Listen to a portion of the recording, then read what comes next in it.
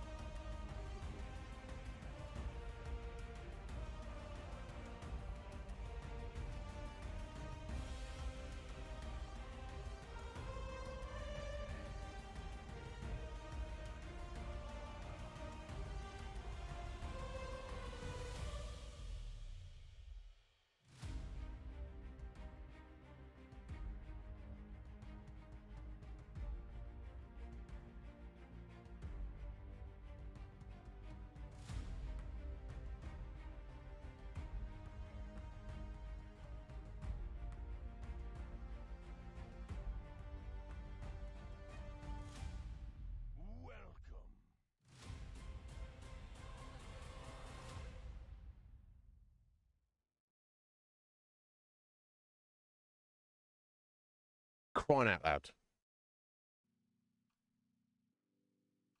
That's summed up my day.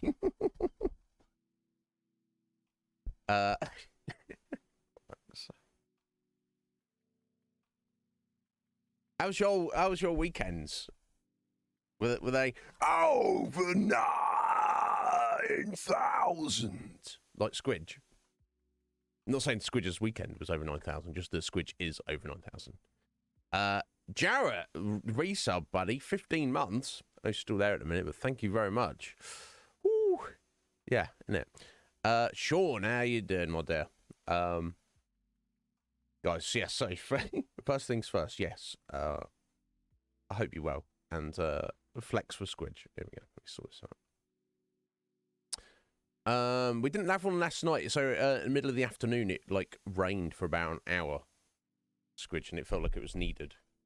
And then, just right back to the heat from then on.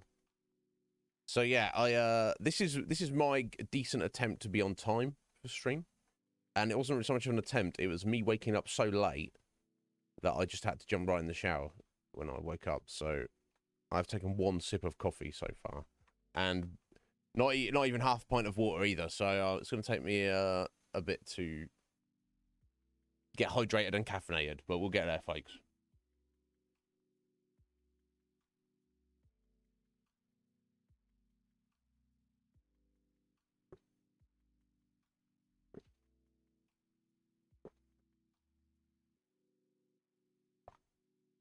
Whew. Excuse me. No. Was it a good Comic-Con though? Yeah. But we'll see. Yeah, it is what it is, isn't it? Yes, I saw Squidge, you chatting with Red Mage in the Conflux about the Final Fantasy 16 demo. You have limited inventory, therefore it is a bad game. It is in fact the worst Final Fantasy to date, which is a shame because it's supposed to be the best one.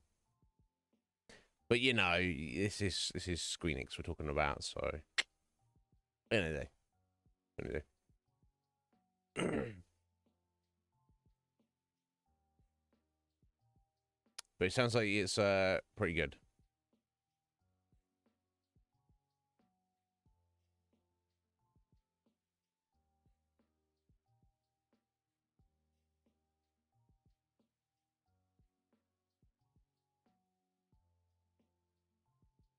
I assume it's very good. It was very good. To give you a good idea. I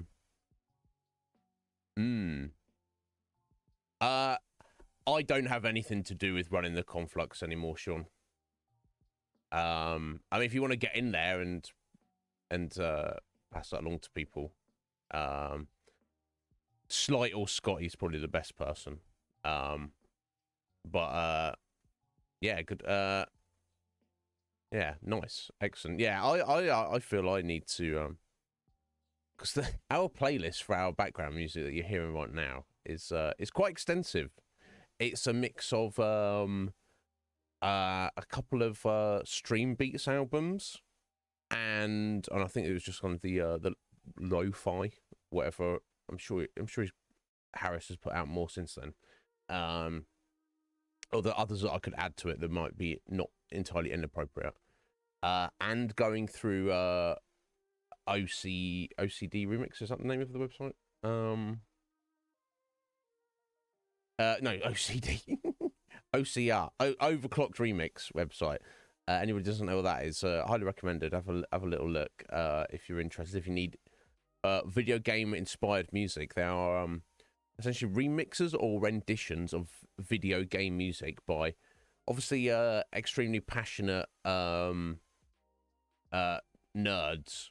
who are excellent musicians in various ways and also are into video games. And because they are remixers, they are oh, you already know it. Okay, I'll post the link anyway. They are completely copyright free because nobody owns the music, and obviously the creators of the remixes can't. And presumably the vibe from the website is they don't want to. It's all about the passion. It's all about the love of the music and the source material. So you can play any of their music, any track on that website you find at all. You can play for on your stream, absolutely DCMA free, which is pretty cool, to say the least. So I kind of several months ago I kind of went through it, and I must have got, I don't know, a good 30-40 tracks. But that doesn't compare to Caged Wolf, who's over 9,000. He's got way more tracks. Hey, how you doing, Wolf? You all right, buddy? How's your weekend? Bloody hell, we just started about about to expire. We'll be fine. We'll be fine. Fusion, thank you for your lurk, buddy. Good luck at work. I hope it's a reasonable day, reasonable shift. I hope you survive and hanging in there. You're doing good, are you, Wolf? Yeah, I'm doing all right, buddy. And a pretty good weekend. Yeah, I couldn't really have asked for much more over the weekend, but I kind of woke up late today. If you need the sleep, you need the sleep. But slept a lot. Wild, weird dreams, which never welcome for me, and certainly don't help with the restfulness.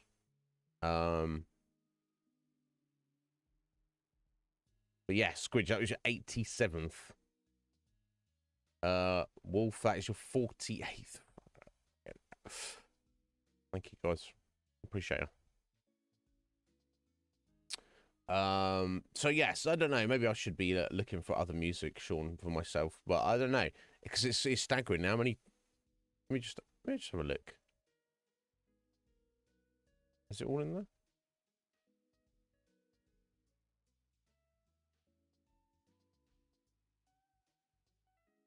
Okay, so there's 108 tracks I've taken off of OC Remix, and oh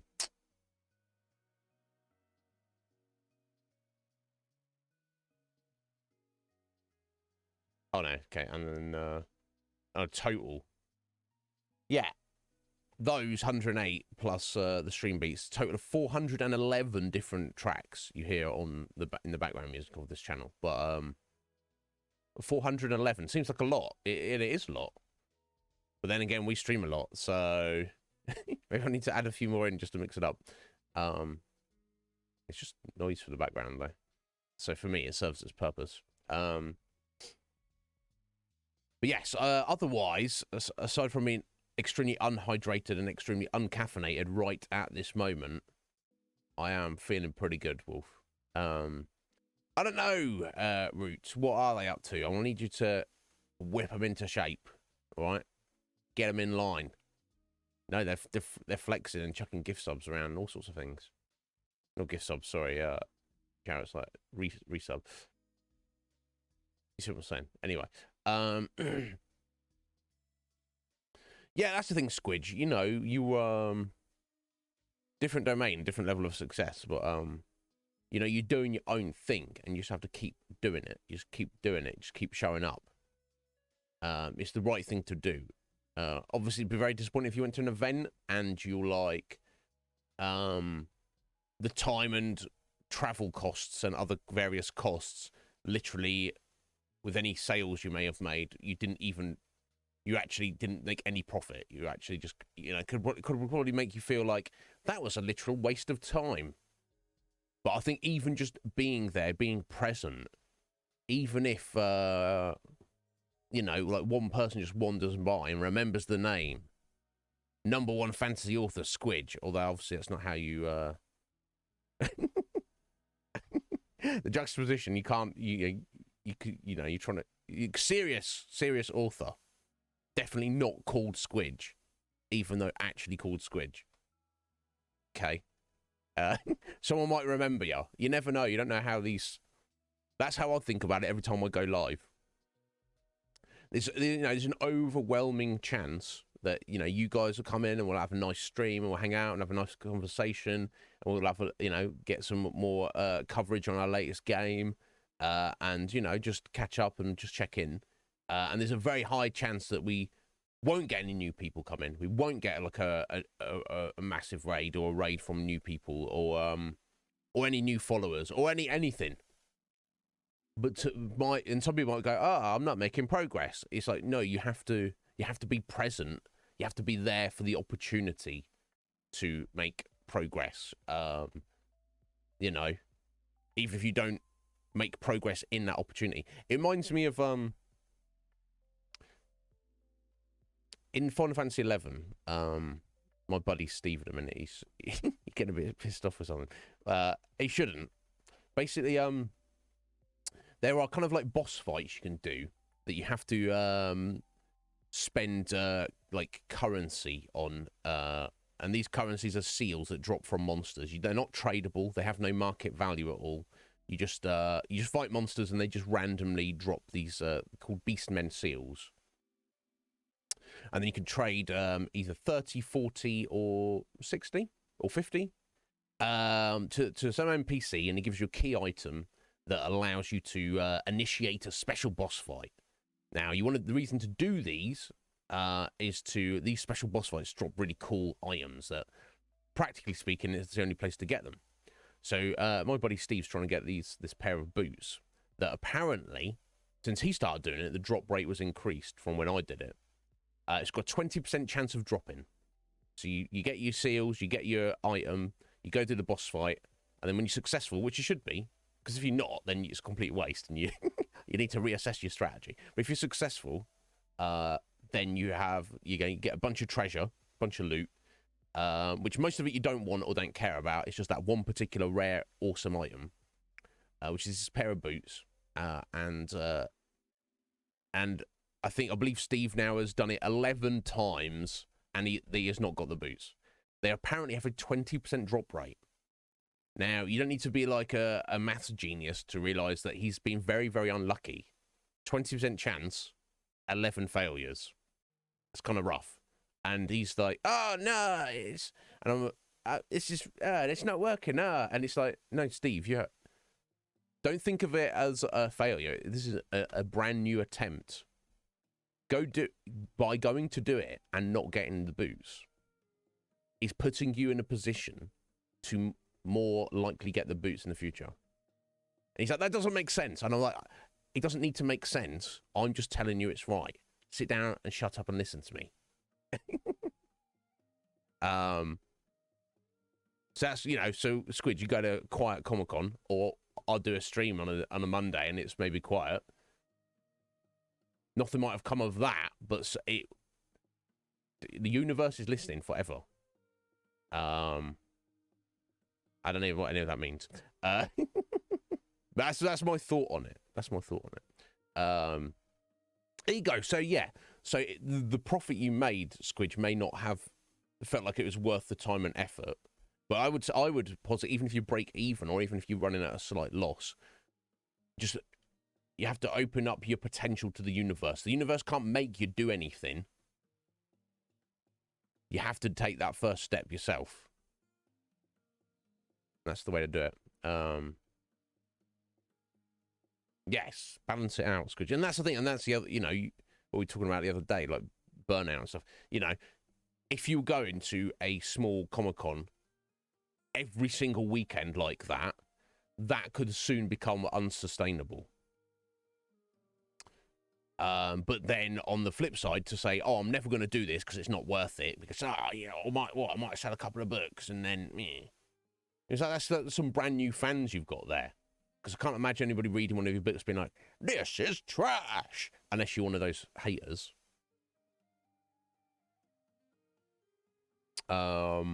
Speaking of which, I'm halfway through Marauder right now. Pretty good. I'm pretty enjoying it.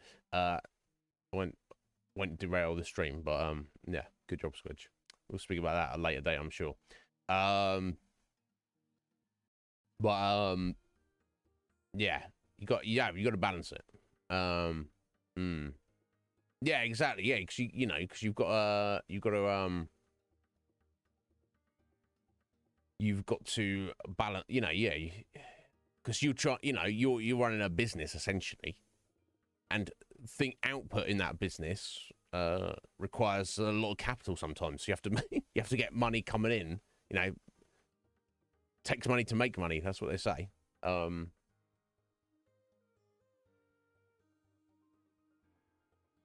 don't even notice.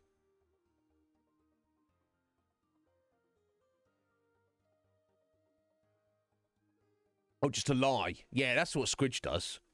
She lies at Comic-Con. They're like, "Oh, these books looks interesting." Squidge is like, "These are the greatest books that were ever written.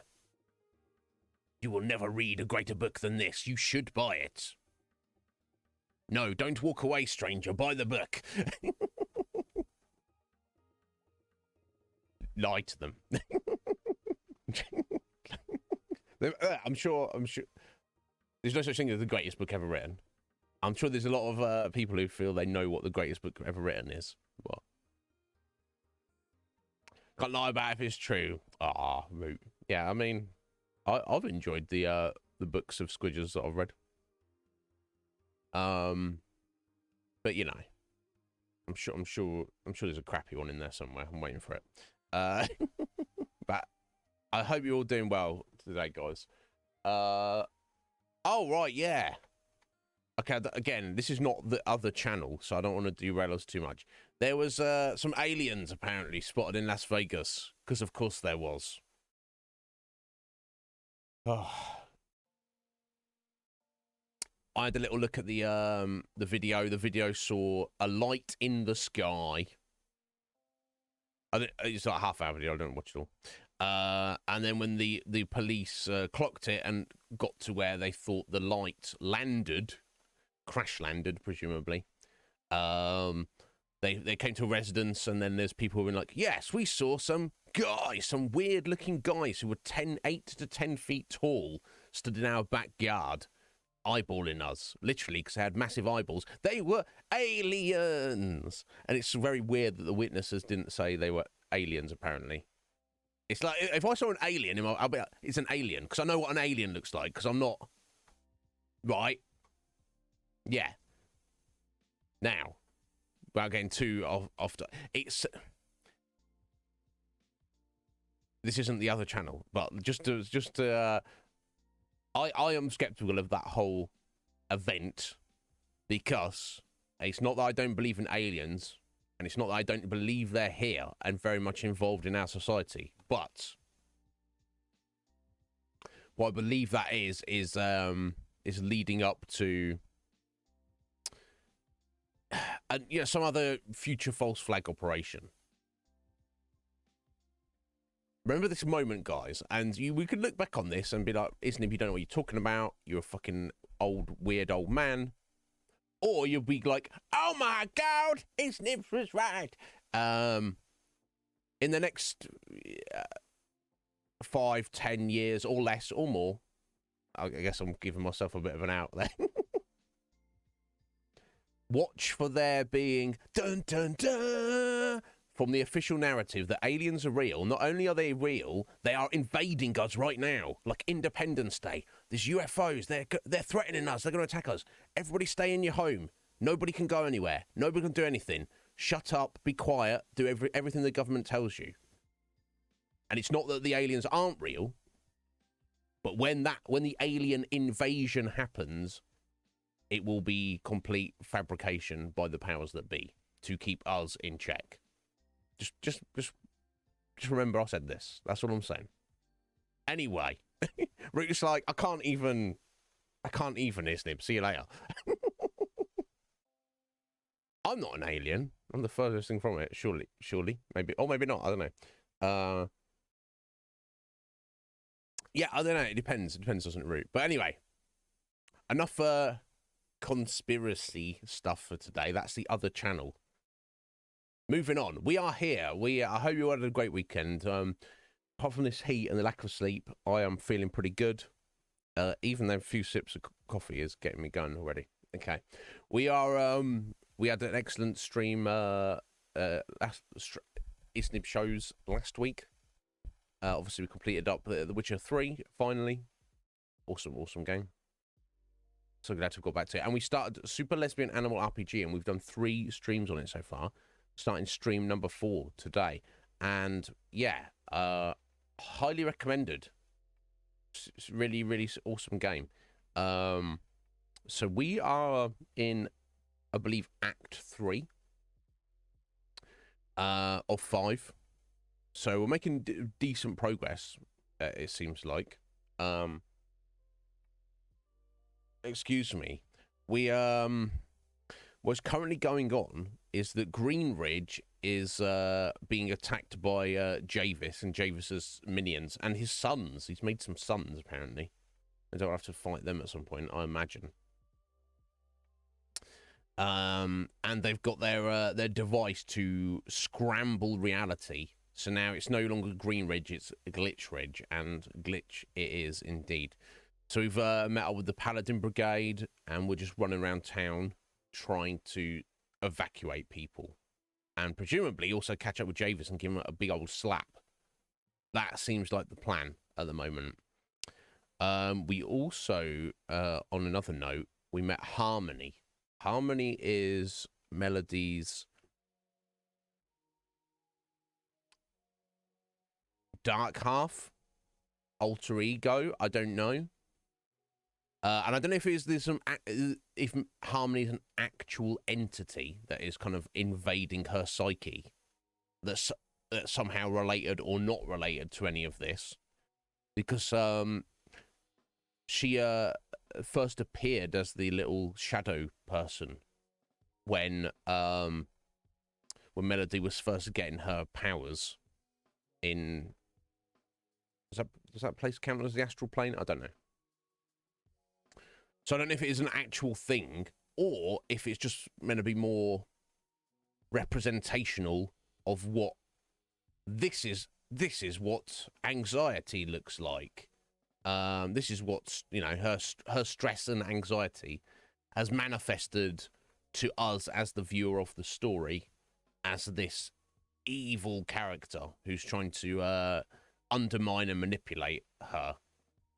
So it could be that Harmony doesn't actually really exist anywhere at all outside of Melody's psyche. It's just a representation of what it is like to deal with you know, extreme anxiety and stress and all the rest of it. I don't know. I'm more feeling that there's something actually going on. Probably from the manifestation of her magical powers side of things, as opposed to anything that Javis is bringing into the mix and his kind of nonsense. But we'll have to wait and see and keep an eye on her. Yo, Doc, how you doing, Doc? Apheline,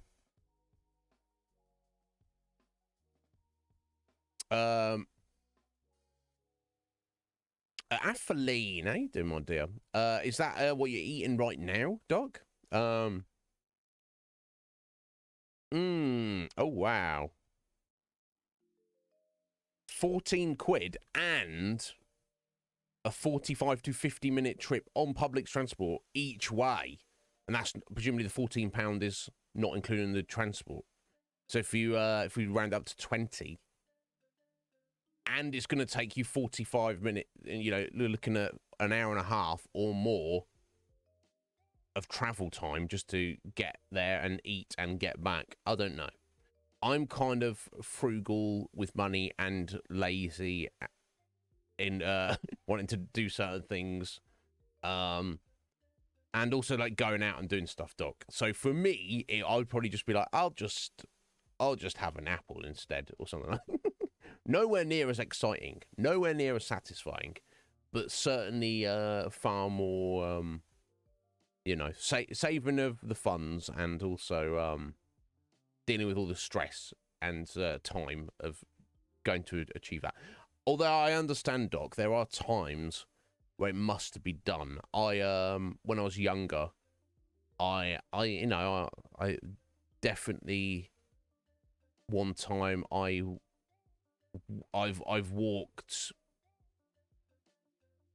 I think like 3 miles. I basically, the town I lived in as a teenager, I remember it was like a relatively small town. The next town over was a bit more, a bit larger. So, you know, and this is how you judge town sizes, isn't it? Do they have a McDonald's? My town I lived in did not. That was the size of it. The next town over did. I remember as a youngster walking like, 3-4 miles to go and buy a McDonald's milkshake. And then just drink it on the walk home. Because I wanted that, ooh, yeah, ooh, that mouth pleasure. Ooh, was worth it. And maybe the walk might have worked it off even. So don't think I don't understand, Doc.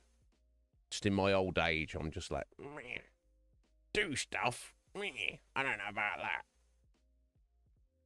We shall see. But Athley, how you doing? And how's life treating you, Doc? It sounds real good.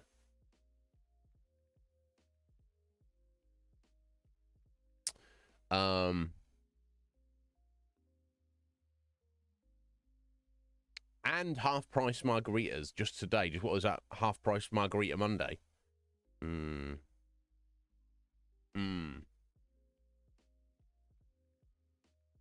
Sounds good. I would personally want a non-vegan version, but you know, I don't. Anyway, stop talking about food. Let's talk about Super Lesbian Animal RPG. So I think that's roughly brought us up to date with what's going on. So there's still a couple of people we need to save in Glitchridge, and then we'll take it from there. And we're fully invested in this battle against Javis. Oh, that's what we also found out. One of the residents of Greenridge is a traitor and has sold us out to Javis. It's in fact Paula. We met Paula fishing, and she just basically seemed, vaguely belligerent and was like, but you got the sense it was maybe like, I really don't like you, Alison, because you're a waste of space and you're an annoying colleague. And you're like, okay, well, that's kind of an extreme response, but each their own. Jump forward to act. It turns out Paula's actually a bad guy, and for whatever reason that she feels she's been wronged, or is just a sociopath and just doesn't care about anybody else herself, she's like, I will sell out all my fellow beast folk just to get something from Javis. I know what he's gonna offer her exactly, but we'll see. We shall see. Yeah, we do, Sean. I don't even know what they are. I'm gonna just look this up. Cold Stone. That sounds good. Yeah. Yeah. What is the world coming to when the best milkshake has a McDonald's one? Oh my God. The world is a crazy, crazy place. And it's only getting crazier. Just hang on tight. Not so tight that you can't do anything, but tight enough that you're not going to be upended when things get wild. Upscale, yeah, it sounds like it. Upscale ice cream part. Ow. I'm just have a little gander.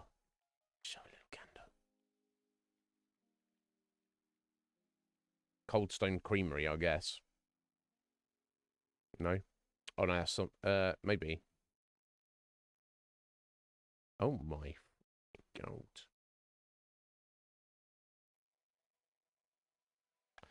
Damn. Wow, they do cake as well. As if ice cream wasn't enough. I just see how many different flavors they have. Order online. I assume that's just to collect, right? Oh, they all got stuff mixed in. So I just wanted to know a list of the flavors rather than the flavors with stuff added in. But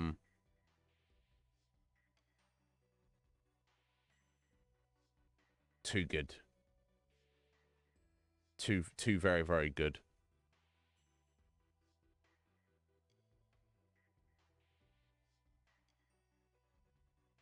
They got like two different mint choc chip versions. I'm like, I can't be looking at this. Let's get out of it. But yeah, have a look, guys, if you want some food porn. There, my eyes, I can barely see now. I'm blinded. Thank you, Massive Lee, for the like and retweet. Been a minute since we've seen Lee. If he's around, we'll raid him this week. We shall see. Anyway, yeah, let's get on with Super Lesbian Animal RPG. It's time. We have some chunky old progress today, no doubt. Hopefully. I think I've ranted enough. Yeah, my brain's still not in gear. Look at Twitter, be like, how do I change my category here? You don't, Iz. You don't. Look elsewhere. Oh.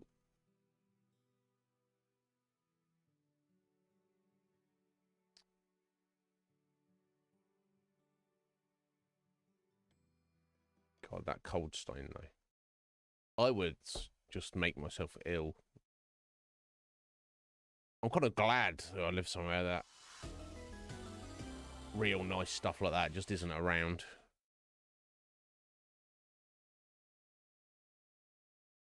It'd be dangerous. Dangerous to my health.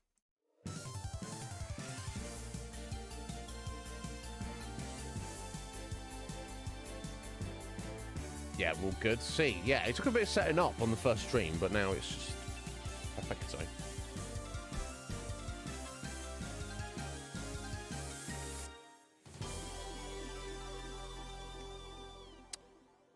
This is such a good job with everything about the visual and audio presentation of this game.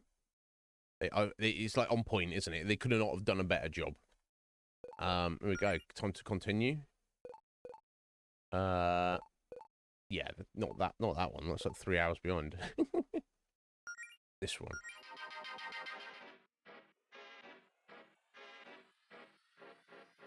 Right, so clearly, can I say clearly, nothing's clear in glitch reg, is it?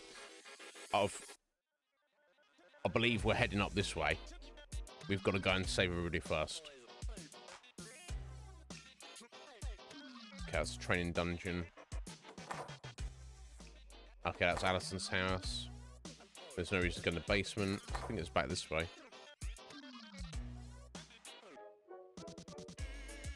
Okay, it's just random treasure.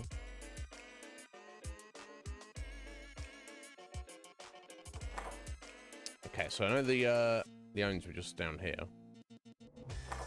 No, not that one. Yes, you. This is so dark horses.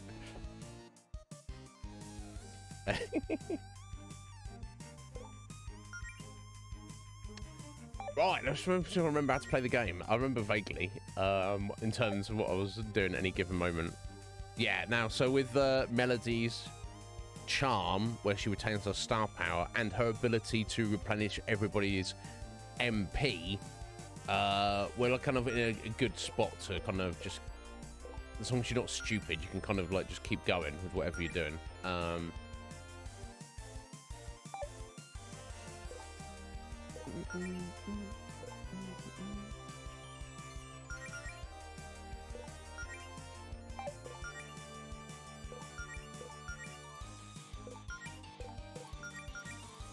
so we're going to take the healer down first.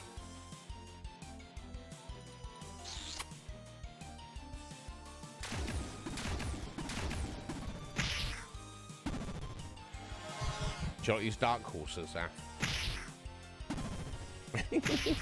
Yeah.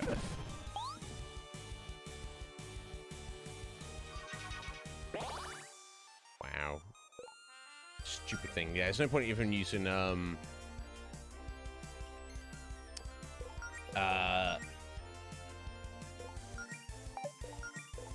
AoEs when you've got a bloody healer jelly there. It's just like it's literally pointless. I wonder if I get strong against fire. I'm not sure. Let's go ice.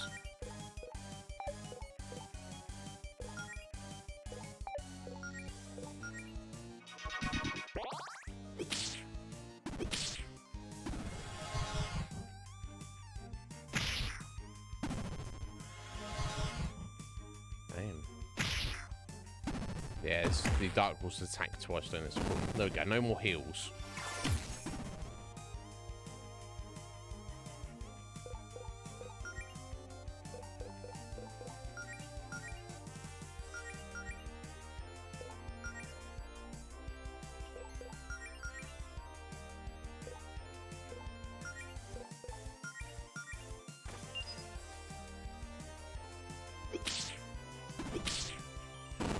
Get you out of the sun.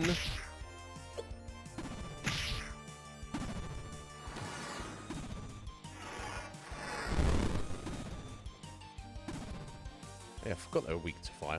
I'm not sure. Do you know what? I think your passive burn dot, I don't think it can kill you. I think it's one of those ones where it just knocks you down to a single hit point, but that's like the that's like all it does.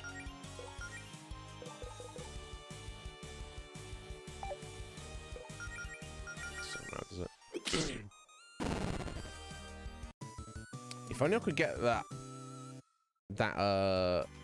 star charm on all of them. I guess that's asking for too much. That's it's like not necessary. You called Jody, you leveled up. Damn, look at these hit points. She's drunk.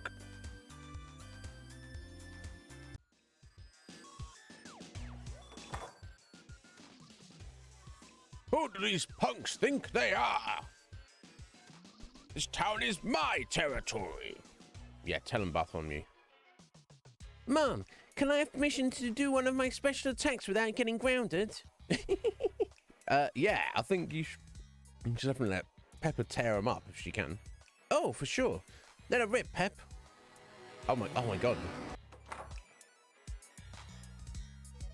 There you go. I think they've got it under control in there. Right, they don't need saving. Pepper's just tapped into something a bit beyond. Okay. So I think it was down. Oh, was it down this way? Oh no, but whoa, Glitchcraft spellbook. This is huh. Wow, this one's seen better days. I don't know if we should even touch this thing. I mean, hey, this one might be weird, but that's half the fun of magic. I'm not gonna look a gift spellbook in the mouth. It has a mouth. No, let's hope it doesn't. Oh, okay, let's look at this. What the fuck? I'm just gonna go on Claire for a minute. The glitched out spellbook with strange randomized effects. Teaches Jolt, lovely aura. Jolt question mark, lovely aura question mark, mystery beam, and beam bonanza. What?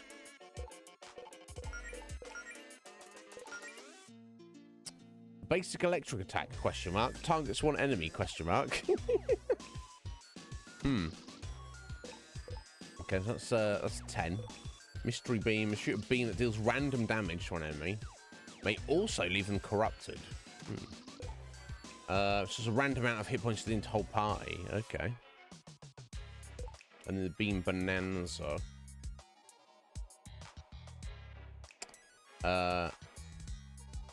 Random damage at all enemies. Mail through. Okay, that's the AoE of the mystery beam. The fact that it does random damage, it would be good for somebody who's not reliant upon their MP. I mean, their magic. So maybe that's that good for Alison? Because we've just got the machinist book at the minute. Which I guess that's good for throwing out that barrier. But maybe having a third heal in the party might not be a terrible idea. Or maybe I should just stick with the machinist until I've kind of rinsed my parts. Okay, I don't know. We won't worry about it at the moment. Okay, so we'll go back this way then. There's no money in these couches, right? No.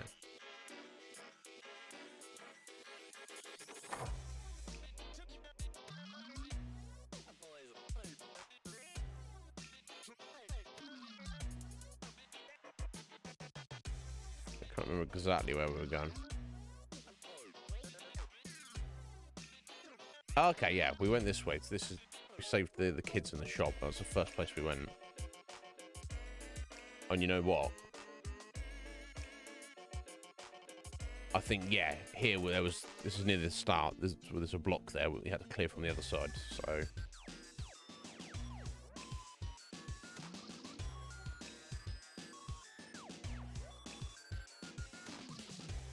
this way.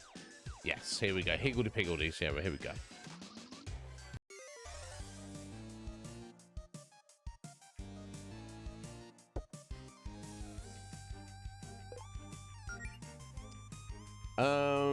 Jodie needs some MP. Well, I think she's alright for a moment, isn't she? Oh, we can do Paladin's gift on her. Oh no, she'll be alright for turn. Let's just kiss Alison first.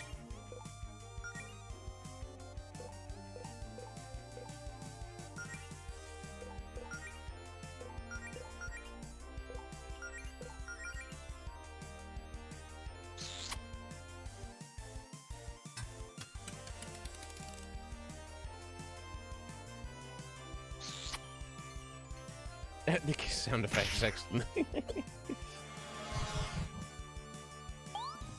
Okay, yeah. So now she definitely needs some MPs. Dark horses, constantly. No MP for you.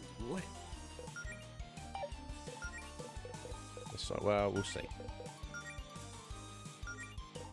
Let's go with this bloody horse first.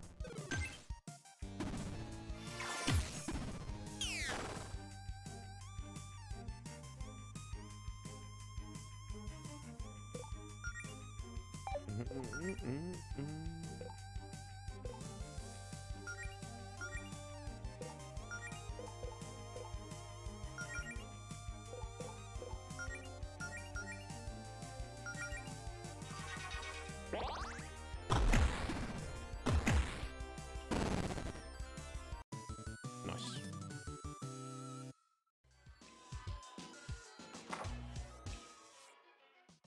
Oh, poor Beverly.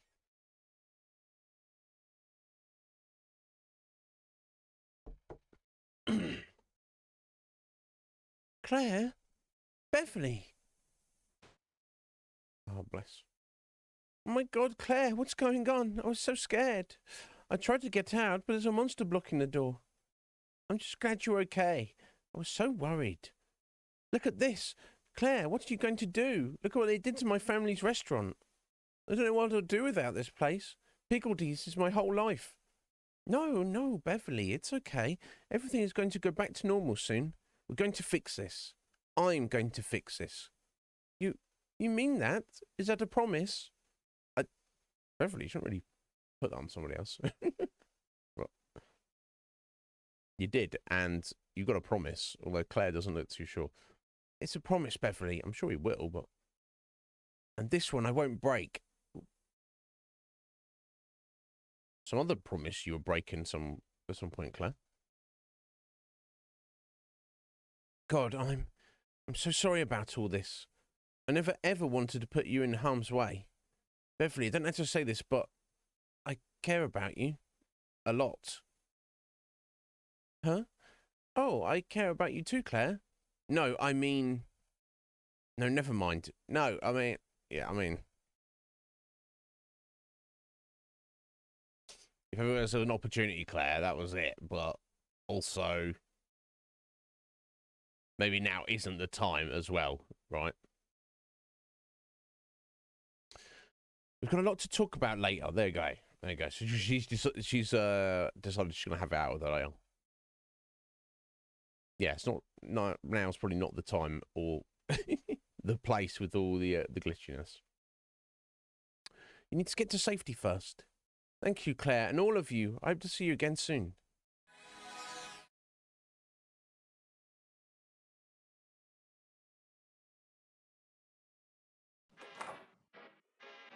I think that's everyone.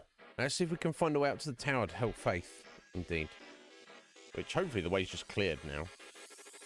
Let's look at his.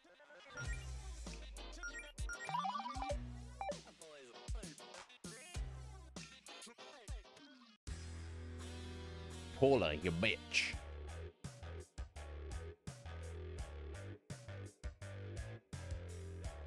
Yeah, she might be a badass, but why just be a bad guy? They say if you can't beat them, join them, but if the people you can't beat are bad guys, don't become a bad guy yourself. Just keep trying, yeah? There's got to be some reason. I wonder if Paula will have a redemption arc woven into the main narrative or not. She's seriously, she's got all sorts of battle armor on and headbands and everything, so she's ready to go all in. Late as usual, Galata. Like the new threads, Javis made them for me. Paula, what the hell are you siding with these jerks? Greenwich is your home. Aren't these people your friends? Your friends, maybe. I never really cared about anyone around here. Is that why you decided to turn on us? It was a factor. But I have my reasons. You wouldn't understand. Well, we're definitely absolutely 100% not going to understand Paula if you don't try to explain it to us.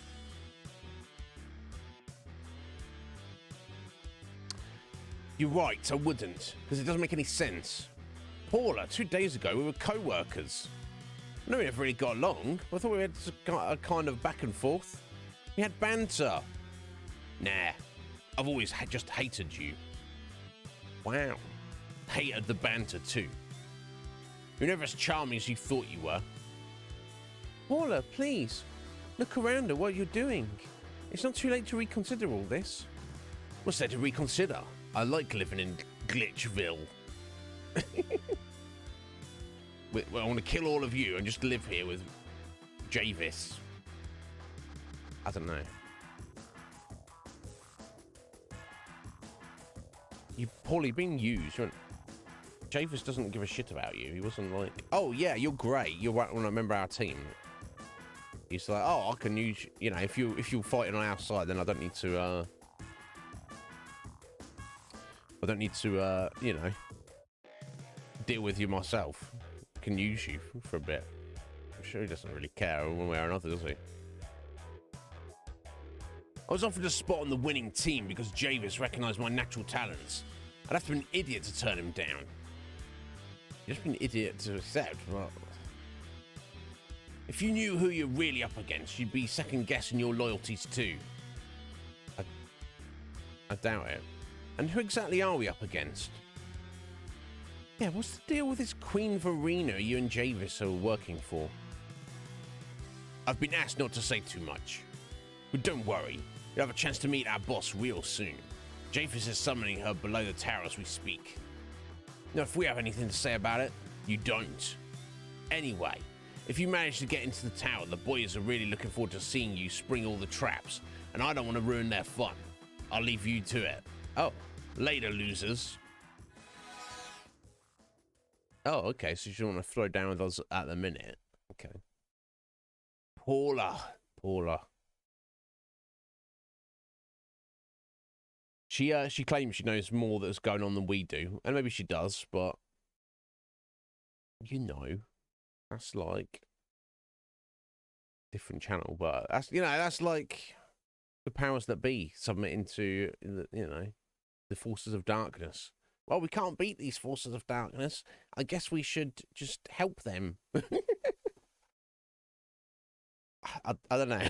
It'd be better for us. Yeah, it'd be shit for everybody else, but it'd be better for us. It's like, maybe in the short term it'd be better for you folks, but infinity is a long, long timeline. And, yeah. If you sell yourself out, just be aware you may come to regret it. Surely that's the meaning of life, truly, isn't it? It's to, or not, existence is to go through it without regrets. Surely. I don't know. We'll see. God,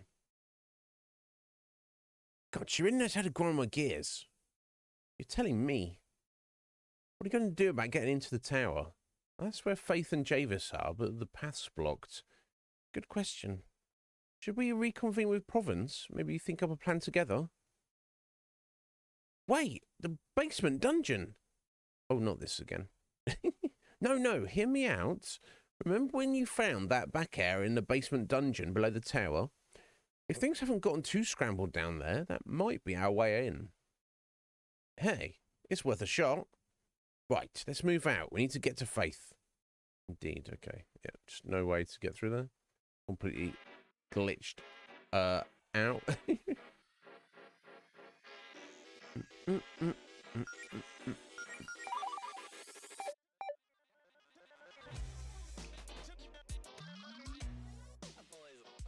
Oh, look at me preemptively. I'm like, oh, better save.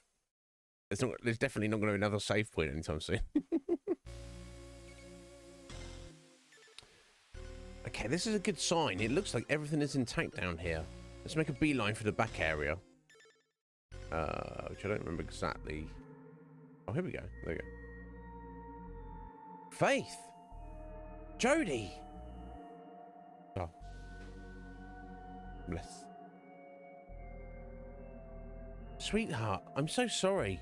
I know you must have been worried sick. No, there's no time for that now, dear. Kyla, hello there. Thank you for the luck. I'm so glad that nothing's happened to you. Lord knows I needed some good news today. One appropriately long hug later.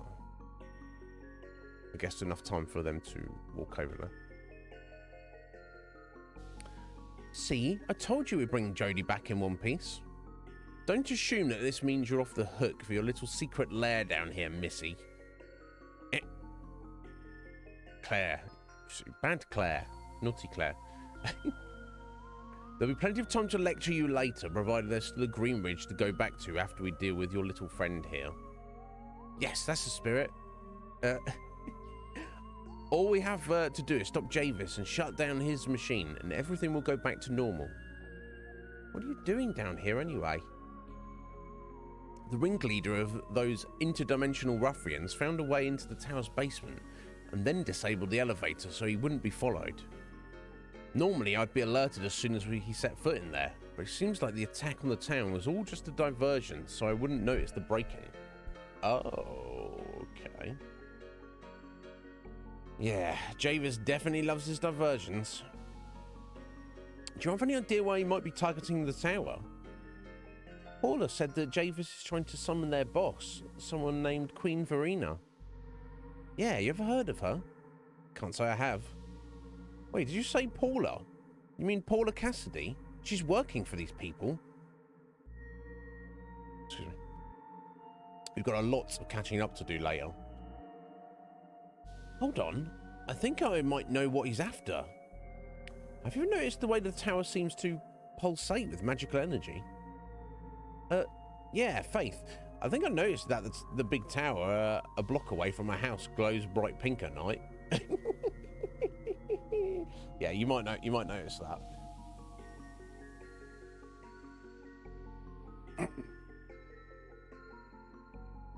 Well, that's not just for show. The central obelisk is a giant ancient mana conduit.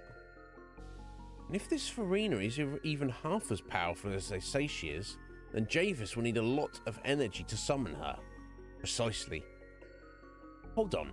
If the tower's a big magic generator, how come we don't have villains going after it all the time? Seems like a pretty useful thing to have. It's not a particularly good one as far as we know. Its power output is oddly low. But Javis has technology that seems to defy our understanding of magic. If he has a way to turbocharge the tower for this summoning, we're in deep trouble. Look, I shouldn't be letting you in here, but the clock's ticking and we need to find Javis. Follow me. Okay. I assume she went that away. Yeah, this is all just running around the dungeon, isn't it? Okay. I don't think we're going to find anything new, so let's just follow Faith for now. Yeah, in fact, we've been around all these places anyway. So how are we going to get in? This looks like a dead end. Oh, ye of little... Oh, God. I almost used my own name for a pun. Oh, ye of little Iznib. This doesn't quite work, obviously. But same idea. That's a slippery slope. Anyway, the slippery slope. The Faith, she's very, you know, she has to keep the faith. Wow, I came really close to discovering the secret passageway, huh? Perhaps, but you would have set off about a dozen alarms, so be thankful that you didn't. Anyway, enough chit-chat, let's go. Indeed.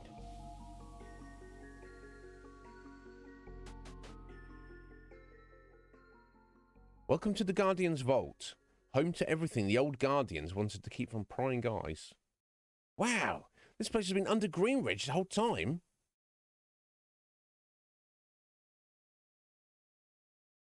See, silly question, but I mean, understandable one. Yes, and like I said, you shouldn't even be here, so please don't tell anyone about the vault. Yes, ma'am. Given the dire circumstances, I'm going to bend the rules and let you arm yourselves for some of the items in here. Oh! We need to be ready for a real fight. There are lots of dangerous relics stored here that you shouldn't touch, but anything in a regular old chest should be fine to take. See, I always knew you were cool, Faith. Don't get any ideas. But all this junk is worthless, so we can't use it to save our town. Oh, and I apologize in advance for all the traps and sentries, but you should be able to handle those. Piece of cake. I've also set up this warp back to the evacuation camp in case you need to restock on supplies. Damn, nice. Meanwhile, I'll go ahead and try to stall Javis.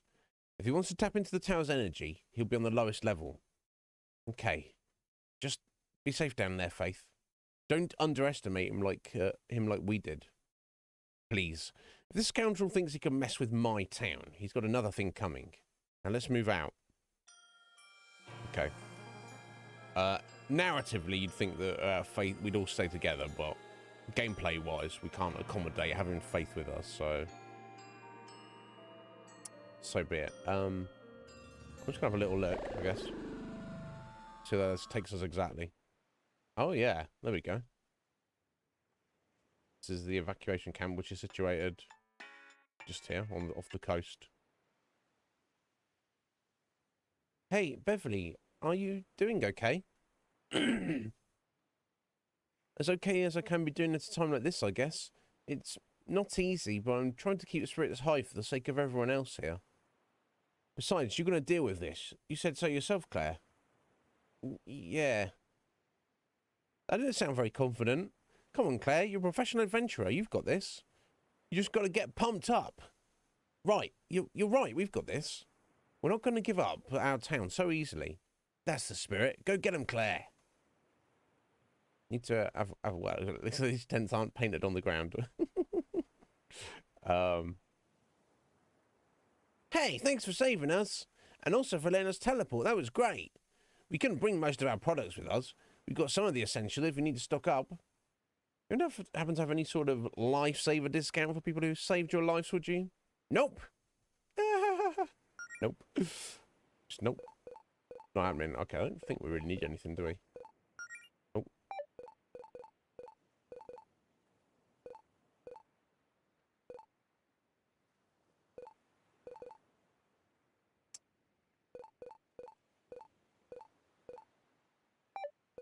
Anything to sell? Or not imagine so.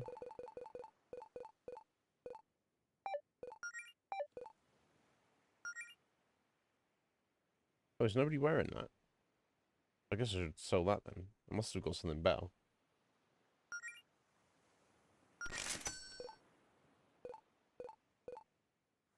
That's interesting. It's going to let you sell these your spell books, but not your glitchcraft one. I wonder if it's important for something later on. You finished saving us yet? We're working on it. Well, work on it faster. I was in the middle of a book when we were attacked, and I forgot to bring it with me. It's a terrible book, but I need to finish it in order to complain about it properly to the librarian. Yeah, you do that. That Bartholomew. I'll take a power nap. Yeah, we're going to take a power nap.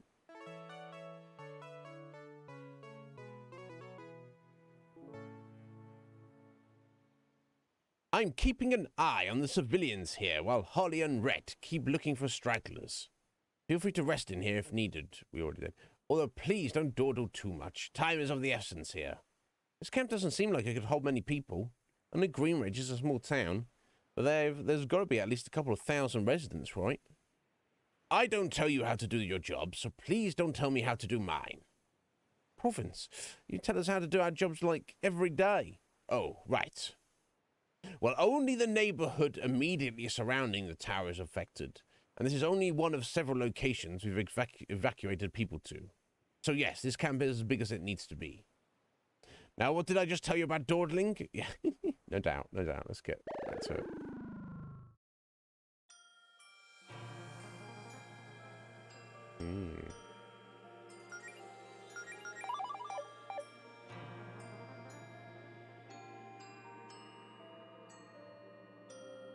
Spikes. Come from the other side from that, obviously.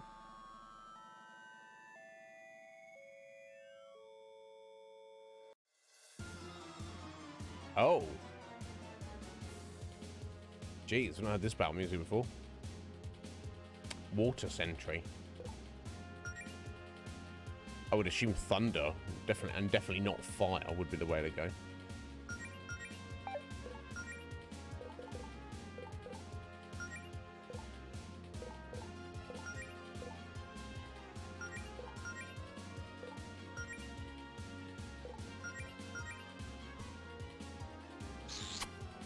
Music sounds very familiar. It's some kind of rendition of something else.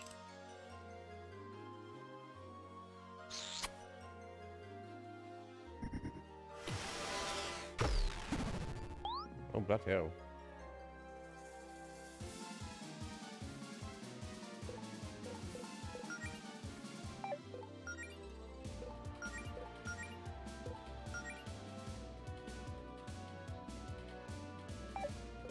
Okay, let's try some normal attacks. So I guess I'll try Frost.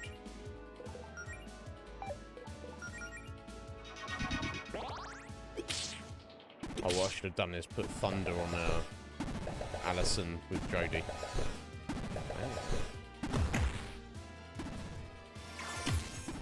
Ah, it's weak to Alice. Okay, that's cool.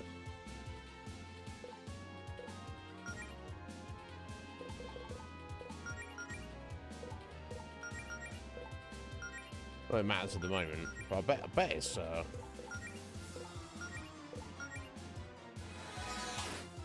weak to Thunder.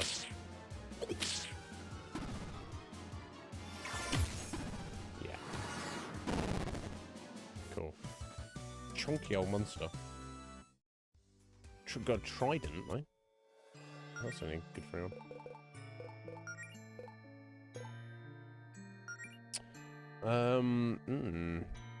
Yeah, chunky boy. Ancient sentries that have been patrolling the waterways of the Guardian's Vault, seemingly since it was built. In fact, the waterways may be there specifically to allow the sentries to move about the dungeon. As you should expect, water sentries attack with a variety of powerful water spells and are weak to ice and electricity. Excellent. Oh. So much for the pyramid blade. I assume nobody else can equip that. Oh, wait, no. Jodie can... Okay, so, but she's losing that defense. 6 points of defense to gain 8 points of attack. So it does add in total in her favor, but I would feel I'd need more, because obviously Jodie's defense is technically more important than her attack. So I'm just going to go ahead and equip that on Alison for now.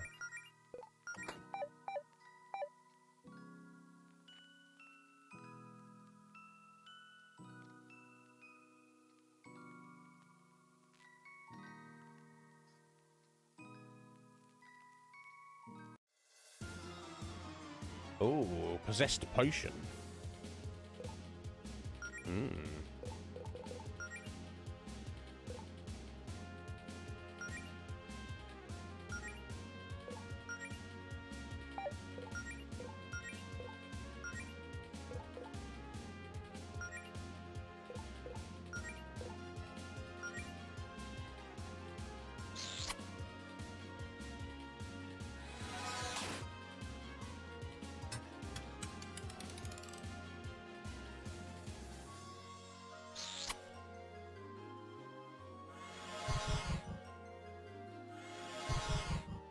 Okay, so the potions like to mana drain. Okay. I see.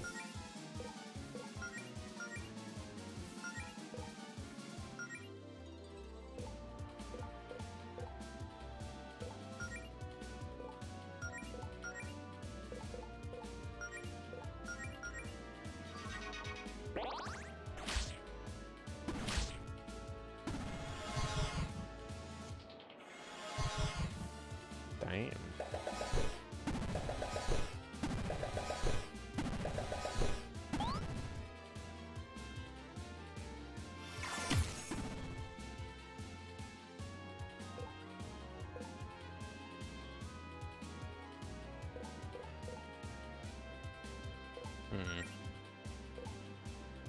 I think I really desperately need that, but I'm just trying to stay healthy for a second.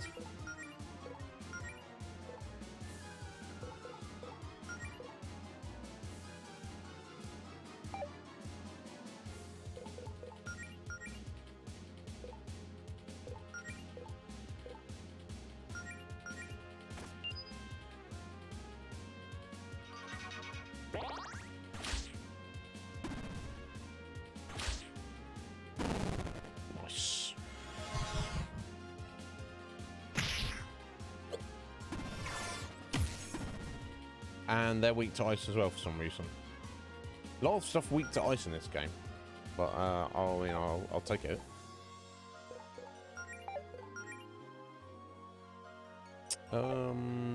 Yeah. After all that, let's go and get our MP back.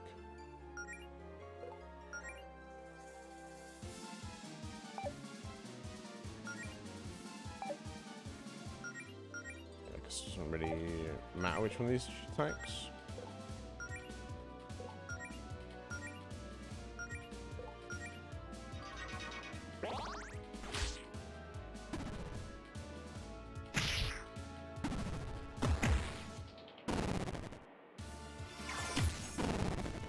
Cool, okay.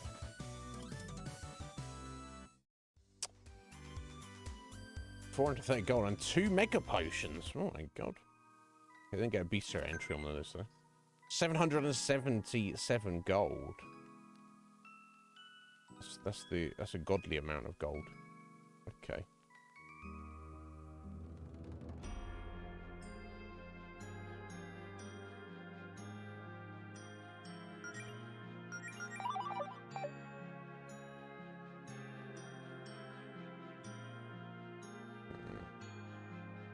I'm blocked off. Boy, it sure would be nice if Javis hadn't broken the elevator. Nothing ever simple with that guy. Oh, come on, we better get a move on and find another way downstairs. Indeed.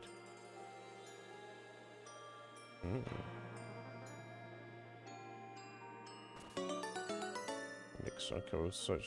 I'm gonna head back down this way for a second. Silver plate helm. I mean,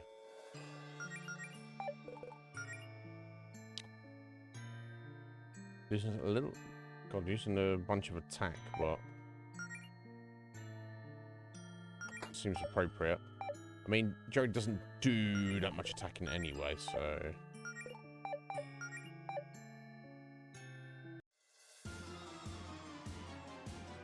Alright, your little lad's gonna get wrecked.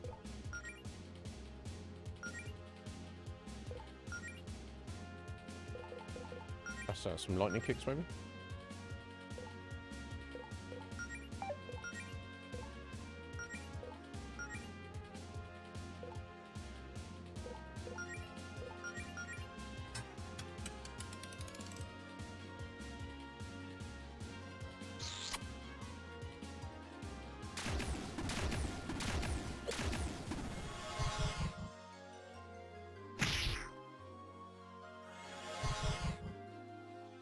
Yeah, their MP drain would be like a massive problem if we didn't have that accessory charm on the melody. Potentially, it could very much be so.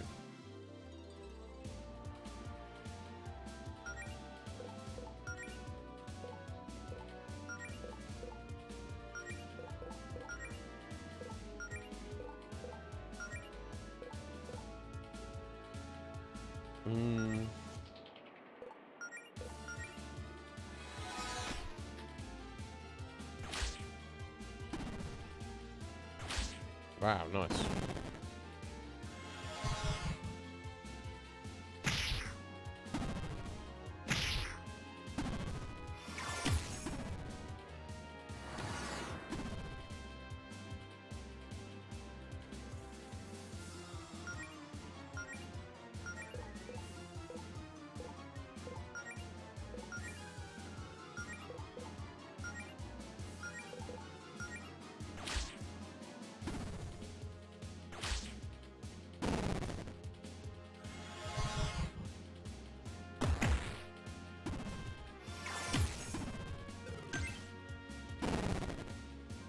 Ah, almost.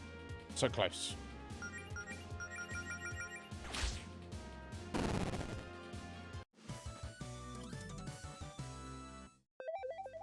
Damn, level up for Mel. Looking good.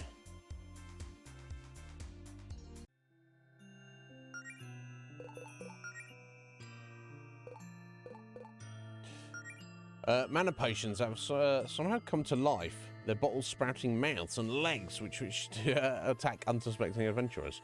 Possessed potions tend to travel in groups and can drain the mana of their foes to help sustain their own life forces. Ice works well against them. Indeed. So we've got to find our way down there somehow. Oh, it's empty. What about Javis and his boys took what was in there? What the hell could they be looking for down here? They can't just be stealing treasure, or else they would have cleaned this place out. Indeed.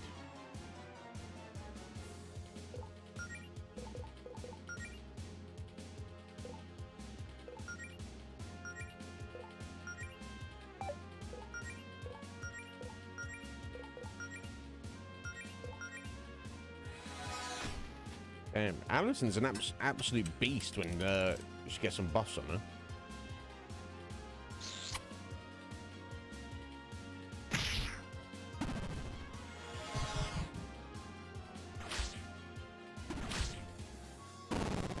Alright, get wrecked.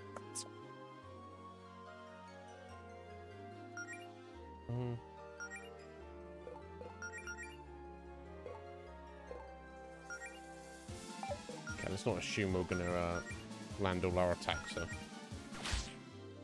Well, it looks like. Yeah, Alison's got it well within hand. And she's leveled up, and so has Claire. Nice. Done bloody well. Awesome.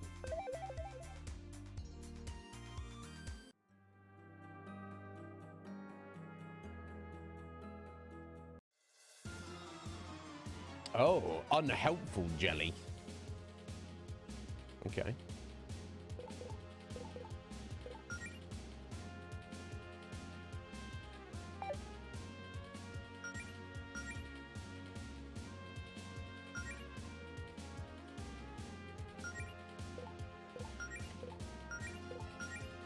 Yes, let's sort of tidy up the potions as quickly as possible.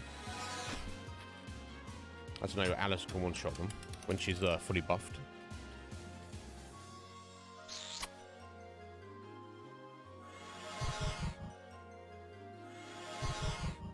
Damn.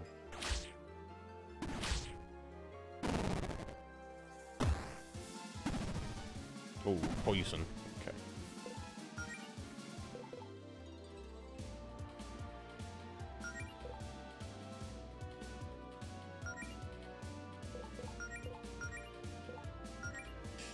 Okay, let's just sling a frost at the unhelpful jelly and see what it's like. Maybe an attack as well. Oh no, Alison, you missed.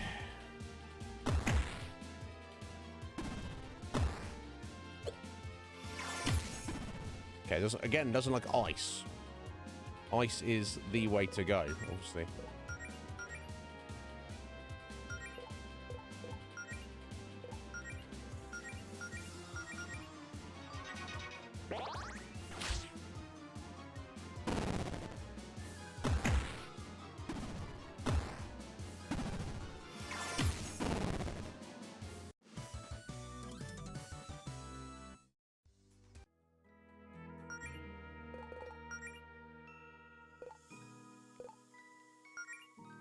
Dark, rebellious variants of the helpful jelly. Instead of healing, they simply attack with a 50% chance to leave a target's poisoned. Okay.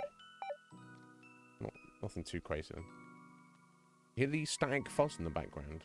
It's there intentionally. That's not just the fuzziness on my end. Oh, there's one. We haven't gone. Key. We got a key, have we? Okay. Could I not get around this way? No. So still see that chest, we've got to come back up from. So they did say they're heading down into the basement, so maybe we have to get down and then remember to come up through that way there. So if that is correct, then this leads only that direction to head.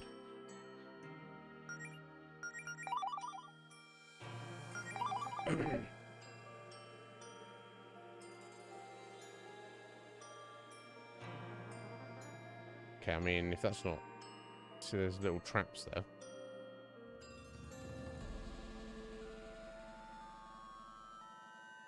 They look like traps to me. There's raised tiles. That's what they look like. Use the key, I guess. Okay.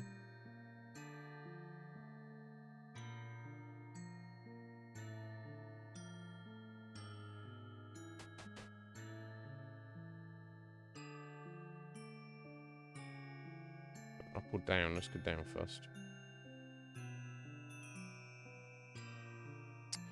Another switch there. Okay. Let me try up again first.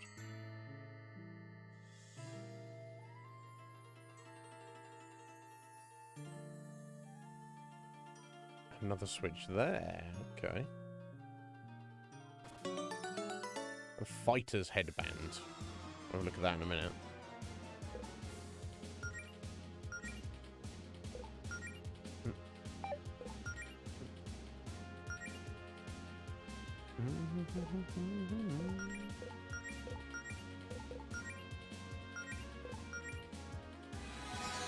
Just take out that healer first. That's kind of pointless. Oh.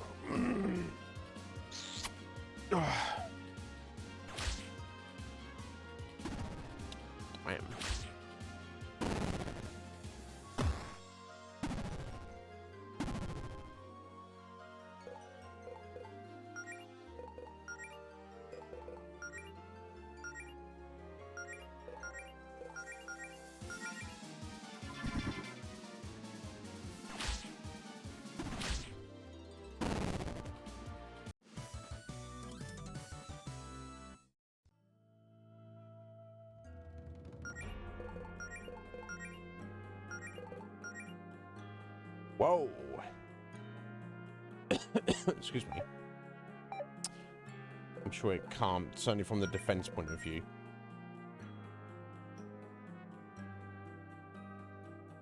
That might be a worthy upgrade for Jodie. Sacrificing 5 magic defense to get 10 extra attack. Or maybe not, I'm not sure. But either way, it's just strictly superior for Addison. She's our main combatant. Hell yeah, there we go. Maybe unless we find, maybe we'll find another one, I don't know. Okay. That's created that shortcut there.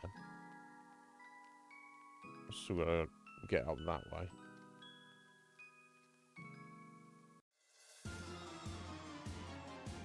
Oh, so what were these things? Cursed tome.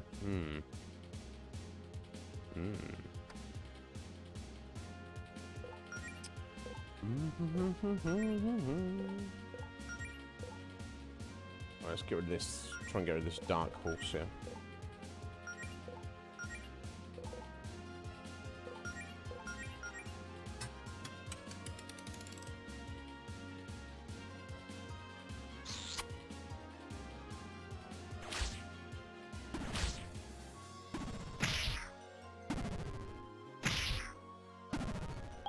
Oof.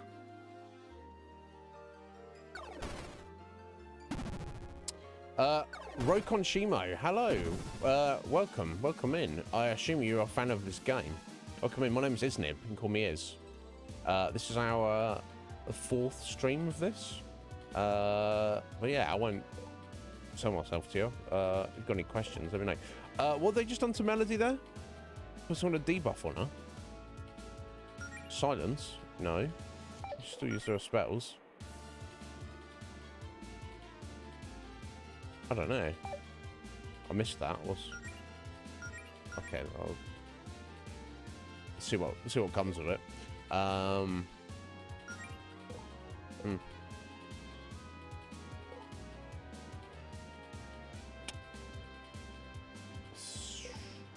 Let's get to attack one of the books. Let's get try to burn the horse, and we'll get. I wonder if, because they're books, fire might work on them. Let's just have a guess. See what happens.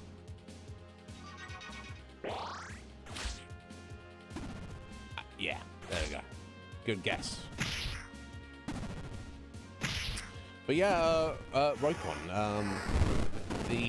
all the music in this game is superb, for sure. Suitably impressed. Cursed something. Again, I missed exactly what I said. Genius. I should be able to use Claire and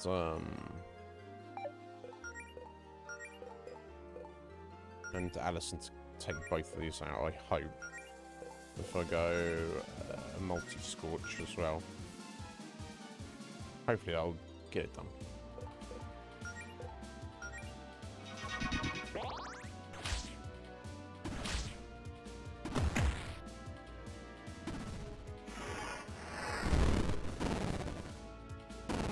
Nice. Cool, level up for Jodie. Got chunky old stats. Okay, no bestiary entry for the those at the moment.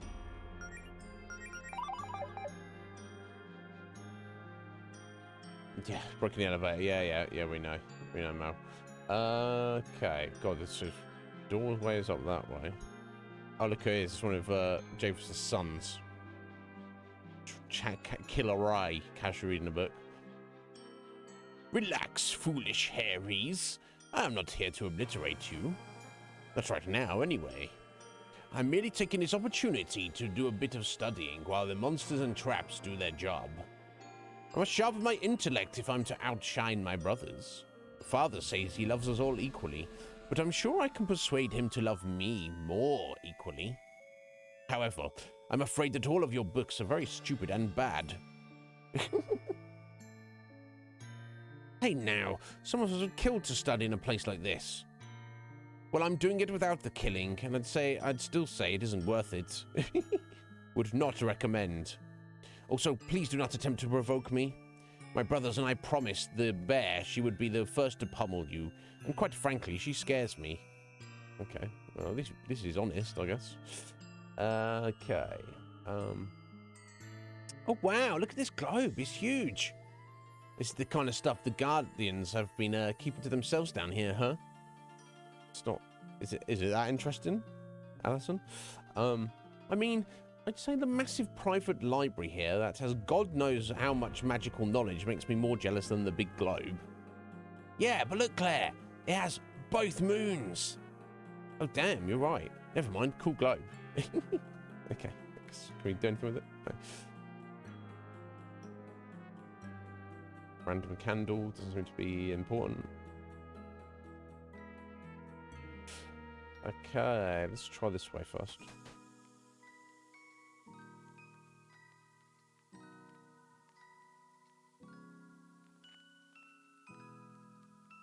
Seems all sorts of sussery though. Oh, what are these? Minor shadows.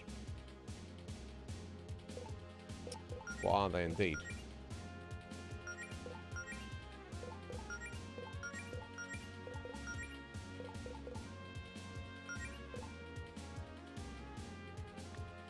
Yeah, I'm sure. Yeah, lightning was doing something to the water, wasn't it? Didn't need to be ice. I'm sure it was. Let's see if I know. I like that the game knows to give you a bust before the attack. Again, I don't know if that's intentional or if it's just getting lucky with the turn order. But I definitely get the sense that it does it more often than not. Cursed attack, yeah. I need to. And that just means your basic standard attack means it's not very good. It just doesn't function well. It's like super debuffed. Maybe that's it.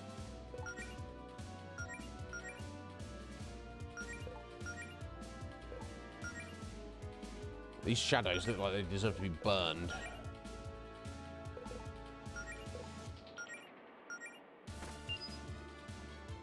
I should use taunt first, maybe.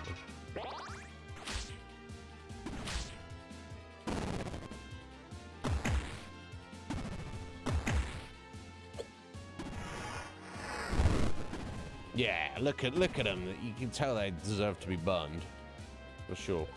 Okay,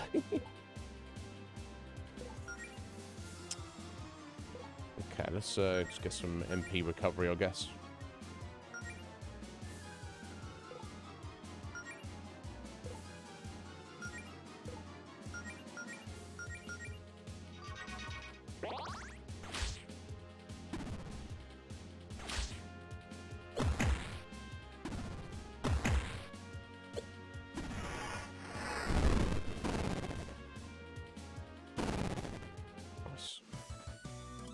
Bad team. I should another water sentry on. Never mind. Seems a lot of sussery down here, so I'm gonna check out the top first before we go that way.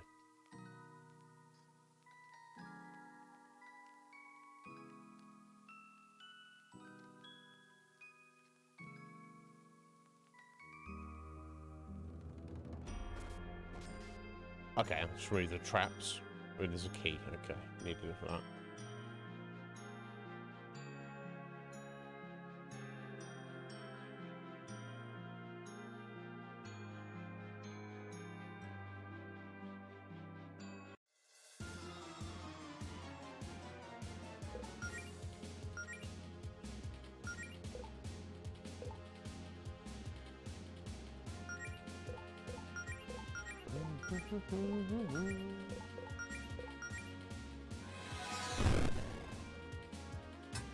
Yeah, it seems. I think it does it every time.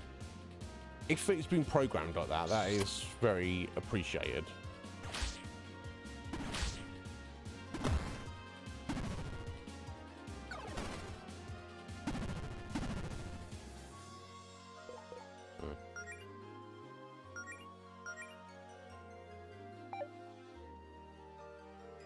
I'll just do a first aid on Claire. Now, I don't know if this is the unhelpful jelly are weak to fire. Let's scorch the book and we'll find out.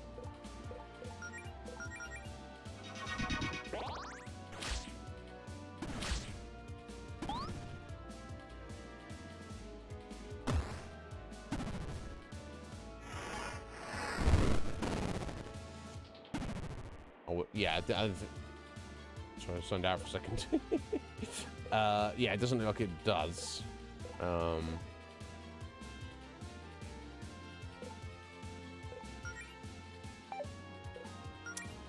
I'll heal up next time.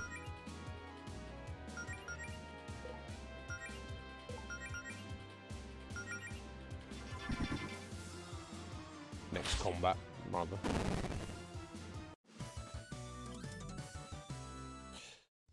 Cursed Tome, finally. Okay, let's find out what this is about.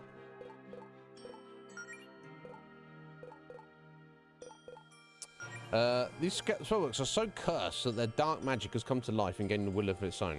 It's understandable why the previous guardians would lock these away. They're still made of paper, though, so they're weak to fire.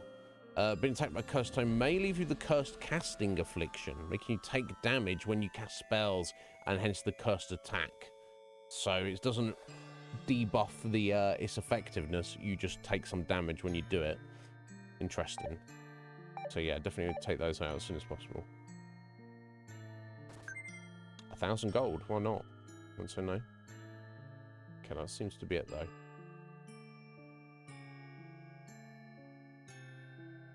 Right, so we've got a locked door up that way. So it looks like we are heading down here.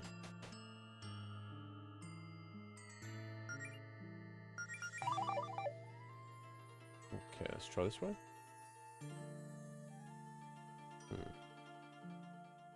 I shouldn't go in these. Picnic set. How long has this picnic set been here? Don't worry about it. The treasure chests are excellent at preserving food. Which is handy. I like it mentions it. Random enemy. There's any benefit to fighting him, but here we are. Mostly an egg.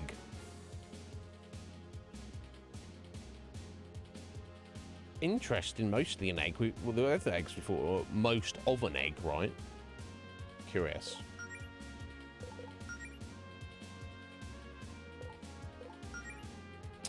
Okay, let's try and take out the shadows first.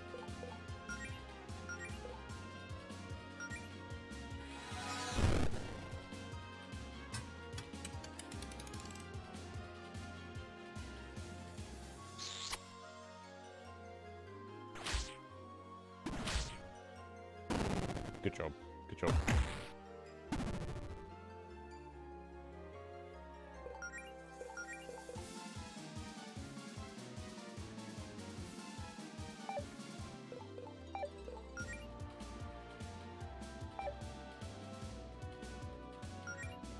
I'm not hurting for magic points, sorry.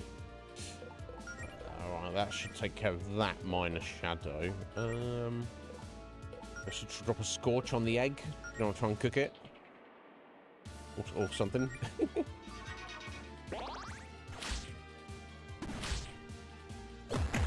Oh, dodge. Oh, dodge. The egg dodge as well. Okay. Weak to fire. Oh, it's going to hatch into something. Oh, jeez.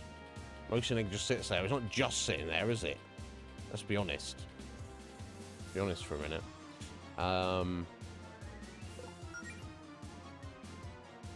So I don't know, there's Purify? Friends of Corruption, but not Curse. I wonder if there's an ability to remove Curse. I don't think there is at the moment, is there?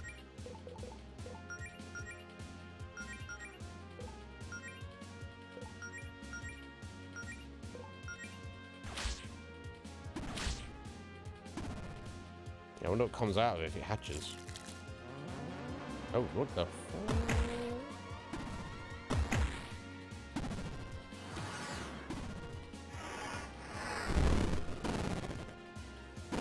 That was about to turn into something, wasn't it?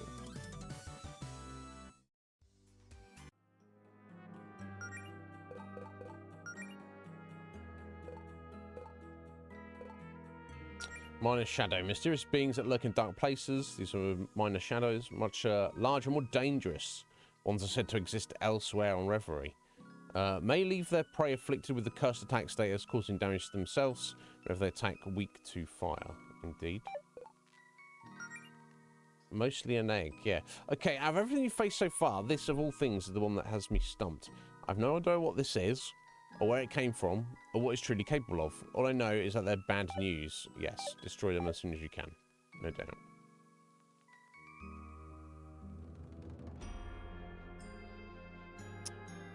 Ah, this is what I've been looking for.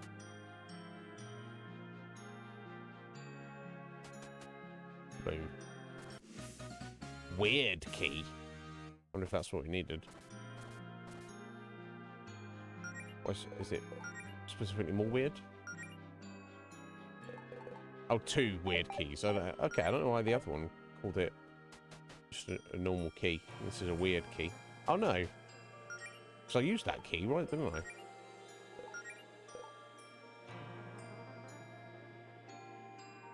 But I had one left over from the previous dungeon, didn't I? Of course, because it somehow glitched through it, or maybe that was meant to happen. I wonder if there's like a weird Easter egg. I don't know. We'll see. Let's keep going. There we go. Guardian's Vault map. Okay.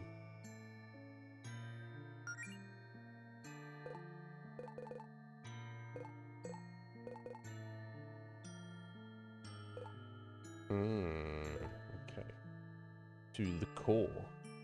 So we're going. This is literally where we are right now, right?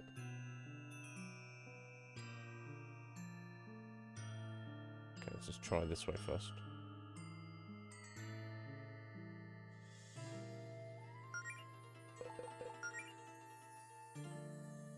Okay, so we've just got a couple of random rooms up here. Then I guess we head down to the core. Except maybe I want to head back up and use the key I found. Oh, hello. You guys think Javis might have gone this way? Nah, this hole looks like it's been here forever. The dust in here hasn't been disturbed in years. I suppose whoever or whatever was held in this cell might have managed to escape. Oh, I am not squeezing myself into this creepy crevice. Let's just assume there's nothing interesting this way. By the way, can we talk about the mysterious secret jail beneath our town? Is that sort of setting off any alarm bells for you three? Oh yeah, big time. Greenwich has been around for hundreds of years, and not every guardian has been as upstanding as Faith, to put it mildly. We've got more pressing matters to deal with than this history lesson. Yeah, it's definitely not going that way, apparently. And I thought I'd stumbled across something.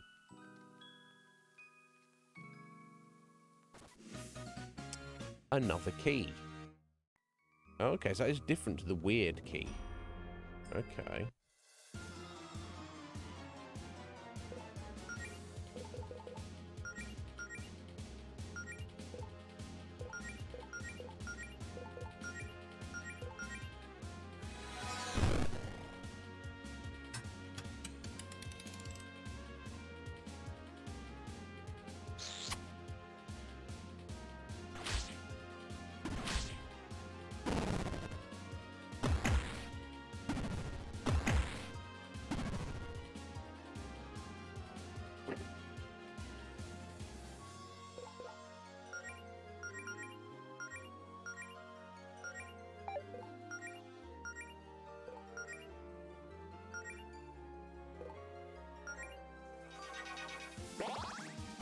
Right, as I'm behind on coffee, in a second I'm going to probably step out for a minute. It's not going to be our midstream break, so it's my fault for getting up late. Is what it is. Yeah, I think we'll get some MP back.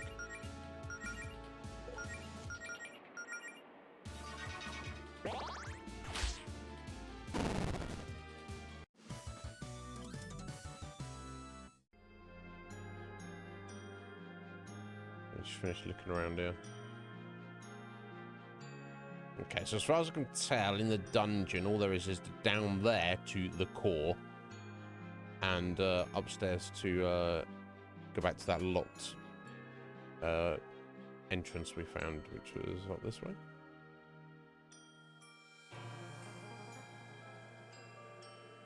Okay, it's just using our normal key, not our weird key.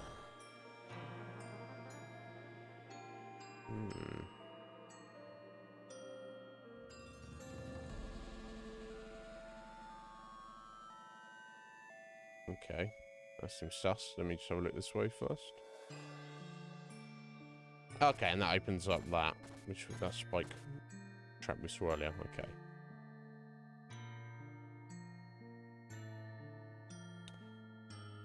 Right, what is this? A safe? Oh. Weird. Maybe some kind of hint about what to do with this somewhere in the library. Okay, it's got a 3-digit number. I mean, we found gold, which is 777. I think that's going to be it. Yeah. Okay, so I never really clicked on any of the bookshelves.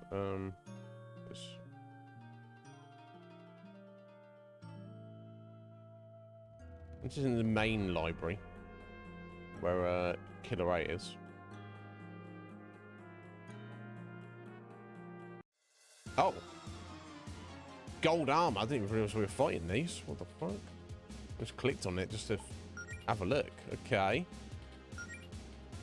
Guess we're fighting it. Okay.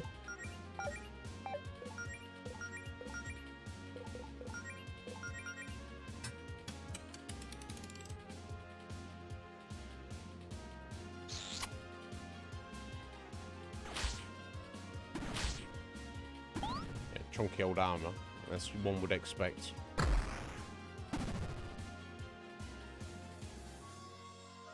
Damn.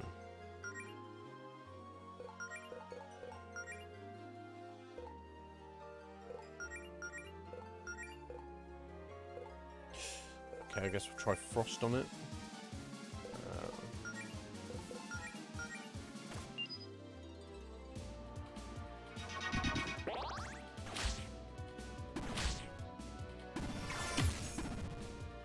Okay, not weak to it, but we did freeze it, which is cool. Let's give Claire some MP back.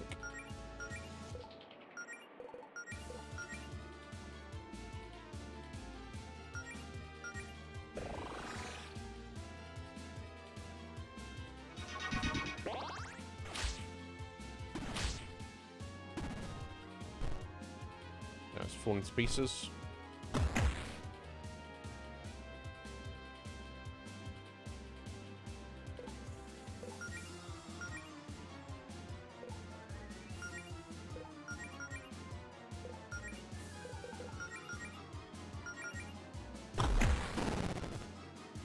Okay. We destroyed it. That's what matters. Oh, silver plate helm. Nice. We don't actually need that now, but never mind.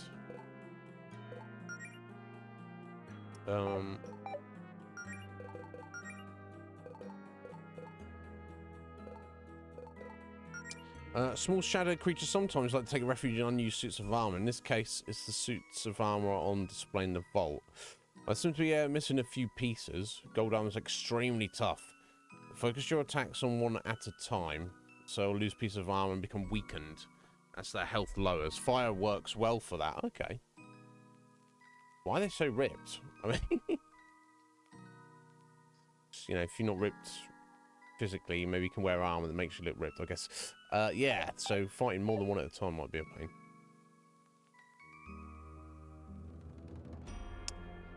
Right.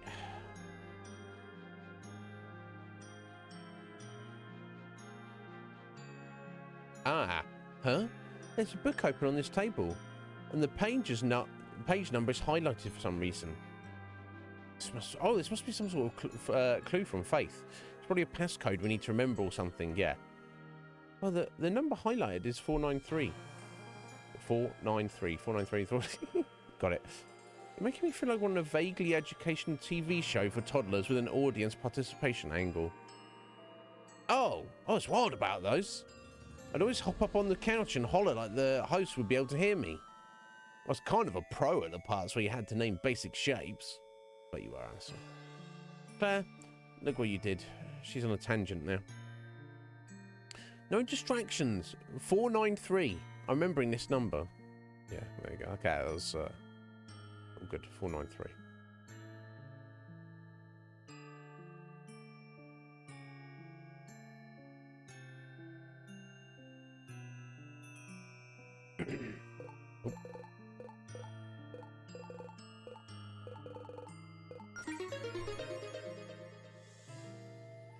Oh. So that's something moved in the room we were just in. Let's check it out. Okay. Ooh. How mysterious. Where are we now? Back up to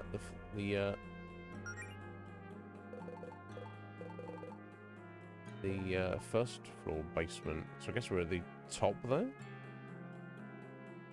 We gotta try and make our way over to the left, maybe.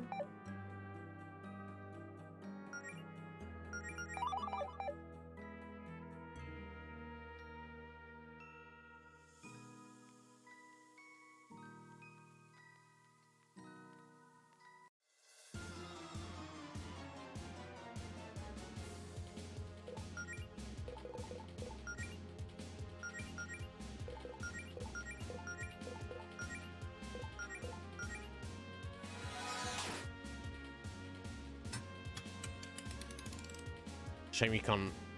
If you commit to Claire doing the speed up on Allison on turn 1, which you should.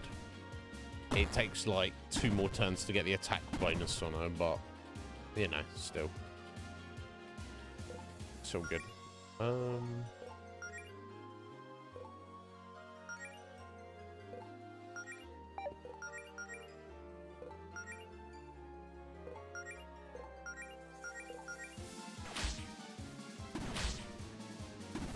Oh, not quite. Shame, Allison. Stunned, though.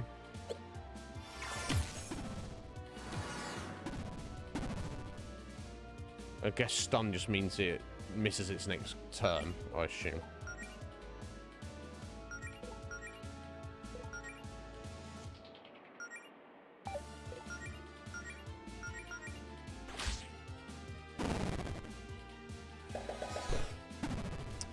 Okay, and the poison slimes are weak to thunder as well. Damn, level ups. Oh wow, level 20 Mel. Full revive. Well, we know what that does. Check how powerful it is. Allison doesn't get anything, and neither does Claire. That's fine. But still, you get better stats, that's what matters. Right, yeah, so 60% star power and 30 MP. But still. Pretty amazing. Okay, let me just duck through here quickly. Oh, wow. Oh, I guess we're not breaking any of this stuff open. No, but we gotta get these. A flame rod. And a moon blade. Sword! Yeah. Yes, Addison. Who says you can have it? No, you're the only one who can equip swords, right? Oh, no. You're not. Damn, look at the damage output. I guess, nice that Jody can also use it, but...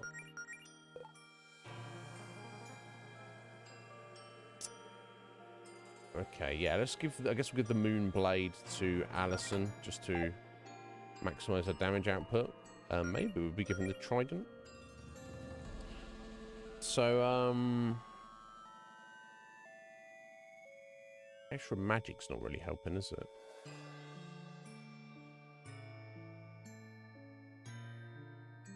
You know, I think I'm actually better off with the defense. Or on the gauntlet. I'm sure we'll find something better for Jody in the near future. But the flame rod, what's that doing? Magic up significantly. I guess we have to, enchantment that replaces the user's attack with a slightly weaker scorch. Things are about to heat up. Oh, wow. They got the benefit of, if it's a weaker scorch. I don't know that we'd need to use that actual benefit, but it's just the magic increase. I feel we have to give it to Claire anyway. And there are very rarely times when I have nothing to do with Mel and I'm just doing a melee attack with her, and that would be useful. But still, yeah, let's go for that on Claire. Wondering if I should give Jody the sword. It's more stats overall, but I don't know. As Allison does like the vast majority of our attacking, I feel maybe we should just leave with the sword. Metapod! How you doing, buddy? Are you well? I'd be good. How was your weekend, Mel? You looking after yourself? Hope everything is going well for you, sir. I'm going this way? I think I'm going this way.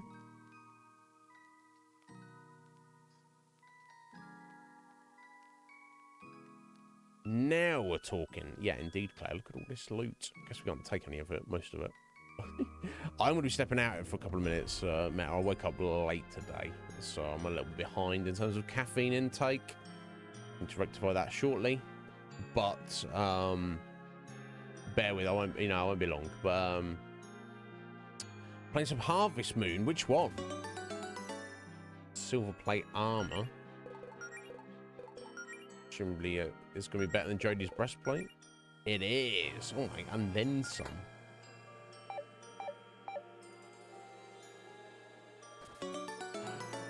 Pocket healer. What? Oh, no. Automatically restores 10% of the wearer's hit points every turn.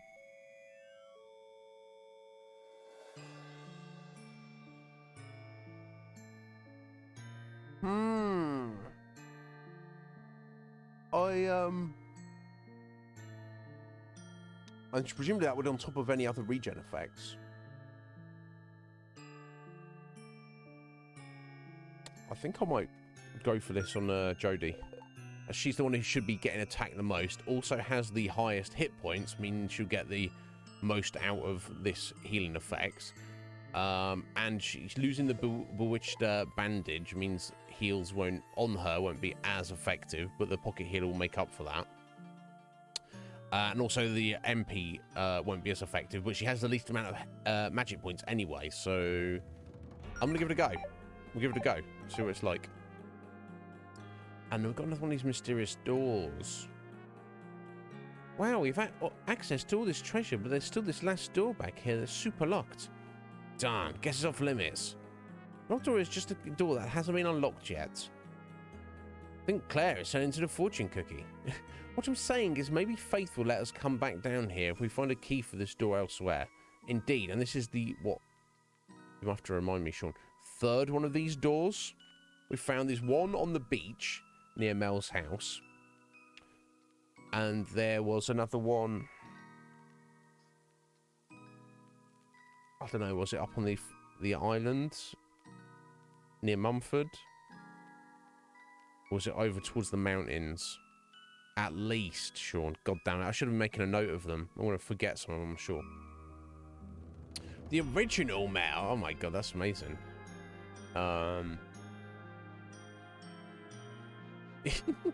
Play it both on Switch and the emulator, because why not, Mel? Why play it once when you can play it twice, right?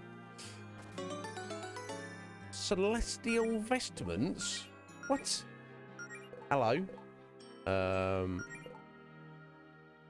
Magic increase, so magic defense. A set of skirt length robes with the star motif, perfect for up and coming spellcaster. I mean, if it's magic damage we're talking, which it is, magic increase. I mean, it's got to be for Claire then, right?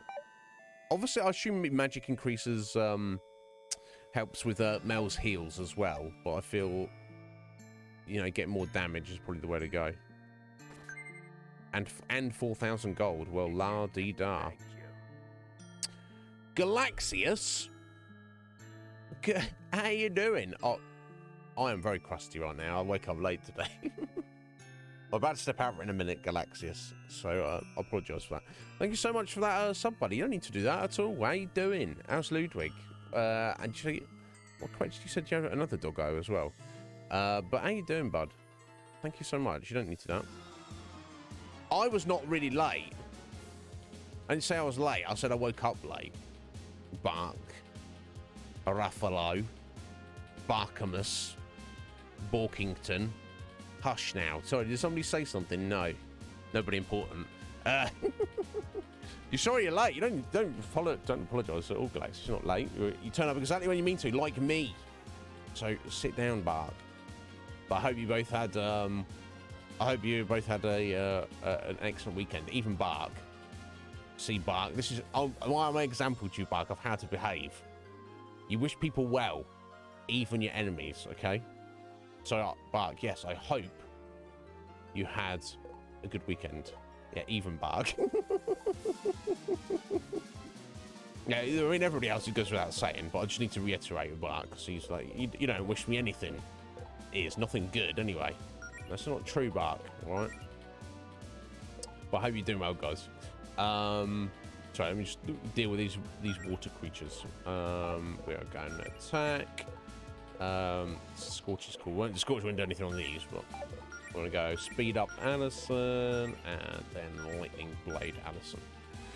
But I'm doing very well, Bark. I did wake up late, so I'm behind in hydration and caffeine intake, but I'm feeling pretty good otherwise. We're making some good progress on Super Lesbian Animal RPG.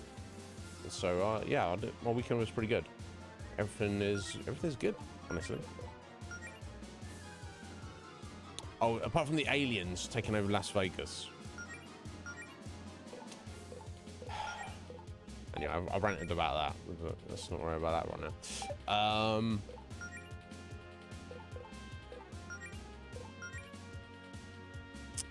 No, yeah, I'll hydrate myself, Galaxies. You don't need to tell me to do that. I'm just... yeah, you save up those raffles against Galaxies. I'd love to get your input.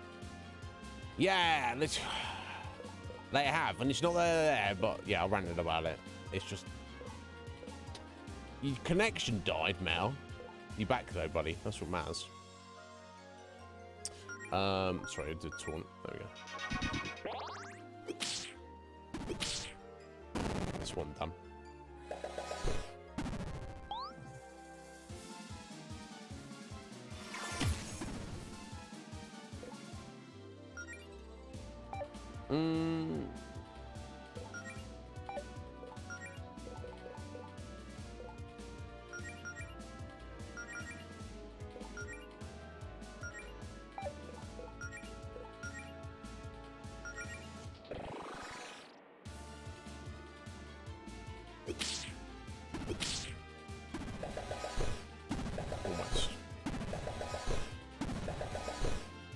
No, Bark, you don't need to do that. I'm gonna give you a points back, Bark. I'm about to stand up and walk into the kitchen and make coffee and keep all you guys waiting. So I'll be sure to stretch and hydrate myself while I'm doing that. Not necessary, Bark. In fact, I'm gonna do it right now. So what do you think about that? You can't give me your points, Bark. You can't do that if I don't want you to. Anyway, but thank you for being here, guys. The Capcom presents today, is it, Mel? Nice. But how do you know I actually did it? Because I told you, Bark. Because I told you. Anyone else, I would feel like I'd need to prove, but I don't have anything to prove to you, Bark. Anyway, keep your points. You can't make me take them. I'll be back in a couple of minutes, guys. Bear with.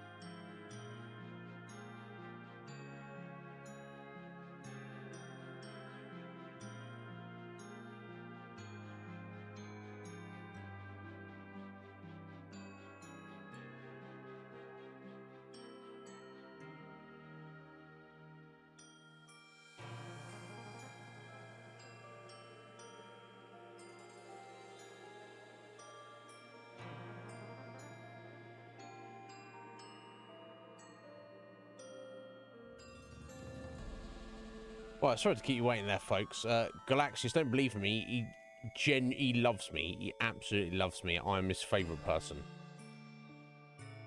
He won't admit to it, of course. But... Thank you, Metapod. I appreciate that. But yes, Harvest Moon of all games, I respect it. I guess we should like do a dive into the series at some point, Mel. I'm not sure like which one or like how or when or where we should start, but right, so I think I've cleared out this dungeon. I just need to try and remember that door. Oh, that looks like a whole thing, doesn't it? And there's a training room there, which I don't think we really need. We ready for whatever is behind this door? Yes, we are, Mel. I think.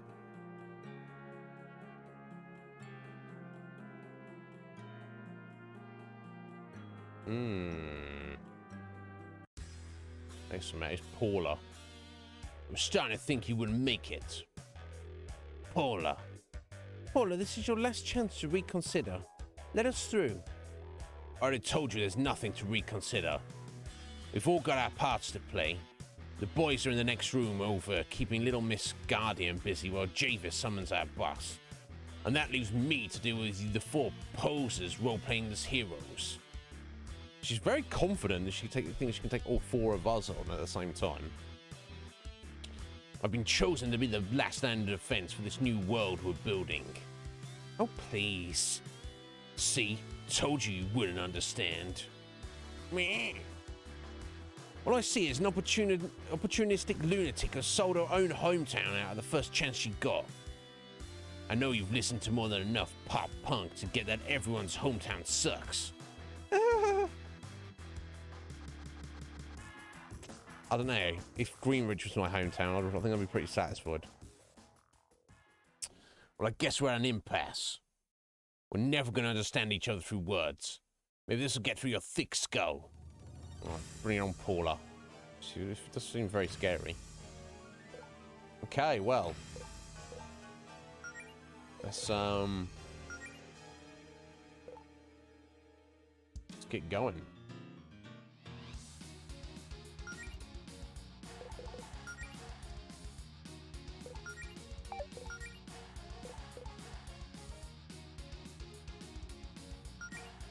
I'm slow on Paula to start with.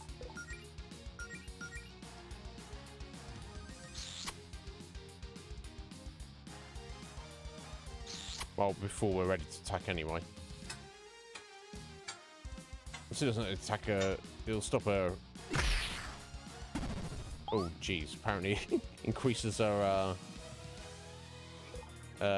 Decreases her accuracy, but not by a lot, maybe. Not by enough. Mel, heal yourself.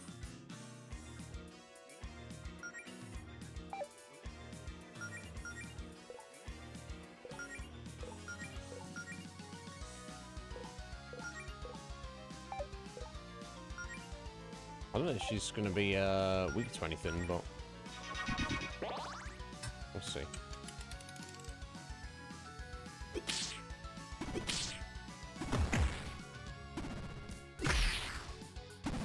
Oof. God, she really wants Mel dead. A taunt doesn't really do much, does it?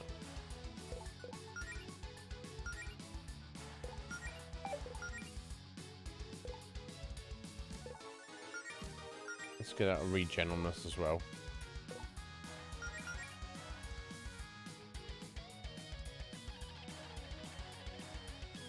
Man, that magic of yours sure is annoying. Not used any yet. No, we did slow it down.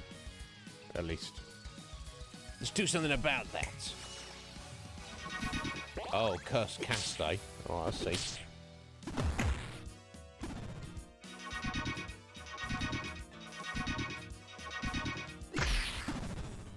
Oof. Okay, we can take a little bit of damage just to stay healthy. Not much we can do about it anyway, is there?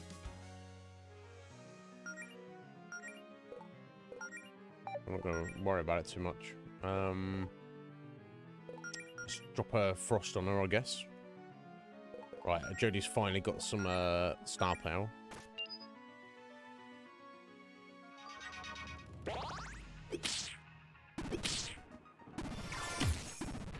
Okay, resists ice. Fair enough.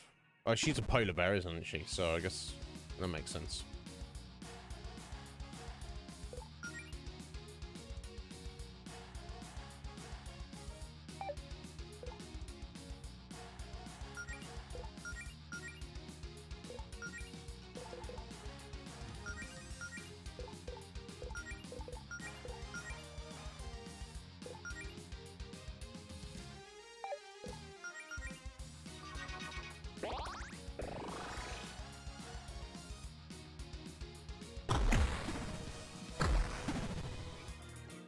Oh, wow. What the hell was that?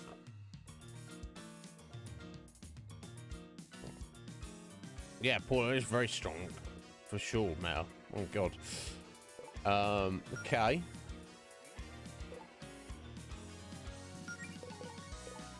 Let's go try and get a strong heal on Jodie here. It's another dive bomb.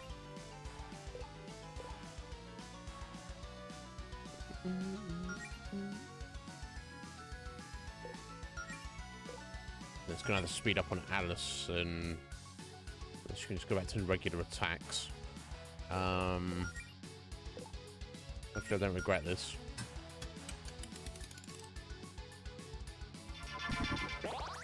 No, it should be fine. I think I don't know if it's just the timing where all those busts got removed or not, but...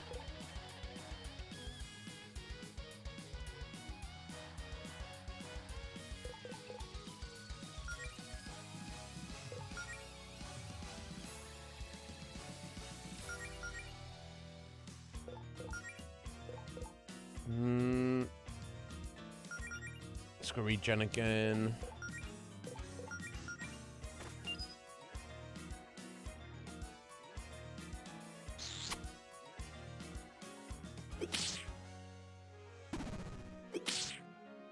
Somehow it seems appropriate that Alison's doing the rest of the damage to Paula as well. Damn, what even is that ability? All sorts of dangerous, isn't it?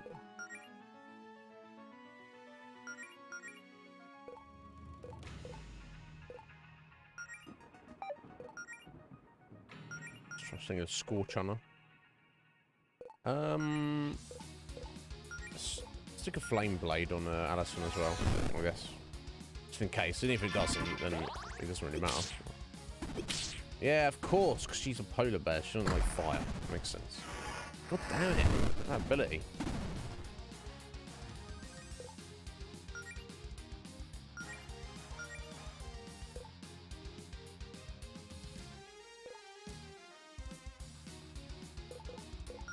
I don't know if dive... Ah, she's burning. Let's do the fan the flames.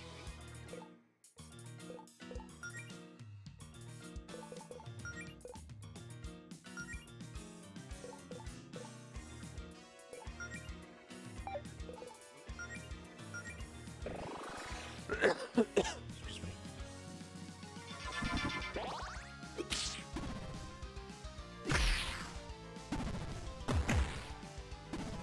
It's not that effective, really, honestly. Never mind, eh?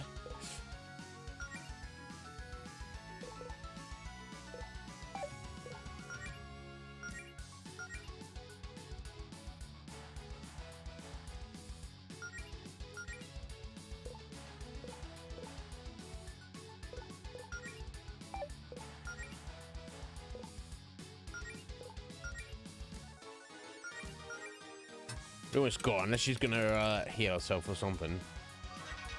Just gotta hang out a few more turns. There we go. Get out of here, Paula, you bitch. What a bitch. 3,000 XP. What the hell?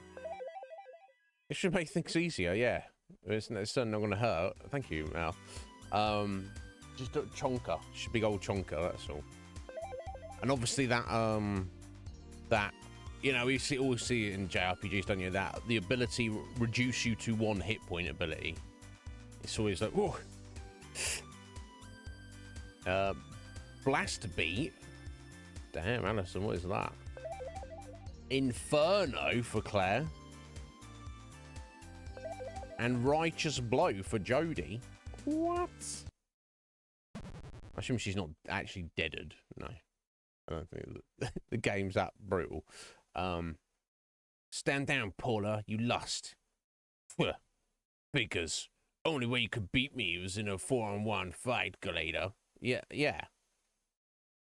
You said it wasn't a problem, though, Paula. Pathetic. Paula's starting to piss me off. She needs to have a little look in the mirror. Besides, if you think this is a win for you, you're dead wrong. It's delusional as well. My job was to stall you, and I just bought Javis enough time to finish the summoning. Yeah, I thought you might like Paula, Bark. No. Guys, come on. Maybe we aren't too late. Maybe. Well, certainly not. We got time to look at our new abilities for sure. 60 star power, Blast Beat. Alison's strongest attack, a furious flow of punches, kicks, and slashes, deals extreme damage to a single enemy. Awesome.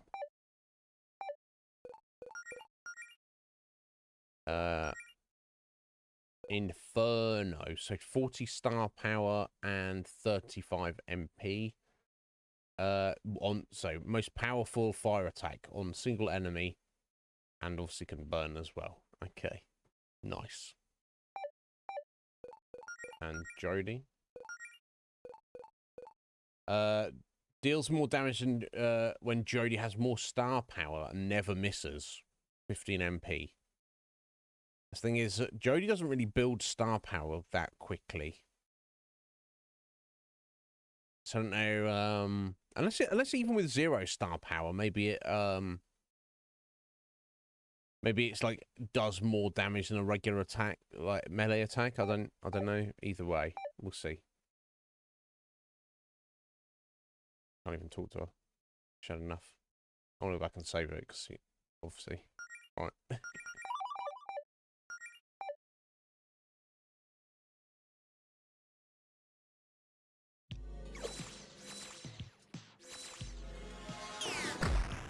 Damn. Faith's in the thick of it.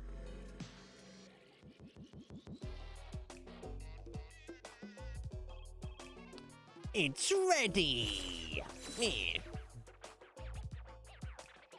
Thank you for entertaining our guest, boys. Why don't you get down here and fight me yourself instead of hiding behind your underlings, you rectangular retrobate? No, thank you. What's the point of all this anyway? You're wasting your time with a faulty mana conduit. The energy's just going to dissipate. Ah, yes. That would definitely be a problem. Bark likes Paula, but Javis is actually his inspiration in life. Good thing it's just missing this control panel. What? Where did you get that? I believe that will be clear in a moment.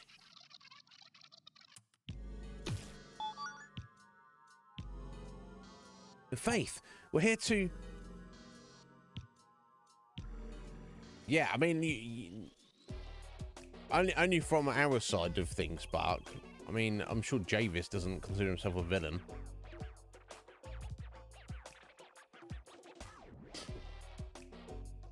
One step further and you will be obliterated. Ah, good. I was hoping we'd have more of an audience for this. Oh, no. Now, let the summoning commence. I mean... Well, there you go. That says it all, folks. No. Oh, dear. Right, okay. So it's literally gone through all this effort. Everything they've done is... to conduct the summoning ritual to bring his Queen Verena, into this reality. So, not good.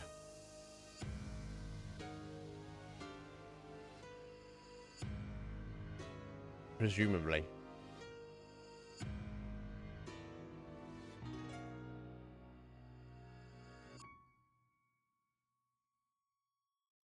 Okay, there she is. Why can't we be friends? Why can't we? It's one of those things, isn't it? Some people just want to take over and smash the place up. Hello, mortals. Your goddess has returned. Excuse me? Oh, come on. Don't tell me you forgot to give me a proper introduction, Javis. I spent all these years thinking of the perfect line for when I return, and they don't even know who I am. Apologies, my queen. I must have gotten distracted. Should I... Wait, I know. Let's give them a hint. Right, yeah, there we go. So, Fortuna, the goddess Fortuna who gave us magic, is actually Queen Verena. And something obviously got twisted along the line where we thought she was a good person. She's not, or goddess, or whatever. Who is this? Well, I believe it's supposed to be a statue of you, my queen. The beasts had it erected in their village. Okay. That's not me. That doesn't look anything like me. It looks a little like you. I suppose I've really let my hair grow out. But that armor... Blech. Did they think I was an elf? Do they still not know what humans are? This can't be happening. Enough. You two attacked our town. We deserve to know why. Jody, don't. I'm sorry. Where are my manners? My name is Queen Verena, leader of the Verena Empire, and I believe you know me by a different name. Something must have gotten lost in translation over the centuries.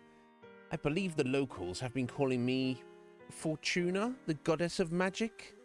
If I'm not mistaken, that's my magic you're using. Fortuna? The Fortuna?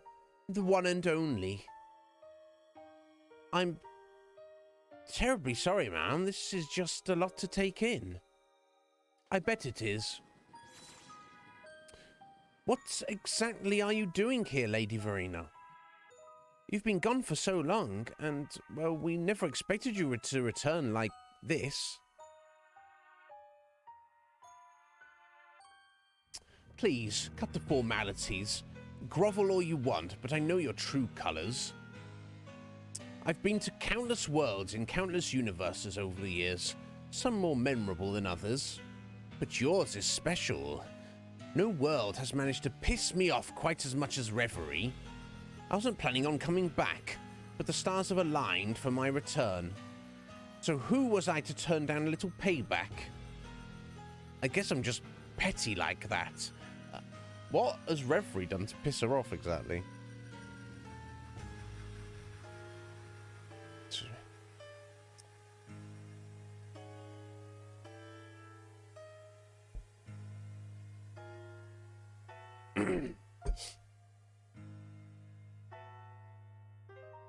Payback? I'm sorry, but we have no idea what you're talking about. Well, first of all, you're squatting in my tower. This tower, the one I built myself.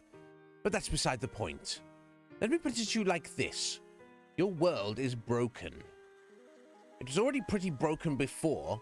I only made it worse by giving you ungrateful mortals magic 1,013 years ago. Oops. I was young and foolish. I thought sharing my magic would be a nice gesture. Boy, was I wrong. I probably should have known better. My magic does more harm than good. That's not true.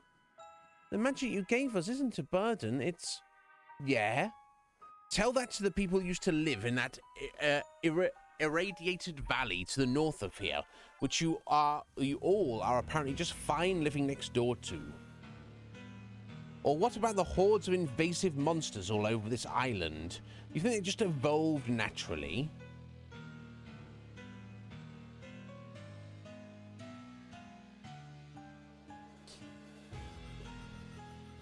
But you, of all people, should realize how much magic sucks, Miss Guardian. Excuse me? Come on. Trying to keep Claire from blowing the whole town straight to hell is a full-time job for you. You know my name? Of course I do, sweetie. You're the reason I'm here. Oh. Anyway, long story short, I'm taking my magic back. Your what? You heard me. Sharing my magic was the biggest mistake I've ever made, and I'm going to fix it. But don't worry. Your magic won't go to waste. Once I've reclaimed all that energy, Javis and I will use it to reset Reverie. Your magic has done far too much damage. We need a clean slate. Your world will be replaced by a better one, designed by yours truly. With me as a creative consultant. And I'll be sticking around this time to make sure things run smoothly. It'll be a beautiful new realm befitting your goddess. Okay, we've heard enough. Goddess or no, you're out of your mind if you think we're going to just give up our magic and our world without a fight. Oh, the kitty's feisty. I like you. Jody, hey, maybe don't pick a fight with the literal goddess of magic? Jody gives no fucks. No, please do. It'll be much more fun if you make things difficult. My queen, if I may, sorry to interrupt, but we're already behind schedule today. There will be plenty of time to pummel the beasts later after you've settled in. Very well. I've waited this long. I can wait a bit longer. Your patience is unrivaled, my queen. Plus, I do want to at least see what they're capable of before I take my magic back. All right then, you know what? Let's make this interesting. Javis and I will leave your town for now and relocate to our main base atop the tallest mountain on the island. It's the one north of the valley, can't miss it. I'll give you time to recuperate, as I'm nothing if not generous. But we're going to administer a little test. Send me your strongest fighters within 1 week. Let's see if you all bark and no bite. I mean, I bet the Super Lesbian Animals are, we can have a bit of a bite. I know someone who's all bark and no bite, but that's a different story. Did you catch that? All bark because you're... Anyway, on the off chance you manage to impress me, which you won't with your bark, I may just decide to recruit you into the Verena Empire. We don't want to be recruited. It's so hard to find competent spellcasters these days. Yeah, well, I wonder, Mark. I don't know. And what? Become your personal peons forever? Oh no! We do offer compensation and a pretty comprehensive benefits package. We're not monsters. But if you fail, Javis and I will continue with our original plan to drain your mana and reset your dreadful planet. Those are my terms. They're not up for negotiation. You've got 1 week. Don't let us down. So she's not gonna, yeah, see, I wanna hear what Jeff has to say about it, Mark. So, twist. The goddess Fortuna, who created magic and created the world, or at least created magic.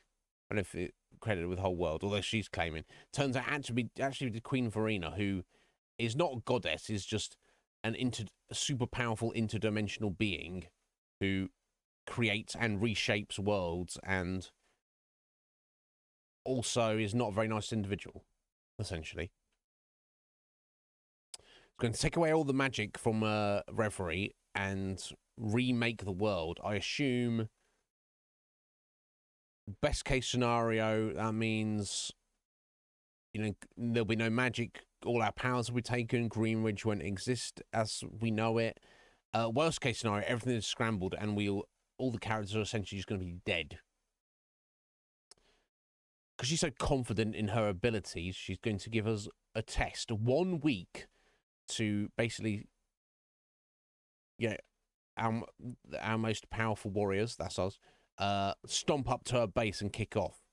If we manage to do that, she will let us join her rather than just a murdering us, I guess. That is obviously not what we want anyway. We need to shut her down. But the fact that we've managed to got a week. Yeah, I mean, it's typical bad guyness, isn't it? They revel in their bad guyness. I mean, I don't know anybody like that, Mark, but it's not just we have a plan which we must achieve. It's like, you weaker beings, I revel in your weakness and you know, want to, you know, it's like James Bond bad guy. It's like, Mr. Bond, you are at my mercy. Rather than immediately killing you and getting you out of my hair and all other James Bond bad guys for the rest of infinity, I'm going to tell you my plan, and then I'm going to walk out of the room and give you opportunity to escape. You won't escape. That's why I told you my plan, because you're definitely not going to escape. But I'm also definitely not going to ensure that you're dead. Same kind of thing, isn't it? But that's, you know, that's what comes part of being evil. I don't think you can be evil without an ego.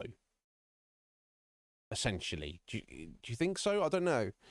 I think it's almost necessary. Can you be humble and evil at the same time? I don't know if it's possible.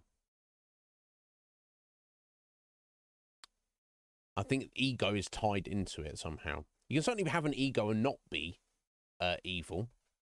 Don't say anything, Mark. This is what you have to deal with, folks. Ask him what to do something, and he immediately does it. So you don't, you can have an ego and not be evil, but I think it almost having some measure of egotism is required to be truly evil. I think. You know, I don't know if I was an evil bad guy, if I was Queen Farina, I would not be like, I'm going to give you 1 week. I wouldn't be like the James Bond bad guy, like, let me tell you my plan, Mr. Bond. I'd be like, bullet in the head, just. Oh, I'm a professional bad guy.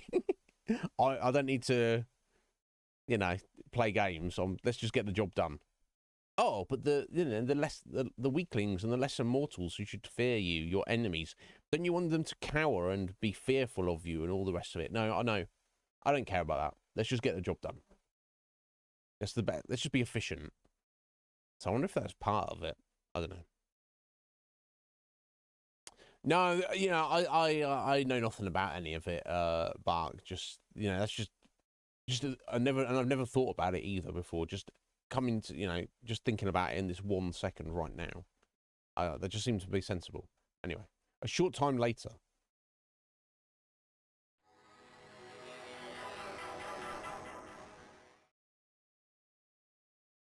Okay, Faith has, so we've kicked them out of town. Presumably it's no longer Glitch Ridge.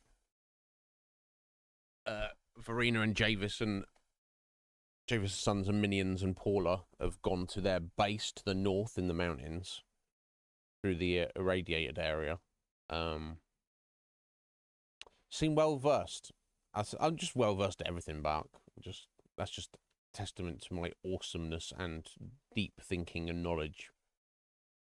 Definitely not a bad guy. You know, perfect example, right? If I was a bad guy, I'd be being like, meh, silly mortals, meh. Right? And I'm not doing that, so. But anyway, they've gone. It looks like, just to be safe, Faith has put up the barrier around the town, I guess, to keep them out for the time being. So she's not taking away our magic yet, but I guess she's literally going to give us free reign for 1 week before she brings the hammer down. But still, I understand why you'd want that barrier up. There, my force field should be able to keep them out while we regroup. Greenridge is now officially under lockdown. Let's head back to my office. You four have got some explaining to do.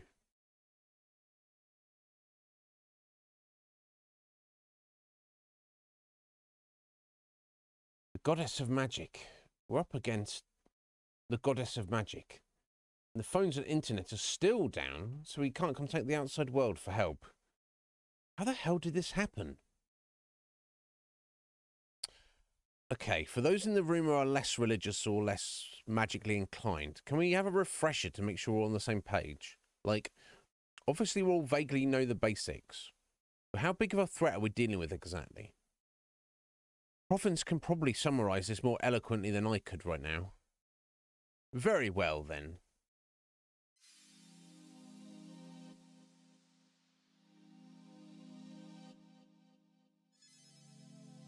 There are many myths about the gods, some easier to reconcile with our modern understanding of science than others.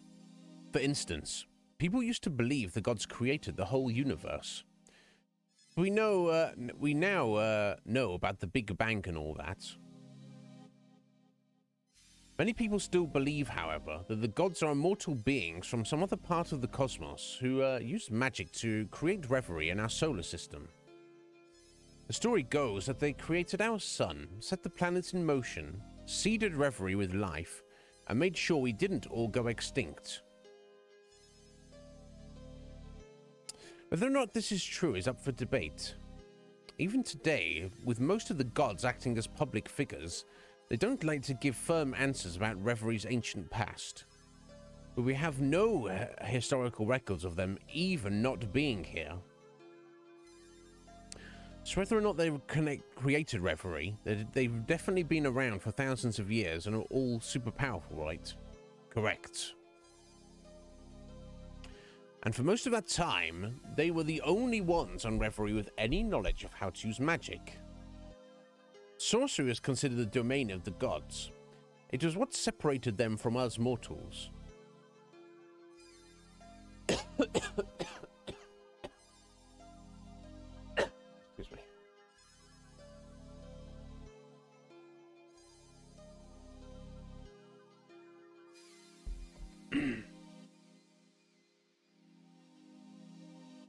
But at the dawn of the Arcane Age, for reasons we don't quite understand, a member of their pantheon decided to share her gift of magic with us. And then she vanished. Think about how much magic affects your daily life. All our technology, our infrastructure, healthcare, transportation, communication, everything. That's all thanks to the goddess of magic.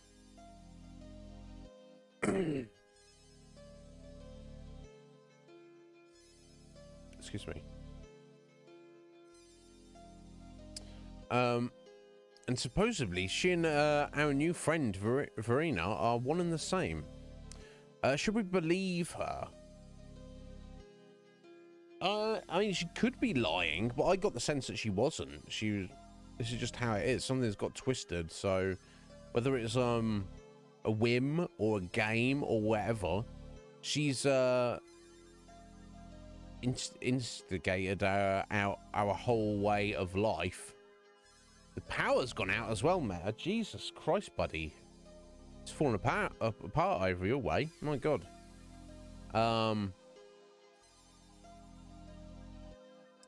Yeah, so the culture, the society believes that she's like this benevolent supreme goddess who has given us this power just because she's awesome and amazing and very benevolent. Seems like at least she just did it on a whim, just as a creative expression, and she's like, you know what, I don't like this paint anymore, let's burn it. And she doesn't care about the people here at all, and never did. So I don't think she's lying, so I'm not going to interrupt.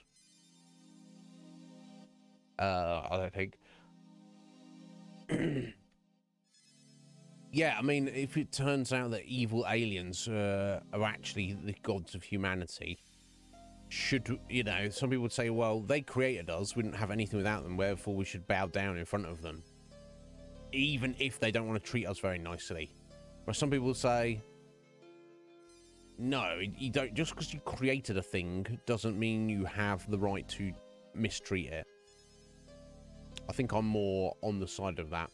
Sarkat, hello there, welcome in. My name is Iznib, call me Iz.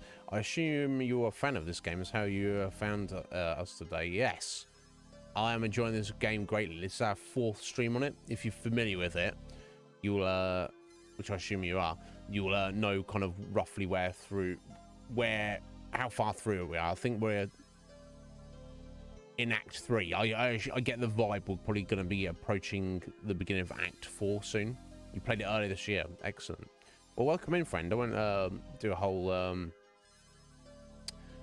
spiel on myself and the channel, but if you have any questions for myself or about anything, do not hesitate. We're going for another what, about 4 hours today. But yeah, welcome in. I'm not going to interrupt Faith discussing this. I don't think she's lying.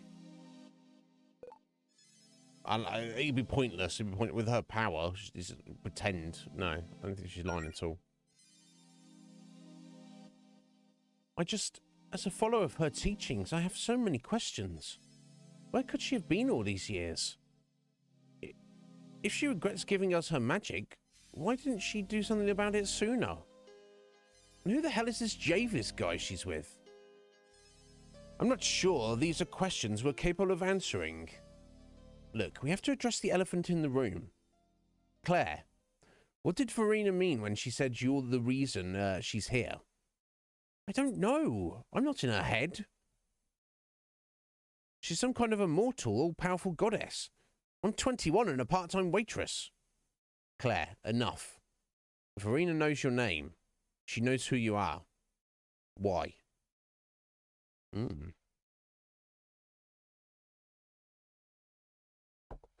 Fine. Claire? What the hell, Claire? Now fine.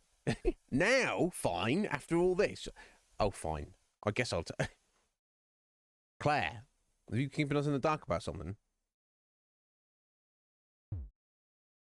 Here, a book.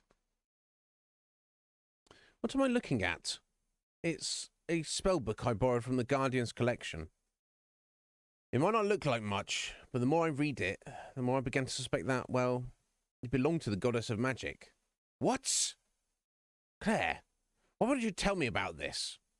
Why would you do this? Whoa. Let's not escalate things here. It's not like you were using it. Besides, most of the spells in there are for everyday tasks. I thought you wouldn't care. Lighting candles, healing minor scrapes, that sort of thing. Now, if it belonged to Verena, why would it have such minor spells in, Claire? It must have been the first spells Verena taught to anyone. It's all kid stuff at this point. Right, but maybe using her spells in particular had some kind of reaction or drew her attention back to us. I know that can't be all. Claire, what you like? I may have also about to get slapped in the face. Okay, yeah, we know about this. We were involved, weren't we? I may have used a ritual in that book to give Melody and Alison their magic. Oh dear. Now we're directly kind of responsible. Because we agreed. We were like, what's the worst that can happen? Let's go along with it. Damn. A basic witch. Oh my God.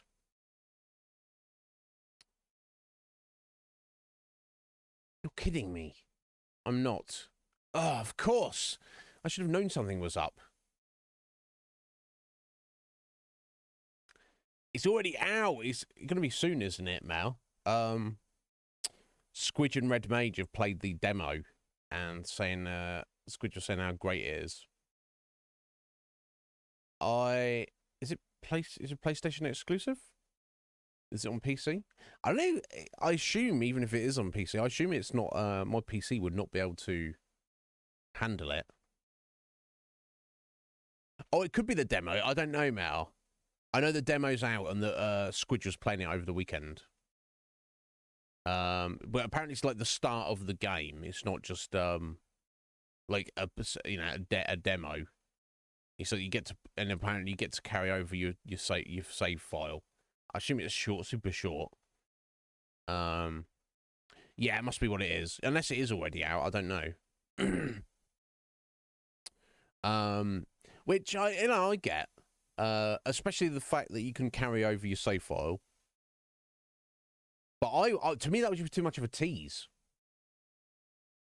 It's like, here's a super awesome, the first 1% of the super awesome new game. And you're like, cool, that was amazing. Now I have to wait. It's like, no, I'll just wait. I'll just wait. Yeah, it's like 2 weeks to go. No, a week and a half. 10 days. There we go. I can count. Bark can count. Congratulations, Bark. I'm glad one of us can count. Yeah, there you go. I would find that too frustrating. Especially as I assume Squidge is going to get it at release. So she's played the first 1% of the game and now has to wait 10 days to continue and get into the second percentile. Yeah, that would be too frustrating for me personally.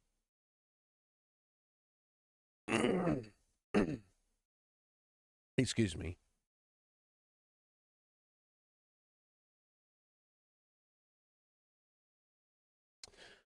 Of course, I should have known something was up. I know you've all been training, but to make so much progress so quickly, didn't you realise how dangerous that was?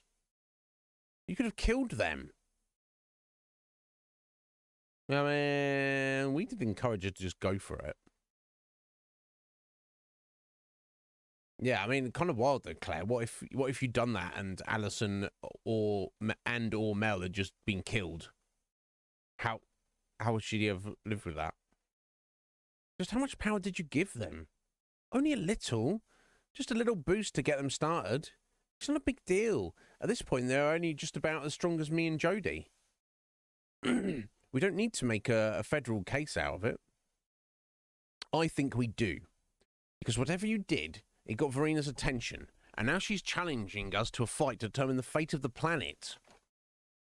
Yeah, tell me something I don't know. I get it, okay. This is all my fault and I'm a huge screw-up. But at least I'm trying to fix this. Fix this? In what reality have you done anything besides making things worse? You just keep pulling these little stunts thinking you're invincible. And all it does is put the people around you in danger. Do the consequences of your actions have for others even cross your mind? Do you even care? God, if I had any sense, I'd hold you in the tower to make sure you don't do anything else foolish. I second this idea. No, don't take this all out on Claire. This is my fault. Faith, when you let Claire and me start this guild, I swore to you that I'd keep her safe. I've clearly failed spectacularly to keep that promise. If anyone's to take the blame here, it should be me. Jodie. I think things are getting a little too heated. You've all had a long journey and probably need food and rest. And I've got a lot of options to mull over. It's getting late. Let's all talk about this in the morning. Indeed.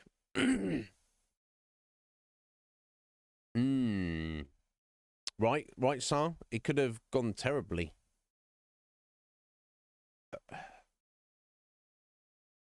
I mean, that's like, I don't know. I feel it's not Claire's fault. Claire is very rash, doesn't, necessarily think about the consequences or potential issues arising. But it's not her fault that Verina, is actually a bad person and wants to destroy the planet now. That's not actually her fault. She's not controlling her. James, how you doing, James?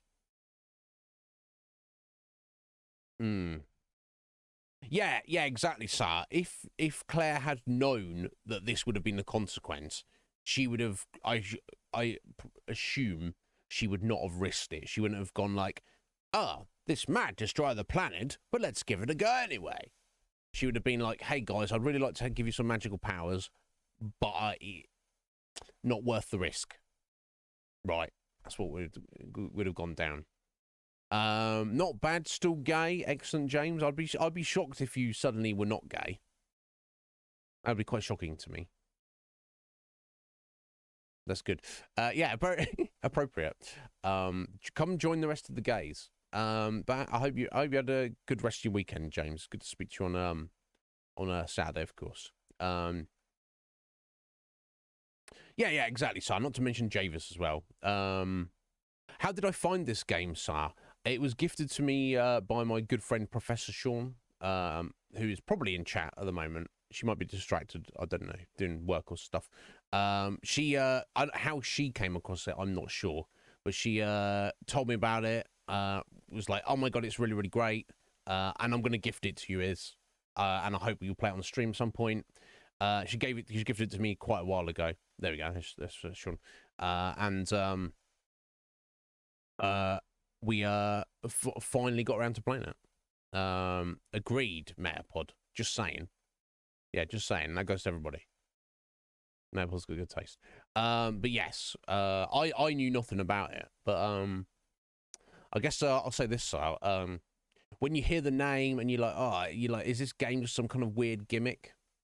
And me myself, not being a lesbian, I guess maybe I'm not the target audience. I don't know.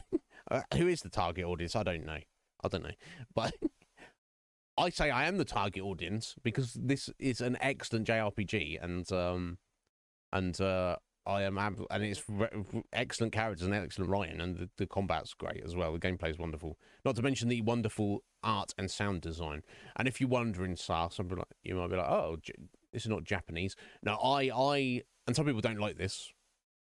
Some people are particular about this. I'm not. I use the J in JRPG for me doesn't even mean Japanese anymore in 2023. It might have in the 80s and 90s, but to me it doesn't anymore. It just is, it's a style of RPG, and that's what I go. Some people are like, hey, you probably shouldn't say that. I don't have a problem with it. If we bump into some Japanese folks and they're, oi, Mr. Iznib, you shouldn't say that. That's like racist or something. Then we'll have that discussion. But for me, it's not. It means it. I don't know. Yeah. But yeah, it is. It's very. Exactly, sir. You don't, and it is very well written. Yeah, it is perfect so far. I'm very excited with it. I've thoroughly enjoyed this. Like I say, this is our 4th stream on it. We're making good progress, and I thoroughly enjoyed every minute of it so far. I guess we're gonna do save here. I don't need that save file anymore, so I'll just save over that one. In fact, I'll probably save over both, right? I don't think I've missed anything, or we're going back. Okay. Yeah. I saw a couple of months ago. I saw a video. Oh, look who it is! Get it out of here, bitch! I saw a YouTube video by Jim Sterling, kind of saying like, "Oh, is it politically correct to be saying JRPG anymore?" Because when the term was first coined back in the 90s, apparently some of the Japanese game developers at the time didn't like the term because they're like, this is just an RPG that we happen to have made. Please don't, designate it as being Japanese specific. But I feel in the intervening years, is that right? Whether I don't know. There is a very distinct style. So even and it's mostly turn-based, but not always. But there is a very specific style. The RPG video game genre is very wide, very broad, and very deep. And there's a lot of different gameplay systems within that. But there are certain turn-based gameplay systems that are very reminiscent of those early Japanese-style RPGs that did not exist in the West. And they have inspired so many games, and it is a very distinct style, which is my preferred style. I love RPGs like, Dragon Age and Skyrim and all the rest of it. Western RPGs, whatever you want to call them. But the turn-based or kind of turn-based, strategic, more kind of RPGs, they appeal to me an extra modicum. So I will say JRPG for for a game based on its style that is not Japanese at all. And I don't have a problem with that. That's just me.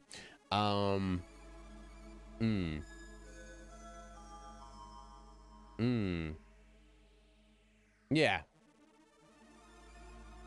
Yeah. So now you get just as many games that are not made in Japan that I would consider JRPGs, but to me, it's the J doesn't mean Japanese anymore. It's superseded.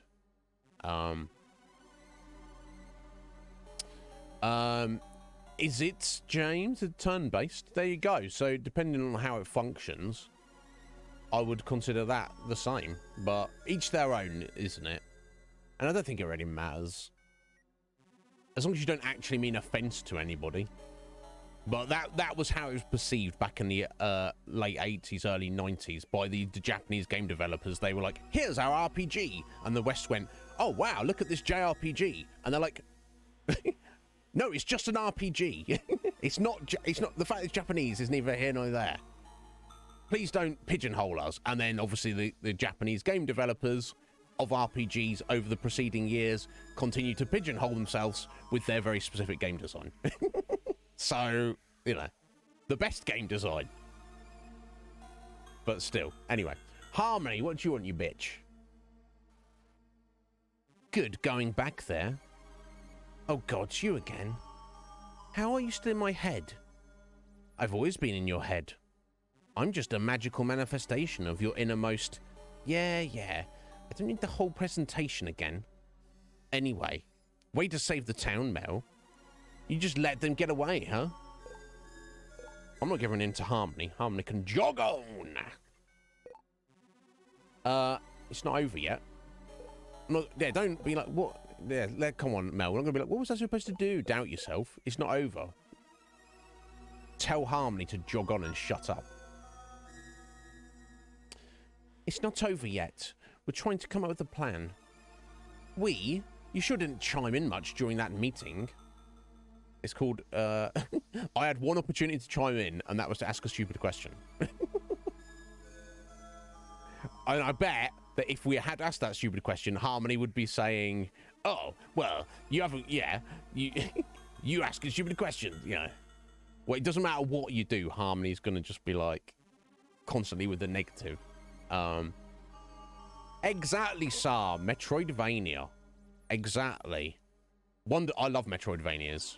And of course, Symphony of the Night and Super Metroid are two of my all-time favorite games. Both of which we already covered on this channel. You know, if you make a video game and people go, hey, nice Metroidvania, buddy, you shouldn't be like, should your response be,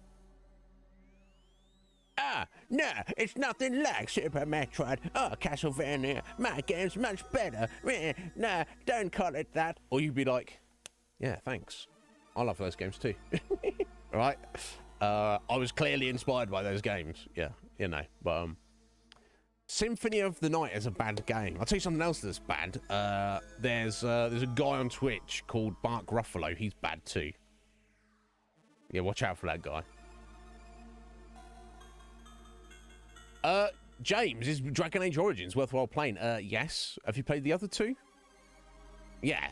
I think Dragon Age is great.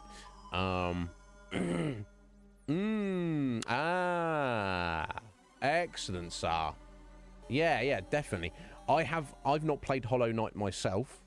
It's on my list. We may cover it on this channel at some point in the future. But I have seen other people play bits of it, and in terms of the gameplay looks tight, and the art style looks very appealing to me. I think as Metroidvanias go, Hollow Knight's supposed to be like quite difficult, like some of the boss fights and such. But I'd be very much looking forward to trying it out at some point. Well, that's even more perfect, James. Start with the first one. Yeah, highly recommend. Get on Dragon Age as soon as you can. Yeah, that's true. I don't know if Bark needs to tell himself that. He needs to make sure he knows what he's talking about, doesn't he? Anyway. I guess you're leaving it in the hands of the real pros. Oh, shut up. I've somehow ended up with the fate of the world in my hands, and I'm trying not to have a panic attack. Is that why you're running away? I just needed some fresh air. Last thing I need right now is your negging. Oh, lighten up. You know this is all a charade. If anything, Verena, taking your magic away will be a blessing. Look how much trouble it's caused you. You get to quit pretending to be someone you're not and go back to being regular, boring old Melody Amaranth. And Alison can quit pretending to be supportive of this little role-playing phase. What a weight off her back. She's not pretending to be supportive. Alison really loves me. Both of these things can be true, Melody. You ever notice how many times she's brought up the idea of you quitting? Or how reluctant she is to even call you a paladin? She wouldn't... This is all paranoid nonsense. Just give it a rest. Melody? There you go. See you running away now, Harmony.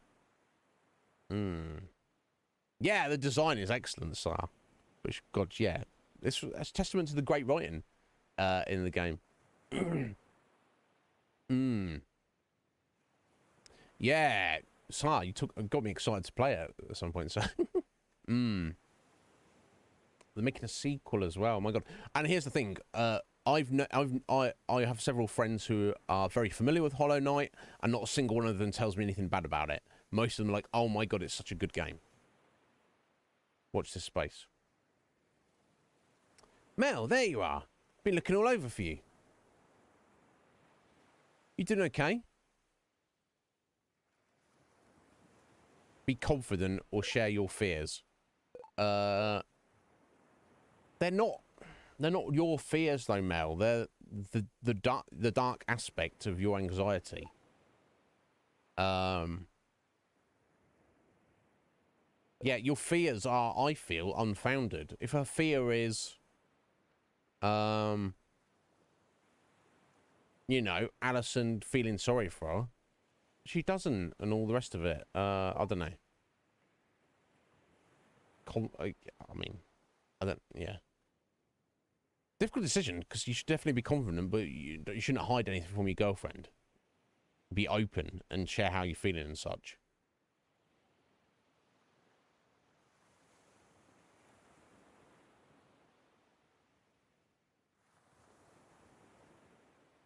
Be confident. I'm holding in there, I guess. Mel, can we talk about something? What's up? Go on, Alison. I don't think we should be the ones to challenge Verena. What? What are you talking about? Who else could even do it? I don't know. But Mel, this is all way out of our league. We didn't sign up for this. We just wanted to fight some hole hounds and scrounge around for treasure chests with our friends. And we were doing great. You were doing great. But now we've got a reality-bending freak and a literal goddess of magic ready to wipe our town off the map. Yes. And Claire gave us Verena's magic, remember? That's why we're the only ones who can face her. I know, I know. So what's the problem? We've made it this far, haven't we? But we haven't even begun to see what they're capable of. They wanted us to get this far. It was all part of the plan. Most of the monsters we fought have been jokes. Sometimes literally.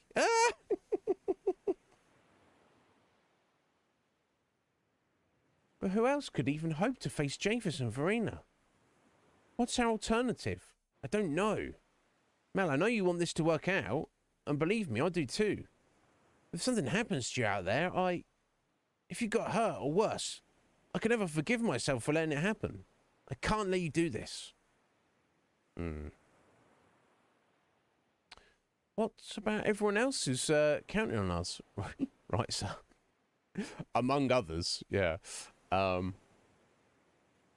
can't contact the outside world for help, and Faith and the other paladins have to protect Greenridge in case all this is all another trap. It has to be us, and I don't want my weakness to screw everyone over.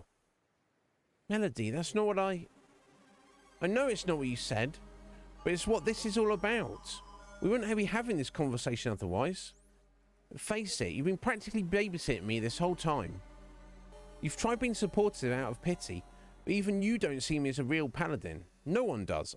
I think we do. I think you've been doing a fantastic job, Mel, actually. You might be the best paladin in the world. Or maybe not as up to Faith's level, I don't know. But Mel, don't get shitty with her.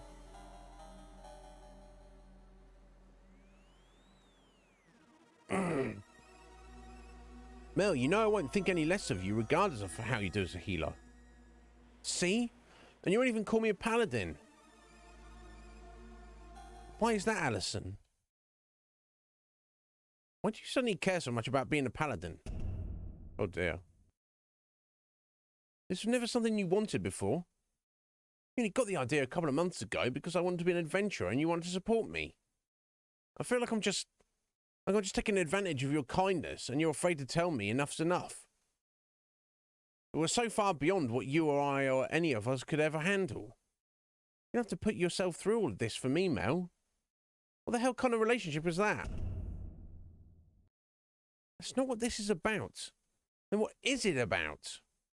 I don't know, I just... Bless. Addison, I thought you were the one person who would always have my back. Whoa, hey, come here. Oh. Look, I'm sorry for raising my voice just now. Why can't you just say that you believe in me? I do, Mel, but I'm not going to encourage you to get yourself killed.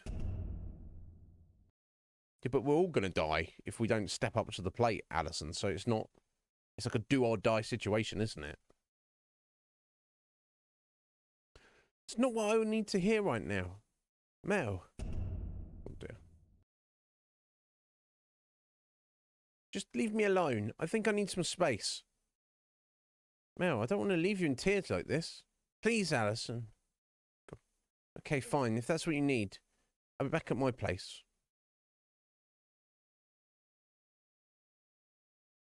I'm sorry. I love you, Melody.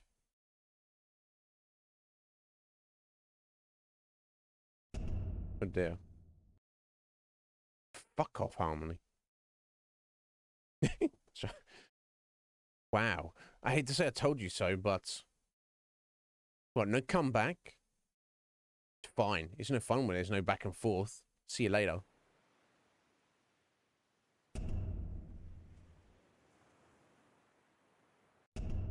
Oh dear. She a bitch. Act 4. Right. Me and Bart are going to agree for once. The next morning. Eh. Mel and Alison sitting on separate sofas there. Very, very noticeable. I'm still stuck on this. I don't understand. Claire, why would you feel the need to use Verena's spellbook in secret? Are you kidding me? Faith, you must know how competitive of a field magic is. I don't have any opportunities like other people. I didn't have any opportunities like other people did. I didn't even get to start seriously studying magic until I was already an adult. I've just been on my own here. If I wanted any hope of making it as a witch, I had to figure out a way to help myself. Okay, where are you coming from, Claire? You didn't have to do this alone. I thought that maybe the guild would be a positive influence on you. But you're still making these rash decisions on your own when it comes to magic. Why don't you assume that I wouldn't have helped you? Because no one ever does. What? Is that right, Claire? Claire, I don't know what exactly your life was like back in Brightport, but things are different here. You have people who care about you, a support network. Yeah, and I'm an embarrassment to all of you. What? That's not... Oh, don't act like I don't know how everyone talks about me when I'm not in the room. I'll admit, I'm not happy about the mess we're in. Yeah, it's because you're causing chaos everywhere you go, Claire. But I'm disappointed in you because I know you're capable of so much better. Maybe I haven't been the best friend, but I would hope you still consider me one. I can't keep up this vicious cycle, though. I want to help you, but you need to admit that you need help. You're right. I'm sorry, I need your help, Faith. Thank you, Claire. Ah, perfect timing. Who's that from? This is a response from the one person who may be able to help us. Her name is Zinnia. She's my personal mentor and also a good friend. Oh, Zinnia? I've heard so much about her. We finally get to meet her, huh? I wish it was under happier circumstances, but yes. I don't normally like to bother her with problems around town. This is no ordinary disturbance. Yeah, we need to bring in the big guns. Yeah, I mean, the fate of everything is in the balance here, Faith, so, yeah. If anyone might be able to face Verena, I believe it's her. Claire, I'm giving you another chance to help out here. I want you four to go talk to Zinnia for me. Her home is in the mountains east of the Amber Woods, behind a magically sealed gate. You'll need this key to get in. She'll be expecting you. Zinnia's key. I wonder if that's the key to all those doors. You're also free to investigate the valley, since Verena said her base is in that direction. You can get there by heading north from the Amber Woods. Adventurers like to hang around there, so you might be able to find some help there. Or at least better gear. I'll leave this decision up to you. Well, I assume we'd have to go there anyway, so... maybe we should go track down Zinnia first, rather than go into the valley, clear it out, and then just have to backtrack. I don't know. Jodie, one more thing before you go, dear. Sure, Faith, what is it? I'm sorry I'm asking to leave again so soon after getting back. I wish we didn't have to be apart at a time like this. No, it's okay, I understand. Your duty to Greenridge comes first. And besides, I've got to take responsibility for this mess I helped us get into. I owe that much to you, at least. Well, anyway, I wanted you to have this. A Faith's locket. Okay. Oh, it's beautiful, Faith. It's more than just a keepsake. I've been working on a way to keep in touch with the while the phones are out. If you hold this and channel just a little mana into it, it'll temporarily summon me to your location. Anytime, anywhere. Wow. What if you're, like, busy? Like, maybe in the shower or something? Right, yeah, thank you, Sean. That's what I was thinking. Because otherwise you'd go there and get to a roadblock and then just have to backtrack, go see Zinnia, and then go back that way anyway, so...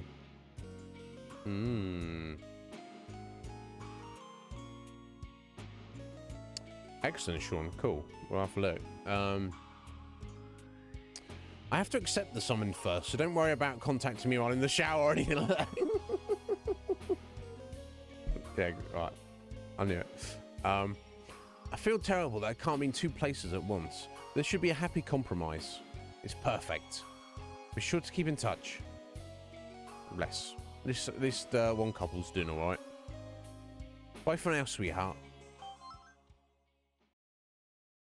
Okay, are we ready to go? I guess so. Also, sorry about the scene in there. Let's forget about all that and just focus on helping Faith. Sure thing. Well, Melody, you take the lead. Is something wrong? I think I need some space for a little bit, if that's okay. Did something happen? Wait, you two didn't have a fight, did you? You can't just ask that, Claire. You literally just did. Melody's magic is literally fueled by the power of love, so yeah, I think it's relevant. I don't really want to get into it. Don't worry about me. Besides, we've got a job to do. Let's just try to stay positive. I'm just going to hang behind for now. Jodie, you should take the lead. Oh, well, sure. If you think you'll be more comfortable that way. I guess it's time to head out then. Okay. Yes, Faith's mentor and Through the Valley have been added to the quest log. Does that mean Mel's powers are not working as well? I mean, she's got all her abilities still access to, so I assume it's just lore-wise that her powers are not working. Especially because she could have chosen one of the, they can't kiss. Okay, thank you, Sean. Fair enough. They should go and have a massive make-out session and just make up. But obviously I can't tell them to do that.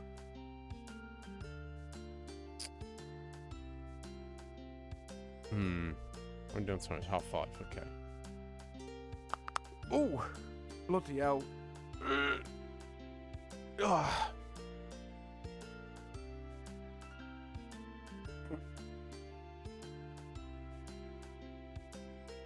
Right. Okay. So we've got this key. Now, is this the key is to the door in the mountains. It's the same door everywhere else. Let's find out.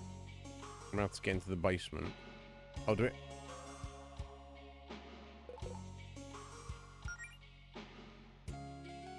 Hey, chat, would Faith mind if we pop back to the Guardian's Vault to grab some stuff we missed? She already gave you permission to raid the place, and things are still pretty dire, so no, she doesn't care. Hell yeah. It's a different key. Okay, make sure. Yeah, save me some time there. No, so we got everything apart from that. Okay. I just can't remember where the other doors were, though. And there's one by Mel's house.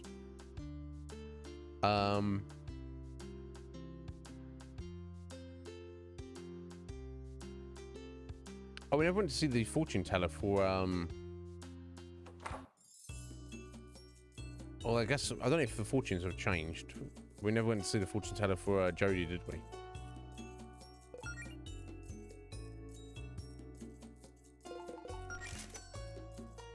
Ah, the confident knight. Surely you aren't worried about your future, are you? Or perhaps that read of you is wrong.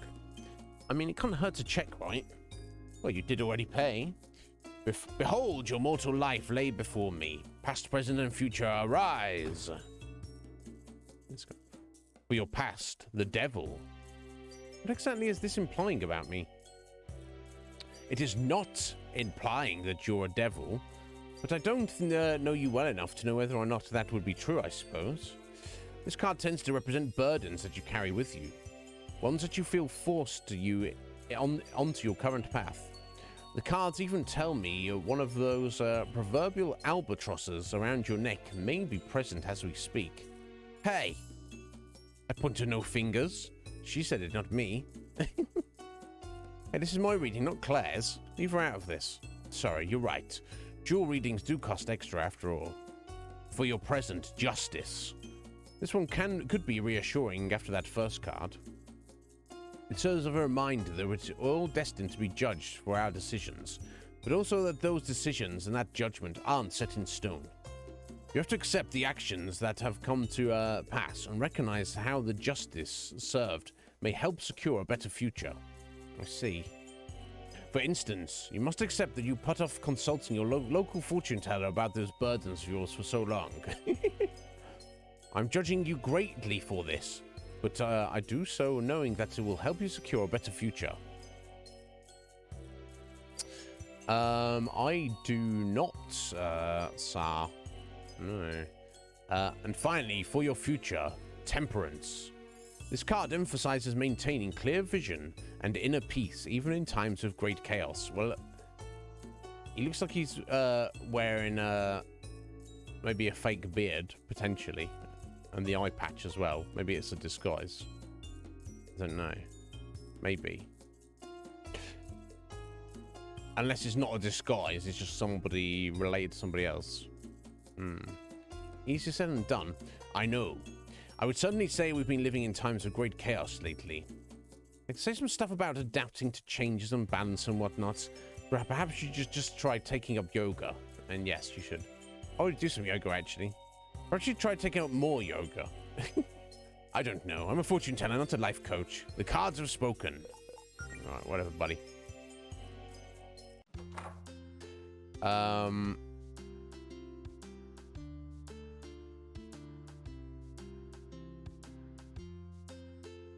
I don't think we need anything new. Oh, they got new items in this shop. I don't remember in a shop here.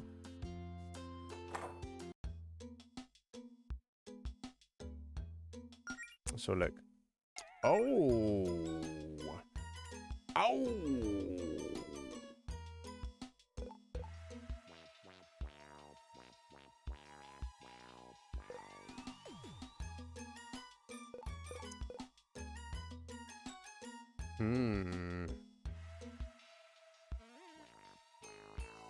So I guess I'm probably going to want the heart circlets times 2.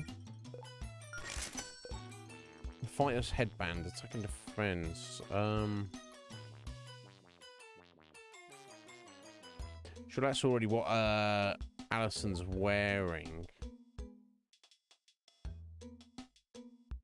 I'll buy one more. shield tea.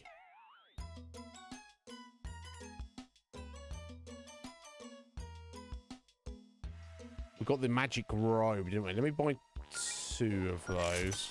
The lunar wand. We'll get 1 of those for Mel. It looks like the flame rod is better than that, so we only need 1 of those. And the golden gauntlet, probably just want 1 of those for Jodie, I expect. So let's just get that to start with. Might sell some stuff in a minute.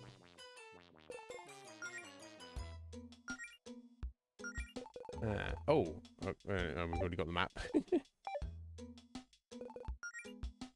Okay, let's have a look.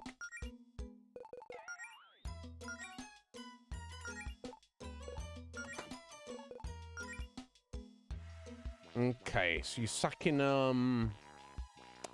3 magic defense for 10 extra attack. Sorry, 5 magic defense.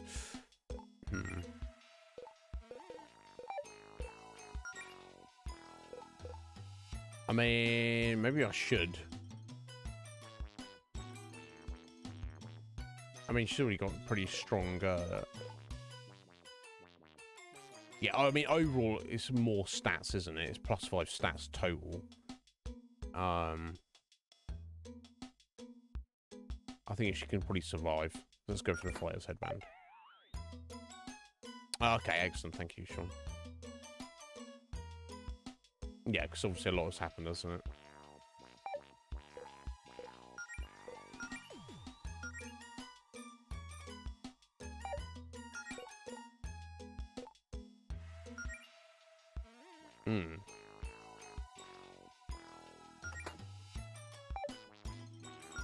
Oh, can other people wear Jodie's breastplate? They can.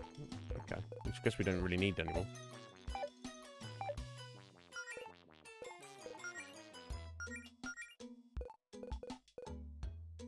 Oh, wait, it's actually better. I didn't realise. So what do you want another lunar wand? It obviously, the flame rod has the built-in scorch, but I don't think they should ever use that over a regular scorch. There's literally no reason for it. Okay, so I want to get another one of those rods in a sec. Yes, massive improvement with the heart circlet. Not made with real hearts, thank God. Lol. Oh, no.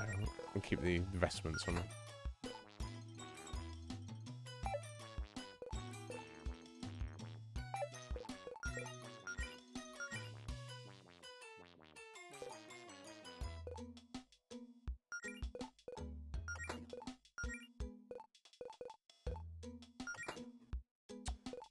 Right, so yeah, just go buy one more lunar wand. Probably sell a bunch of stuff though.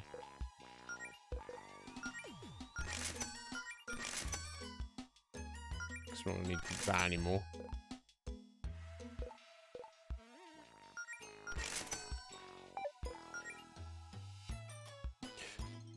Or in fact, the Major's hat.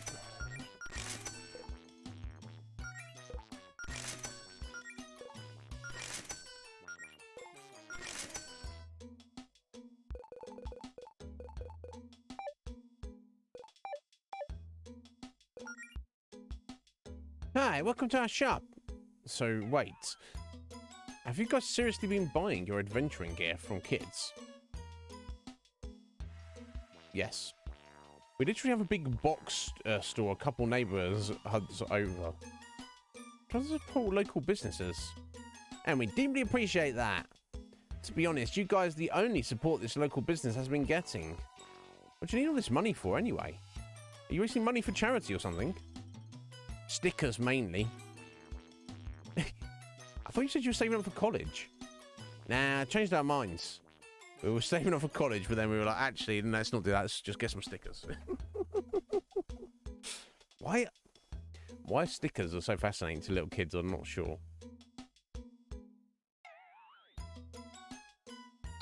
Do you have any idea how many stickers you can get with this much gold? I don't, actually. Well, it's a lot. And the thing is, where did they get all the stock from to sell anyway? We're going to redistribute them to our classmates. Oh, how generous. That way was sure to become the most popular girls at Greenridge Elementary. We'll be like feudal lords. Especially if we give the horse girls lots of horse stickers. They'll be indebted to us forever. After that, the rest of the cliques will fall like dominoes. So yeah, please buy lots of junk from us so we can take over our school. So that's a new plan. Okay. Oh.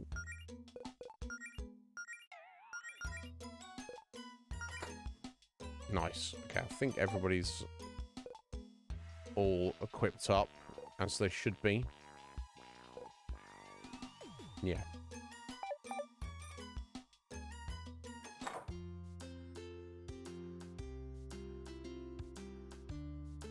I assume there's no reason to, oh, Leon's got new magic in? I would have thought they would.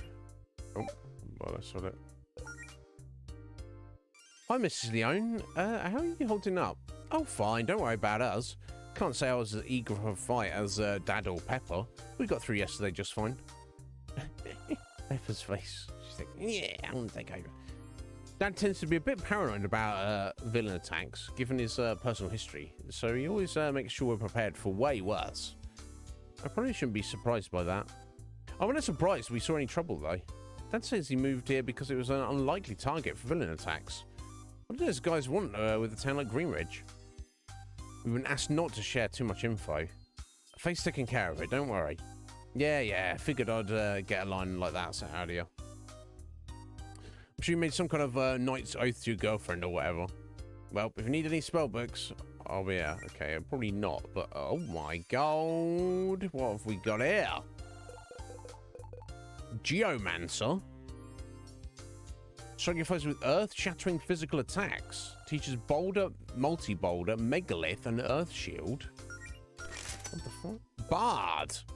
Support the part of his musical skills. Teaches a rejuvenating tune, confusing tune, depower chord, and diminished chord. What? Wow, okay. Look at those in a minute. Hi! That invasion was so much fun! I'm so glad I finally got to show off one of my special moves. Yeah, we ran away because it looked too scary for us. I'm glad you enjoyed yourself, Pet, but don't expect this to become a regular thing. Hey, do you think you guys can ask those villains to attack again so I can have another excuse to let loose? We should probably just take her with us, right? Well, we'll think about it, Pepper. The hell? You know, one thing I do want to have a look at.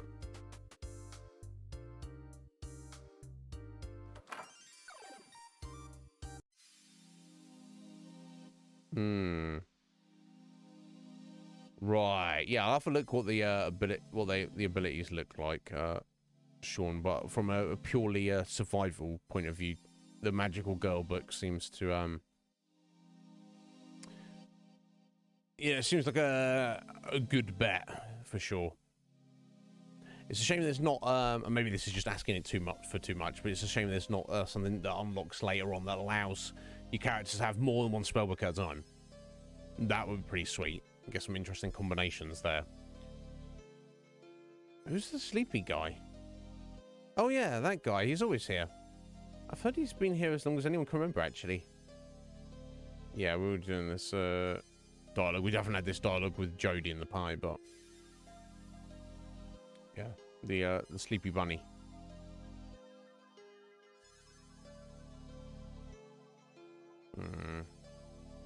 Wish I okay, that's the coast. That's the Mumford.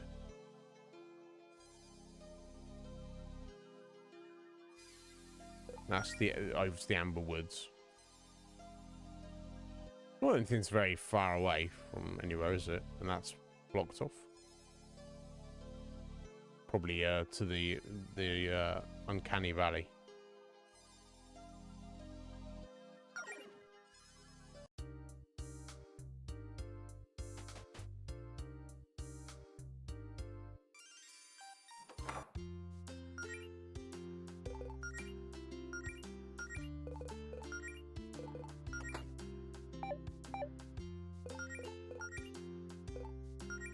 Right, basic earth attack targets one enemy. Then the AoE for 30 MP and 20 star power. Megalith. Single enemy. Oh, and others caught in its area of effect. Okay. Maybe that means like next to it directly. But 40 and 40. Earth Shield. In case using a rejuvenating earthen shell for 3 turns. Drastically increases defense and heals hit points, but you can't move. Does that mean the caster can't move, or the one who is shielded can't move? I think, oh, in case of the user, so it's just self-use. Okay. Interesting abilities, but...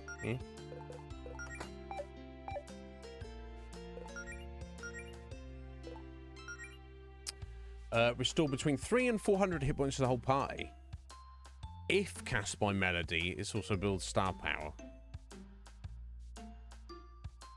How does that compare to...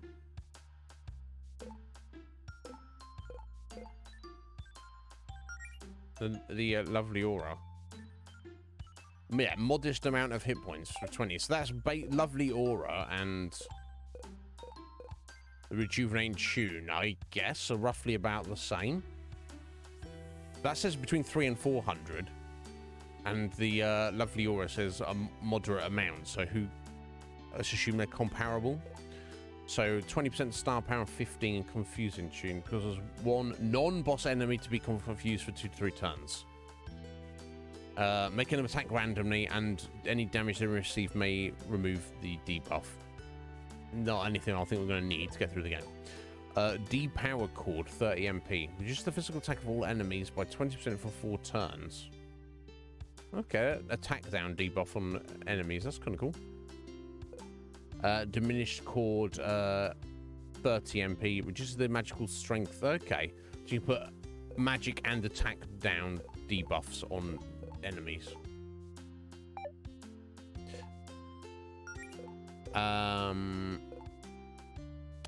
Yeah, the magic aura though, that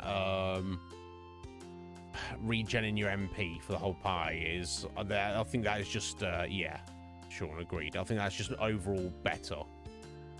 Again, if there's a ability to equip more than one book, it seems like that would be the book to go for as Mel second.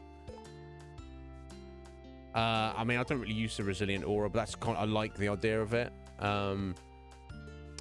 And I guess if we get into a super strong boss fight, you could put that on recovery aura. You could put that on Jodie, just to make it easier to heal her. But none of it really seems strictly necessary. Okay, I think we'll definitely keep the Chronomancer on Claire. Not really using the Machinist for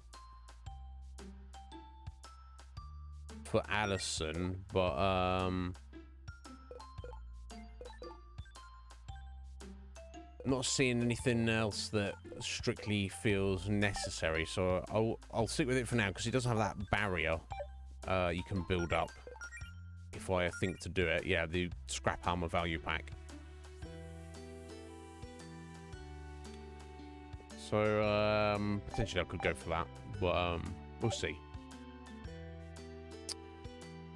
Right, okay. Let's go to the notice board. No new requests, that's a shame. Got Higgledy Piggledies there. I just want to head them down and see if there's anything new in the library. Okay, there's no point in really going to Jodie's house, is there?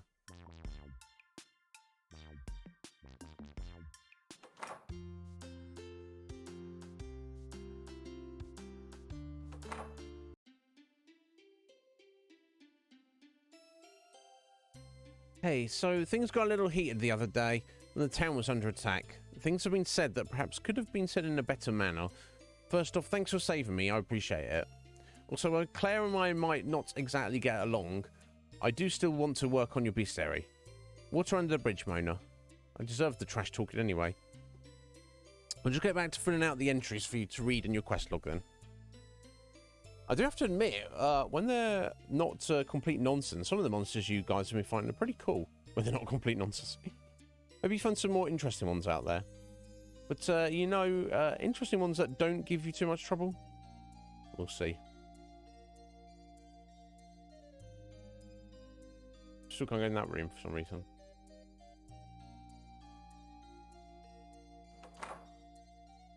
And this is our little base here. No reason to really be there either.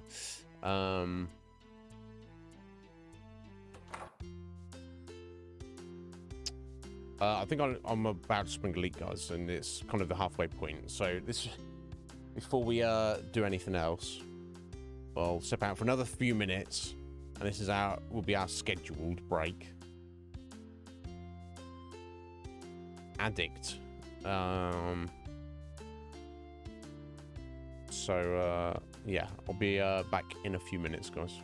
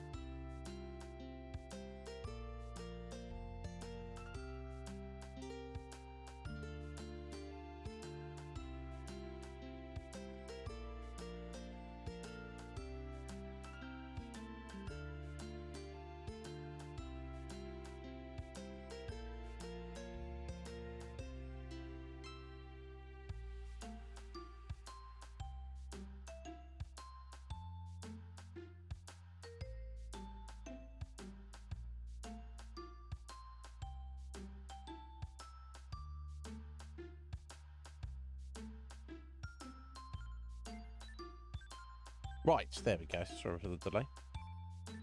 Okay. Higgledy-piggledy, so let's go. How you doing, Beverly? Yeah, talk side quest, indeed. She's got anything we want to buy anyway. And single carrots. No, I don't think we need that. Hey, Beverly, how are you holding up? I'm managing, I suppose. Things have been busy around here, so I haven't really had time to dwell on it. Besides, the bad guys are gone, so that means everything's better now, right? Not quite. Oh. Sorry, but it's probably for the best if we don't get into the specifics. We're working with Faith to try and make things right, though. Beverly, is there anything I can do to help? Oh, well, you could... Actually, no, forget about it. My problems aren't important when so much is at stake. Nothing could be further from the truth, Beverly. Say the word and I'll be there. Well, if you really think it's okay, then Sean and I could use an extra pair of hands around here. I know you've got your adventurous stuff now, Claire, but whenever you've got the time, even a couple of hours of waiting tables could be a lifesaver. I guess I have been flaking on you a lot lately, huh? Well, okay, Beverly.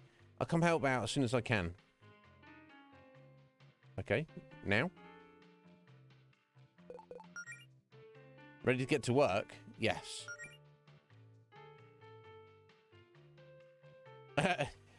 Okie doke, Claire. You know what to do, right? Of course, I work here. I have no idea.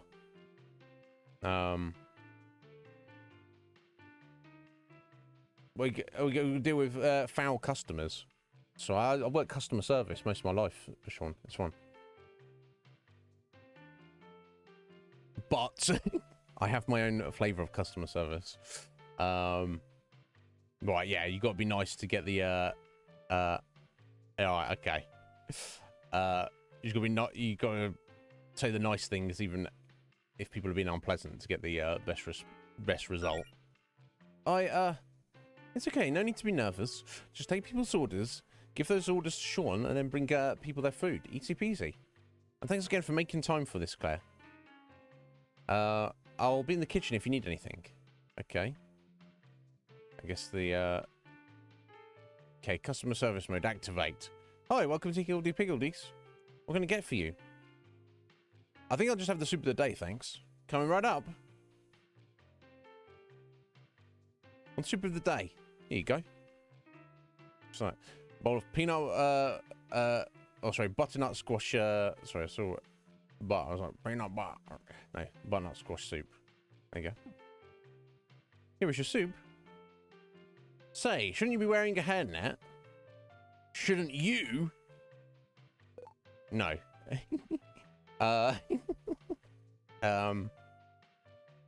My customer service is impeccable, Sean, but I have been known to pop off with customers if I feel there's a certain level. The idea that the customer is always right is not correct. The customer is always right until the customer is an absolute prick. And yeah, we're getting off track. The story's for another day. Yes, reassure the customer. Don't worry, I use a charm on my head to make sure it doesn't get in the food. Oh, okay then. Well, thanks. This looks great. 100 gold in tips. Wow, nice. Hi, welcome to Higgledy-piggledies. What can I get you? I'm in for something sweet, but I have a quick question about a menu item. I have a peanut allergy. Are there any peanuts in this? Are there any peanuts in the peanut butter bars? No, duh. Yes, true. True, Sean, of course. I don't think I've had anyone ask me that. I've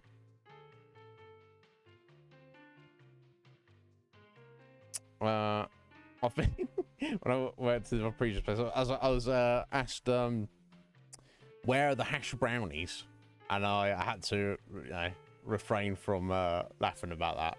I was like, do you mean the hash browns? Hash browns, not hash brownies. I wish we sold hash brownies. Yeah, stuff like that. But yeah, no. Are there peanuts in the peanut butter bar? Yes, there are. There are, I'm afraid. So I do not recommend ordering that if you are allergic to peanuts. Definitely do not ingest peanuts if you're allergic to peanuts, friend. Yes, I'm afraid there are peanuts in that. Would you like something else? I guess I'll just have a hot fudge sundae then. Coming right up. There we go. Okay. Want a hot fudge sundae? Hold the peanuts. Sure thing. There you go.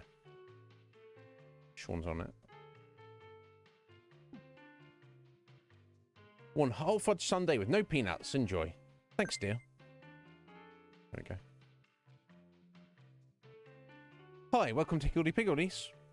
What can I get you? I'm having trouble deciding. So is it okay if I go off menu? What would you like?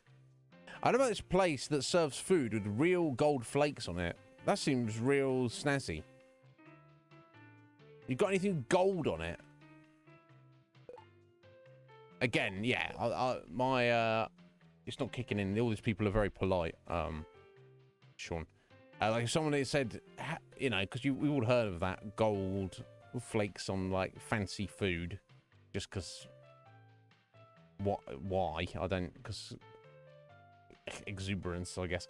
But you know, if someone came into one of my stores and said, and you know, budget frozen food stores, and they're like, "Hey, do you have any food that has gold flakes in it?"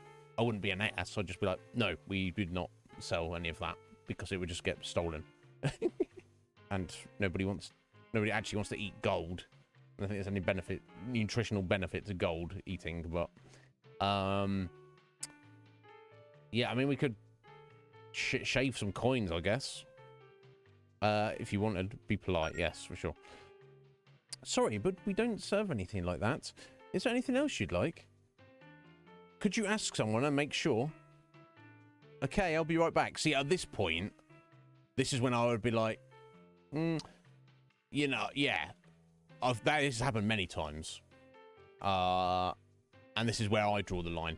A customer asks a question. Oh, do you have this? And because I work there and know every stock line in the store, I would say, no, we do not sell that. Oh, could you go and check with somebody? That's when I go, no, I don't need to check with anybody. I know we don't sell that. And then if they start getting argy-bargy, then I start getting argy. But yeah, many people have done that. And then I just go, no, I'm not. Or do you want me to go out that door at the back there and pretend to ask somebody just to appease you? I consider that disrespectful. You know, they're saying, it's almost like they're underhandedly saying, you know, in between the lines, even unconsciously, maybe they're not meaning to. They're saying, I see you work here, but I have personal doubts about your ability to work here. And there are certainly people who work places in customer service and retail who do lack the ability to work there, yet they are working there.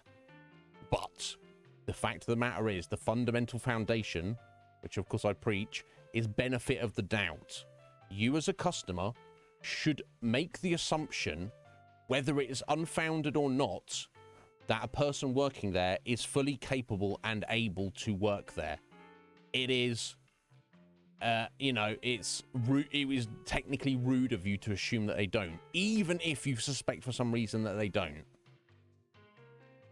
So if you ask for something and you're told that they don't have it, don't second guess that person who's told you that. Don't, because that's called being a prick. But anyway, Claire's not argy-bargy like me. Okay, I'll be right back.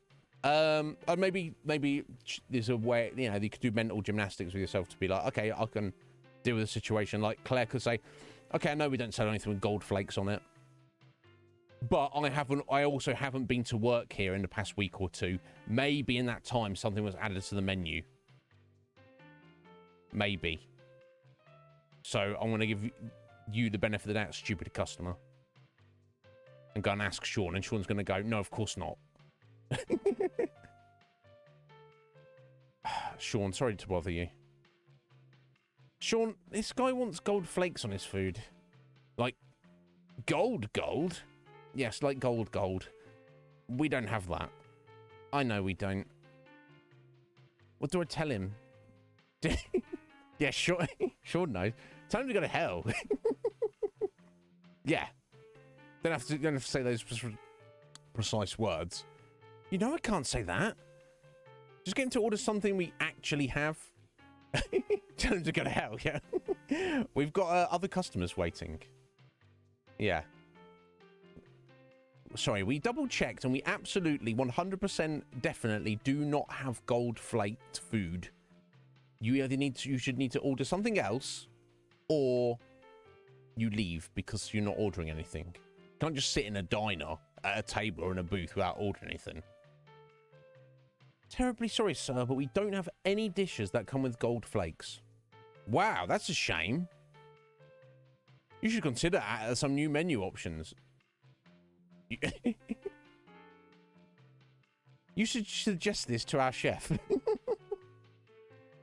Is there anything on the menu that you would like? Nah, I think I lost my appetite. I'll just have a water.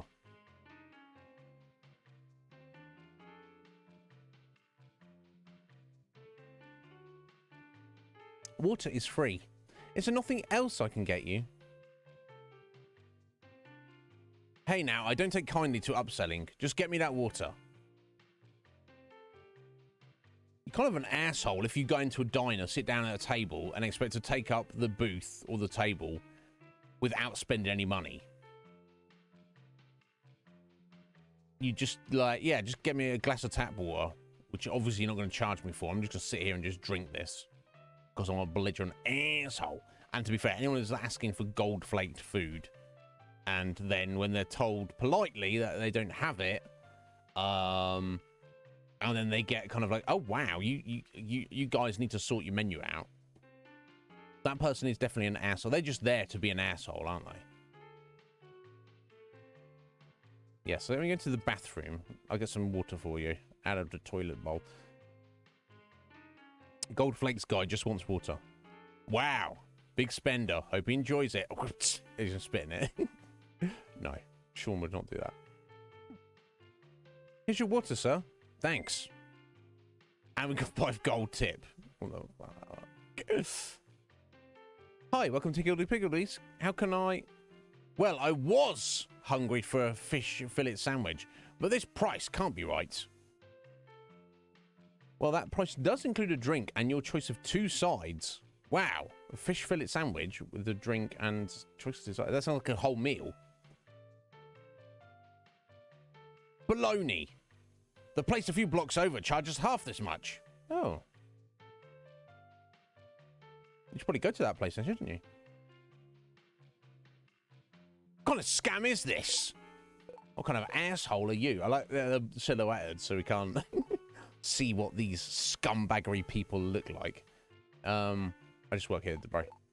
That's what, at this point, that's what this is probably what I would say. I'd be like, someone yeah. I can't believe the price of this. I'm just like, I'll just stare at them, and they'll be like they want a comment. I'm just not even gonna give you a comment. And then they understand. They're like, I expect you to pass comment on what I've just said. Don't buy it. It's too expensive. Well, don't buy it then. I can't believe the price of this. I want this thing, but I don't want to pay this price for it. No one's making you be here. You know, this is not. we're not haggling here. Go away. Buy the thing or don't buy the thing. Don't be a dick about it. I'm very sorry, sir, that we are trying to scam you. Yeah, or sometimes I'll get super sarcastic. I'll be like, it's a scam. I'm so sorry that this company is a scammer, sir. I'm so sorry that we're trying to scam you. We're just a big scammery company of scammers. So I'm so sorry about that. If I were you, I would, I'd get out of here as soon as you can, just to make sure you do not get scammed. Because that's all we're about here. And, my God, they do not like that. But, no, I'm very sorry. Very sorry, sir. Sorry, sir. If you'd like, we have some cheaper options. Or you could order it without... Here's what I'm going to do. I'm going to order that damn sandwich. I'm going to pay what I think it's actually worth. No, you're not. You better impress me.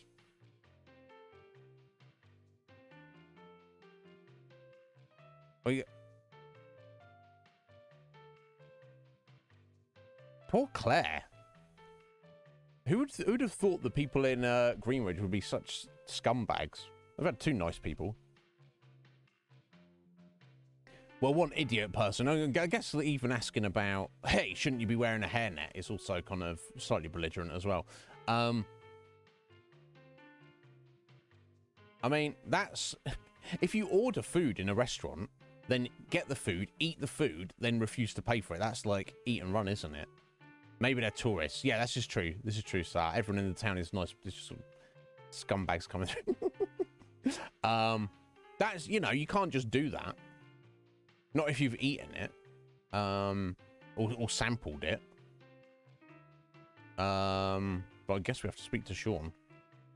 And they put the order in anyway. Let's hope they think it's great, and then they're just like, oh wow, yeah, this was amazing. But yeah, I mean, if I've never done food service, to be fair, not properly. I would be like, excuse me, so unfortunately, that's not how it works here. If you order something, you are expected to pay the full price for it, regardless of your level of satisfaction. Now, obviously, there's exceptions to that.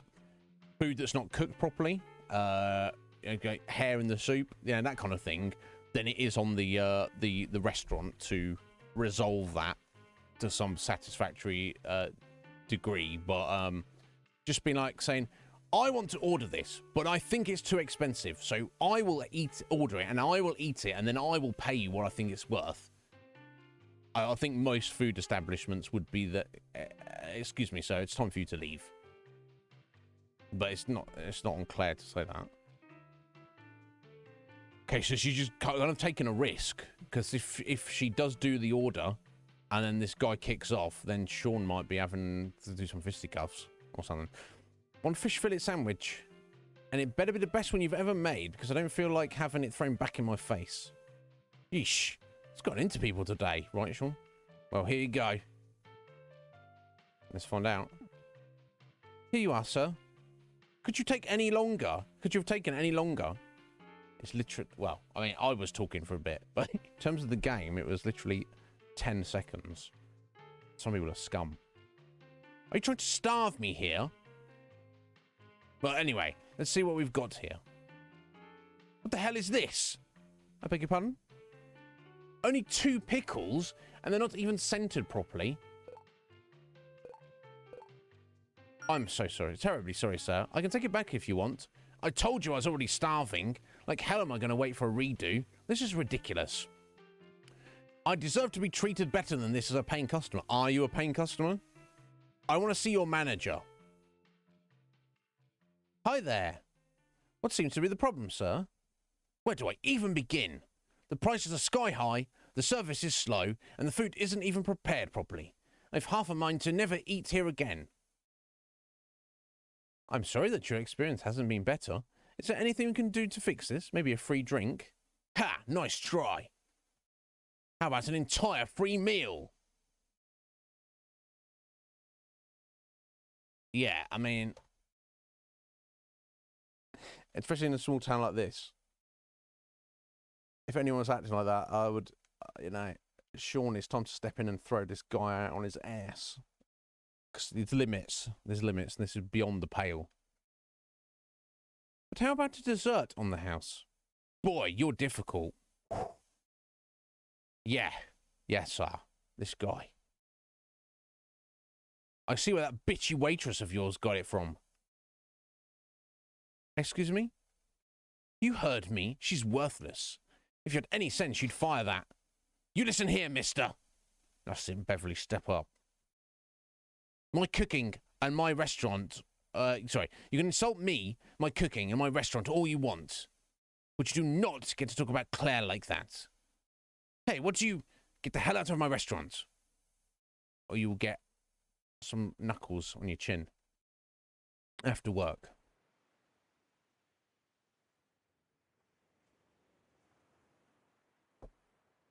So, sorry about all that. It's fine.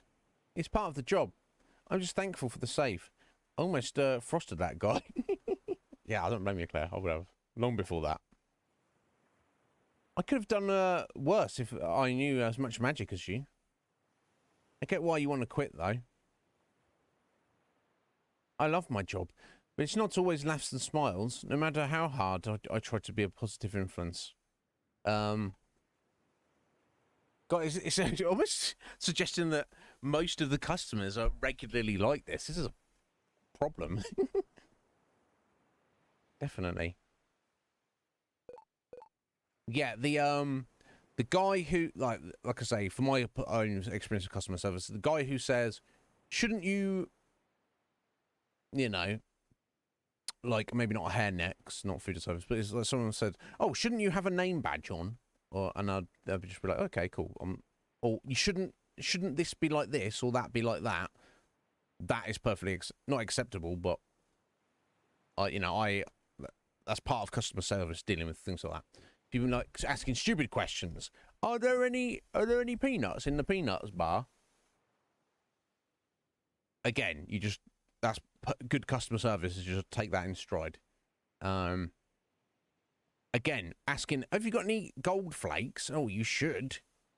I just want water. Again, good customer service, just to go along with that. It's like, okay, whatever, you weirdo. Being like outright disrespectful like that, though. Trying to get free stuff. We'll see what you're doing, buddy. We'll see what you're doing. Yeah, I mean, I don't know what the difference would be necessarily, Sean. Are you saying that in America it's like people are far more disrespectful generally to food service workers, and they have to deal with far more shit than us? Because that might be the case. Maybe that's generally the idea. I don't know. Yeah, I don't hate working at Piggledees. No. I don't hate working at Piggledees. I mean, I get to be around you. I like that. Come on, you just get together. I guess after what happened, I'm just happy we have a restaurant to go back to at all, even on a bad day like this.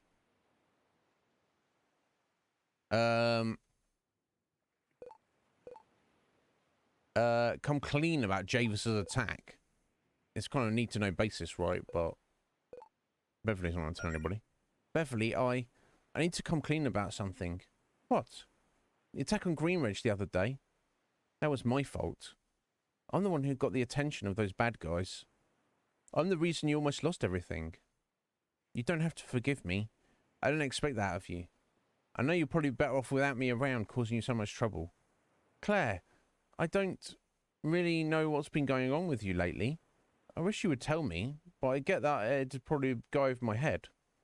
Whatever happened, I know it's not your fault. You would never do that on purpose. I'm fine, really. And whatever those guys were after, they're responsible for their own actions, and you're responsible for yours. Besides, town invasions excluded, I kinda like that you caused trouble. Huh? Why? It makes things more interesting around here. Oh, I love how passionate you are about magic and monsters and all that. You are honestly one of the coolest people I've ever known. You know, when I was a kid, Piggledees was my favourite place in the world because of people like you. I'd hang around while my parents worked, and I'd get to meet all these adventurers who were passing through town. People with dreams and so many interesting stories to tell. Those are some of my happiest memories.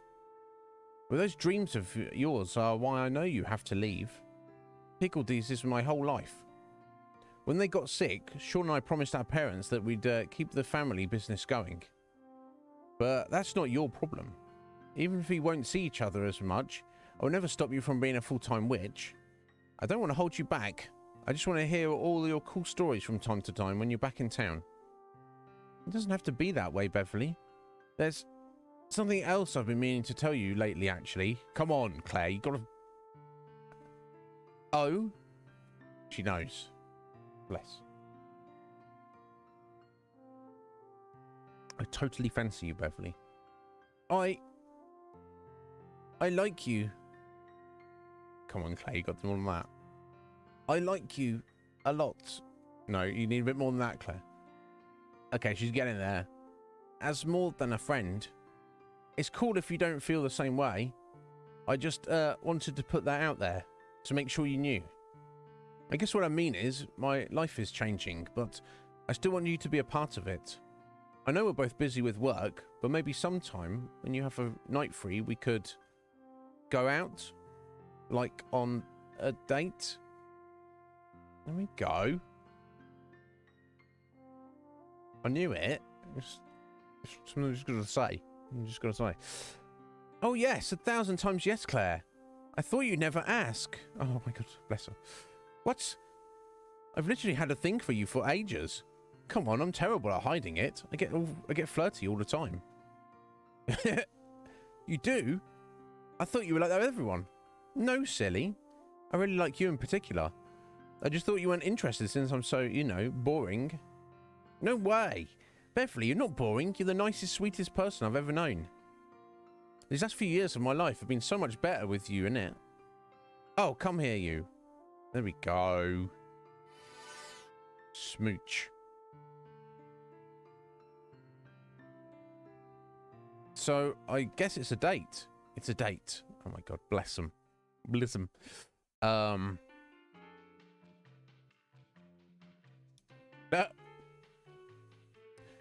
Gee, Claire, you seem awfully chipper for someone who just got done working food service. Wait, did you? You didn't. I may have. Oh my God, finally!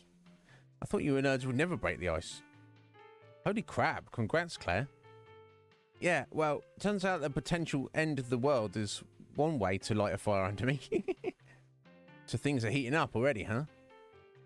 Creating a real hot and heavy with you and Beverly. Really? No, no, no, no, no. Stop. Stop.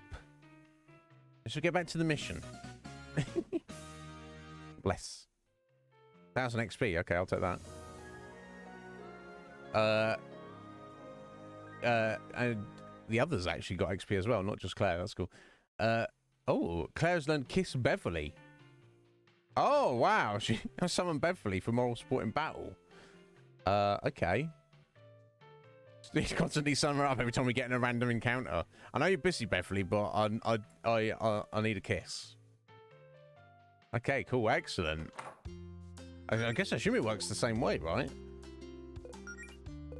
Even though she's not there. 20 MP. Okay. Boosts all of Claire's stats for 5 turns and also builds star power. Okay, sweet. Excellent. Perfect, in fact. Yeah, so it lasts a bit longer because she's just essentially doing it on her own, so to speak.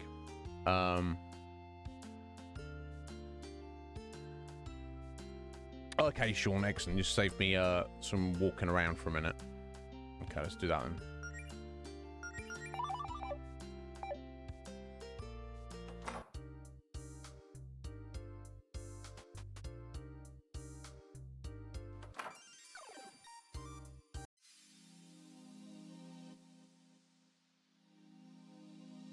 Okay, we've still got 2.5 hours today.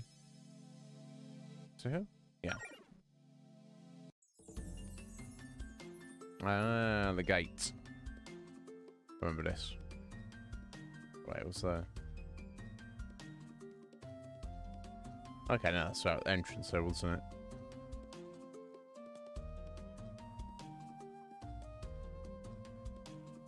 Okay, I mean, we explored all this, so I don't need to go try and explore it again.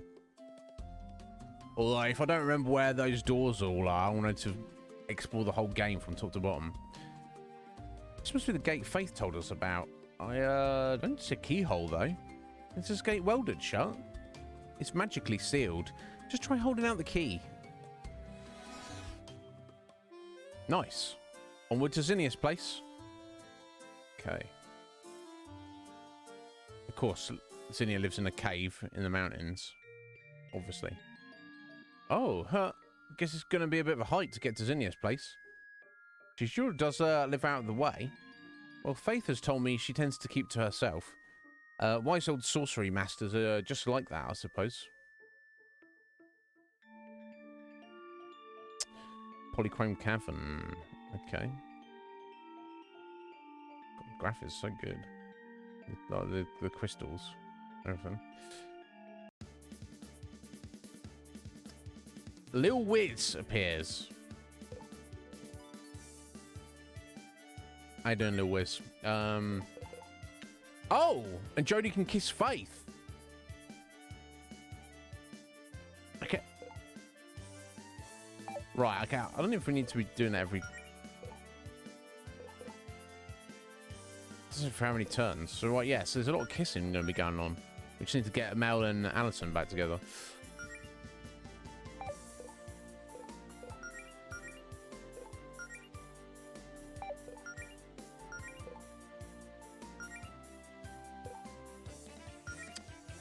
Terrible. It's a shame.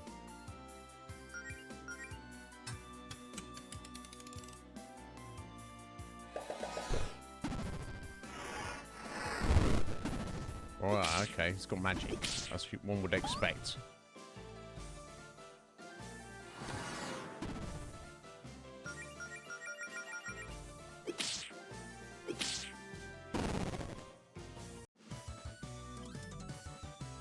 Wizard Moonshine.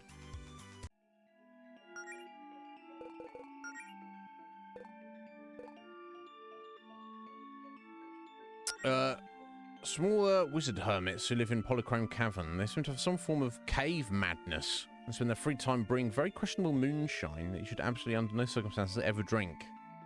Well, I mean... What's about? Paula. So she really did betray us. Yes, she did. Paula Cassidy, a former woodcutter who worked for the same company as Alison. She has been a skilled fighter. People really thought she could make something of herself. It's too bad she chose to make herself Javis's personal attack dog, or polar bear. She definitely hold anything back in battle with a mix of single target attacks, spinning axe slashes, a signature move, Death's Door. Leaves the target, excuse me, with just one hit point. She can even curse your casting to punish your use of magic. She's weak to fire. It's a tough fight either way. Yeah, and it was.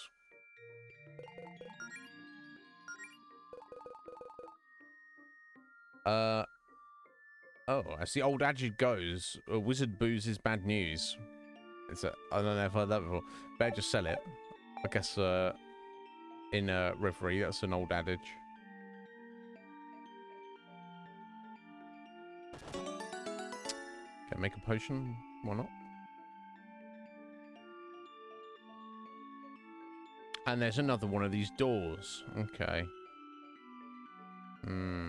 I know I'm going to forget where they all are. It's a pain in the ass. Stone crabs. Okay.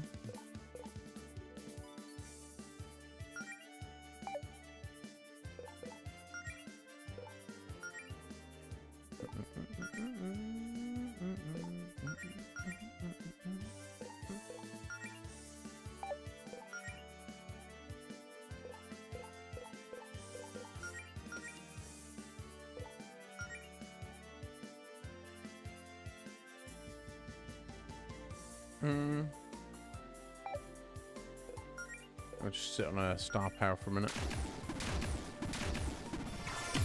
Okay, resist lightning, which I guess they're made out of stone. That makes sense, doesn't it?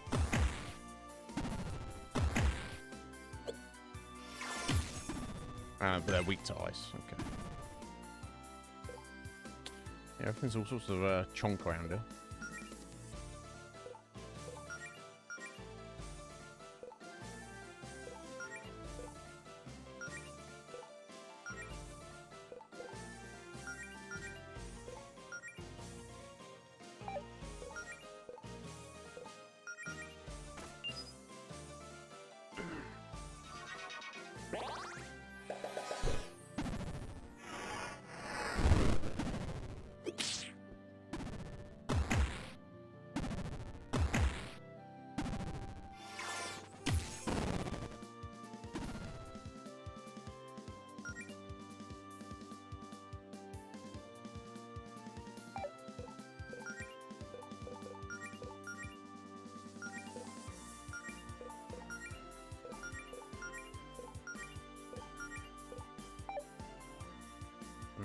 Might need... Yeah, let's play it safe.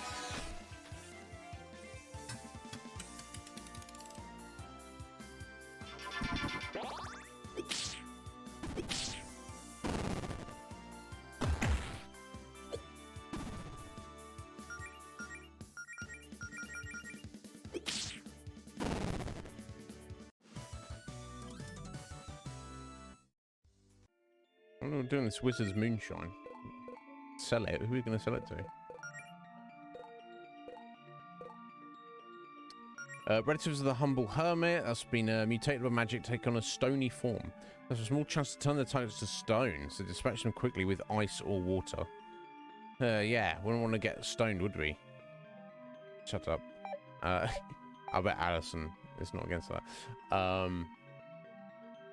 Okay, so we're going to climb down from a rope that's above us to get that.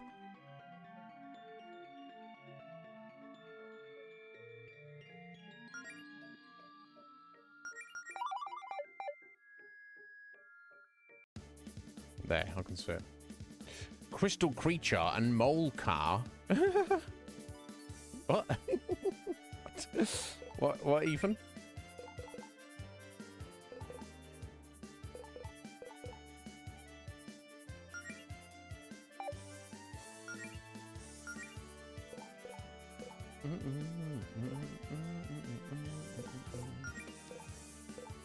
It could be either. I guess maybe the crystal creature might be chunkier. Maybe. I don't. Who can say? Not I.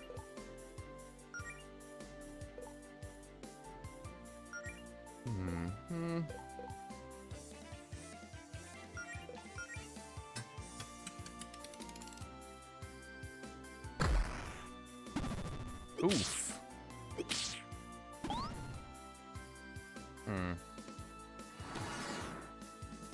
Oh, so close.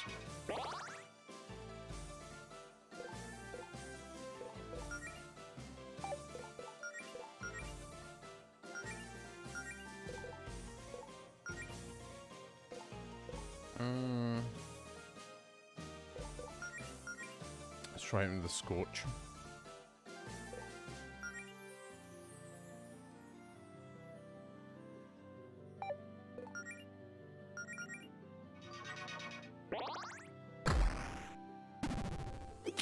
Damn. Yeah, these enemies are hitting hard now. Okay, resist fire. Okay. It's made out of crystals, I guess. Makes sense.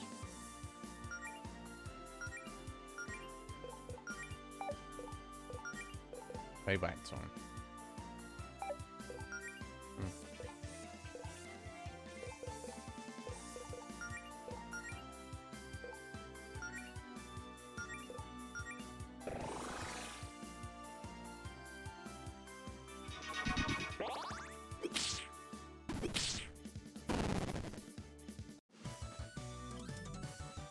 Yeah, nice work, team.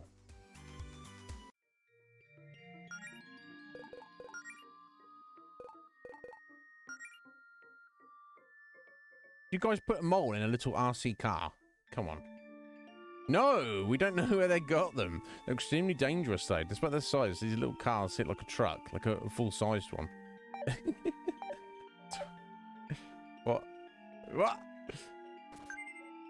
2,000 gold. Okay, nice. Can't get around that way. Okay, so there's one up there.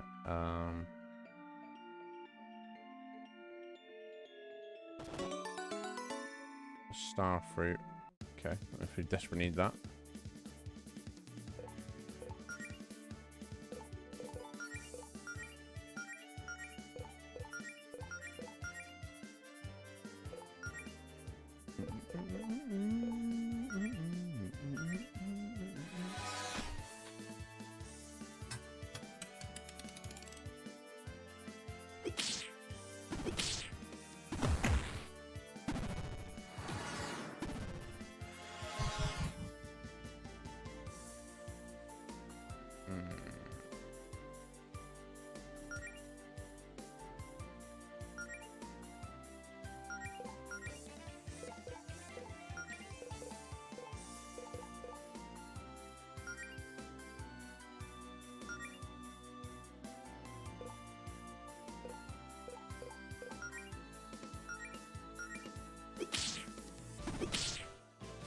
Okay, not strong against or weak against dice.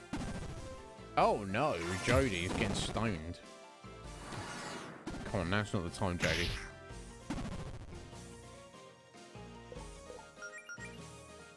I assume stone doesn't last the duration.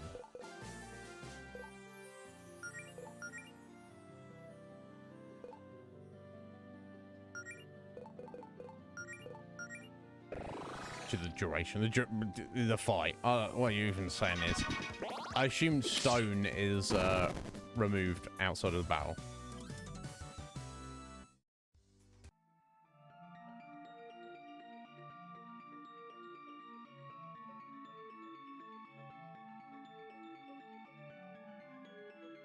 Okay, so there's one rope over here that's going up. Yeah, on there.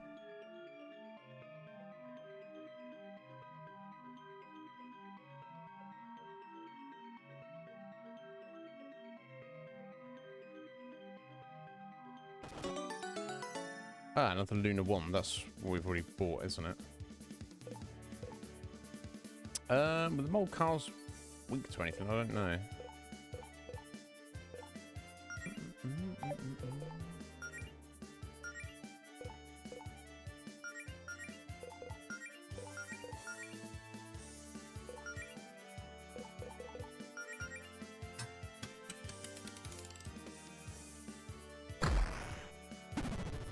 Oof. Damn, they're so strong.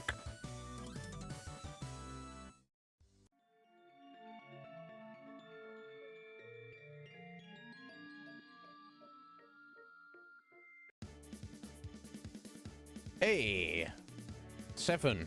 How you doing? What's going on with there? You looking after yourself? Yeah, how's life treating you? Let's just try and I don't know how much. Yeah, how much it builds our stats. I guess it's you're trying to. I hope it's. Well, don't stop trying. That's what I'm trying to say. We better get a bit of a heal on Claire here.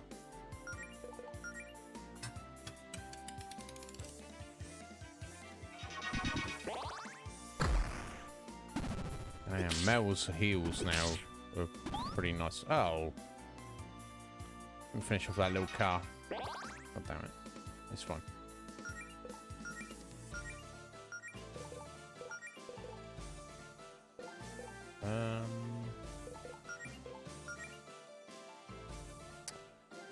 Yeah, probably time to get some MP back, I think.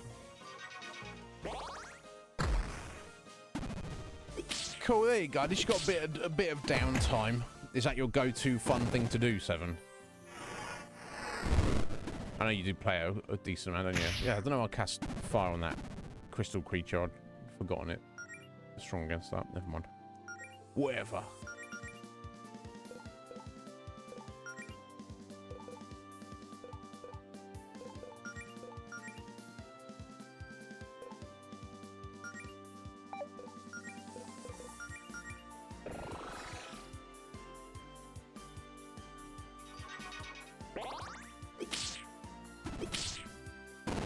Yeah, it looks fun, what I've seen of it. Like, I could definitely get into it. God, level ups all round. I'm not Jody. Alison, 22. Claire, 22, learned Avalanche. I assume that's the super chonk ice attack. And Mel, level 22. Excellent.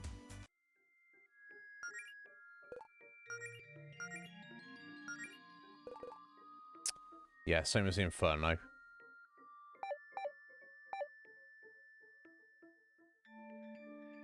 Drive you up the wall. The game will.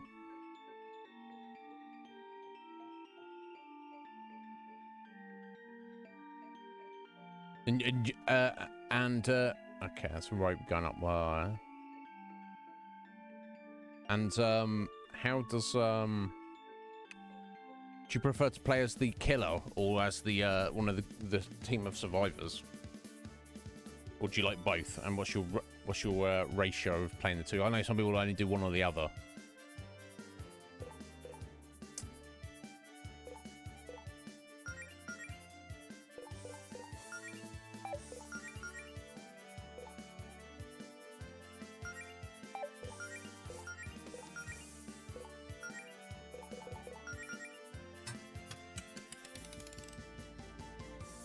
Oh, you mean for life? You have to keep them right mind, so it was probably both. Isn't it? So.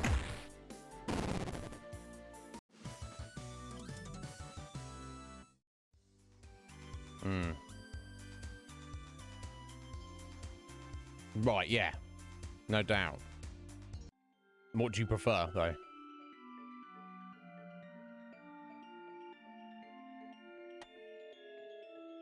Or do you like both equally? Okay, cool. Let's head down here to get this chest. Minus helmets. Wait, none of us can wear this helmet. What? Why not? Because for minors, and we're all at...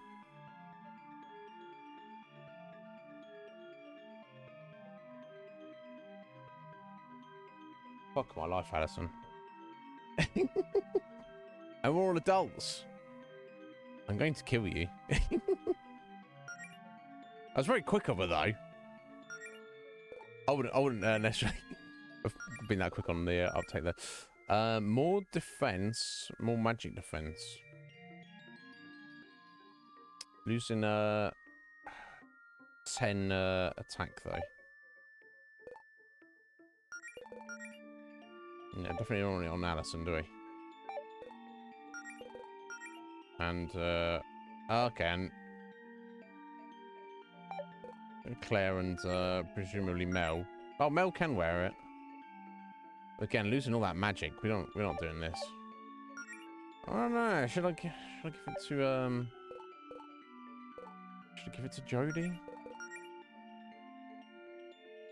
So we're losing 10 attack, but we're gaining 5 magic defense and 4 defense. So technically, we're a -1.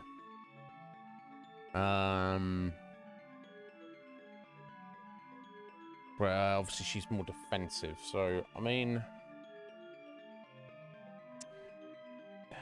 I feel like I'm gonna go for it on Jodie for a bit. Let's see what else we get though.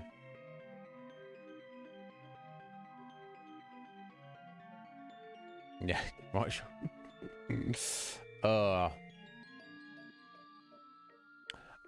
Okay, so you go with whatever's needed, because obviously you get an XP bonus and you get into a game quicker. 7. Interesting. Okay, yeah, because there's all sorts of, like, extra stuff they've added since it was first implemented, isn't there? No doubt.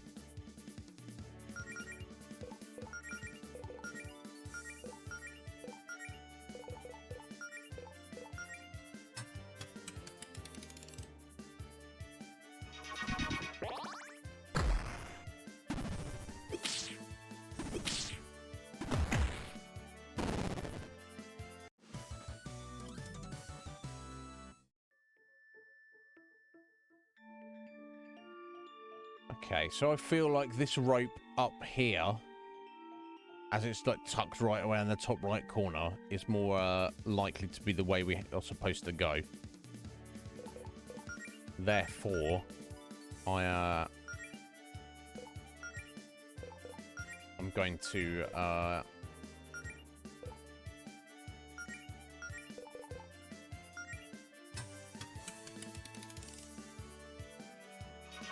I'm going to go back down to the other one.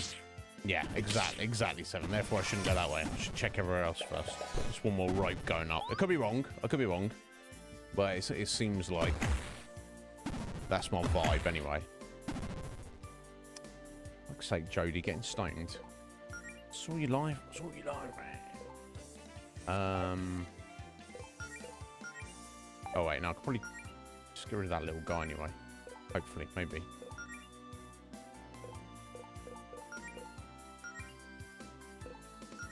Now, what gets rid of... Because if Purify just gets rid of corruption, Herbal Kill gets rid of poison and burns. And Sun Souvenir gets rid of ice-related. Not stone-related. So I just have to wait for it to unstone. I think maybe I do. I think. It seems wild when you put it like that.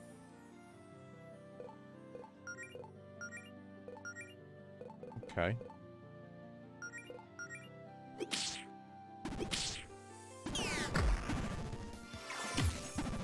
Maybe it just wears off after a couple of turns? I don't know. Exactly. Exactly, Seven. You know it. I don't know. I do not know.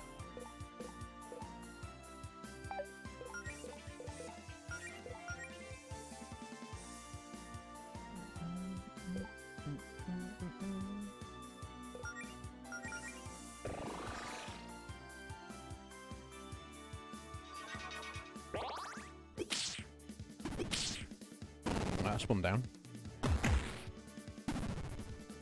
It's got to be a way to get rid of stone, though. I don't know.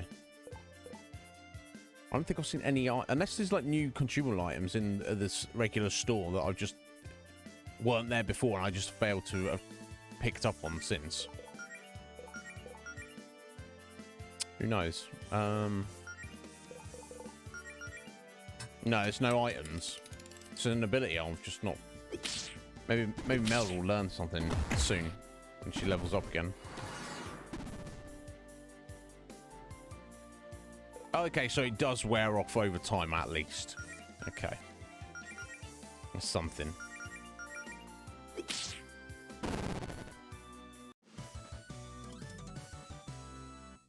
Yeah, maybe she gets kind of like an Asuna ability in a bit.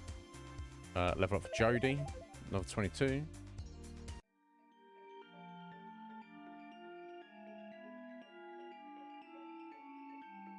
Okay, so this rope over here first.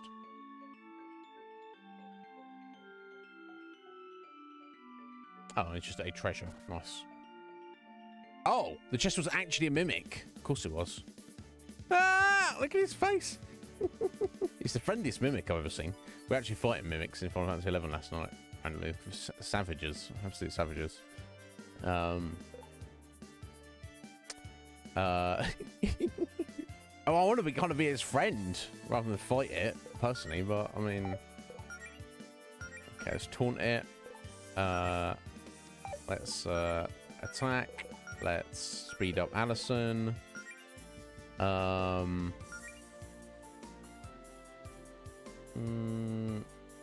guess we'll chuck a gust it as well. Not too much else I'm gonna be doing at the moment.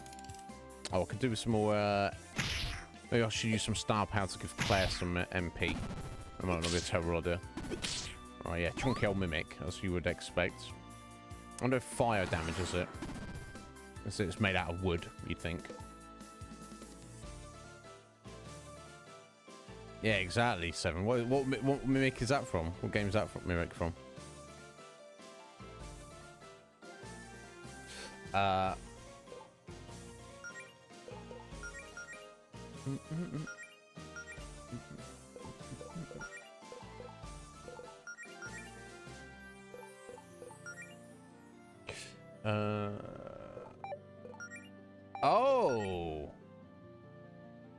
Oh, she no longer has her paladin's gift either, because I guess because she's in doubt about her ability as a paladin, so she's lost that. Oh, fuck's sake, Mel, come on. Don't be like that. No, for Monday. I'll just save my star power for a minute then. Yes.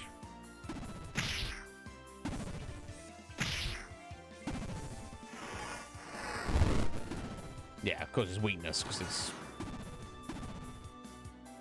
on fire.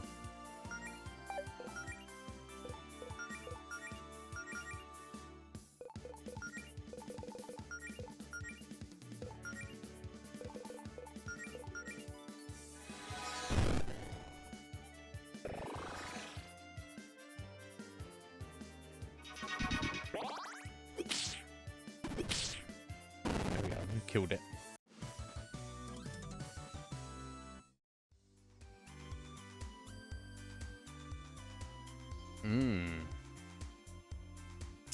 Ah, interesting, Sean. Yeah, well, do Sam, whose emote that is, presumably. Don't go out of your way to ask on my behalf, Seven. Just curious, because I don't think I've ever seen that graphic before. But of course, I've not. I've seen a tiny percentage of all video games, so so we've got 1,000 gold out of it. Oh, and a lucky coin. It's actual treasure. Okay. The bane of adventurers everywhere. Mimics are fairly powerful monsters that have magically evolved to take the form of treasure chests to lure in unsuspecting explorers. The downside of this strategy, they're just as flammable as an actual wooden chest. Indeed. Now, is that a charm? Lucky coin. Doubles the amount of gold received from battles. Part of me wants to do that just to maybe stack up on some cash, as it's double. But who can afford to go with... probably Alison could. Doesn't desperately need the Bewitched bandage. Better for Claire, because of the... yeah, I think we can... I think we can probably put on Alison for a bit. Just to stock up a bit of cash, maybe. Who knows, the next area, they might be like, here, look at all these awesome items. And it's like, I can't afford any of them. I don't know. We'll see. There you go. And I was right.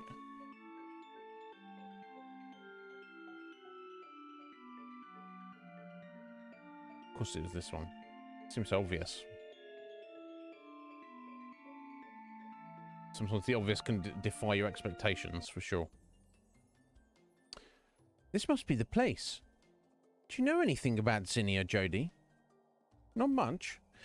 Faith's brought her up having a mentor named Zinnia a few times. We've never met. I don't think she uses social media. Faith's a good judge of character, though. Any friend of hers is a friend of mine.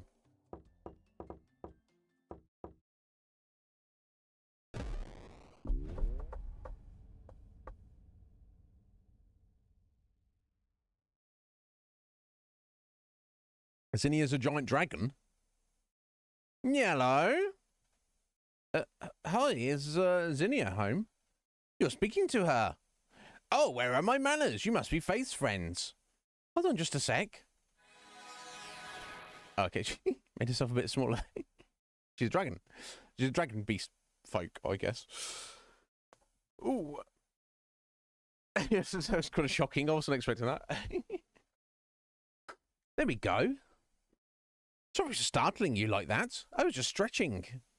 I'll get that, Zinnia. I get all stiff if I don't morph back to full size every now and again. I also forget sometimes that most folks don't run into dragons every day. Yeah, you could say that. Well, come in, come in. It's chilly out here. No, it's not. I'll make us some tea to warm up. Oh, hello.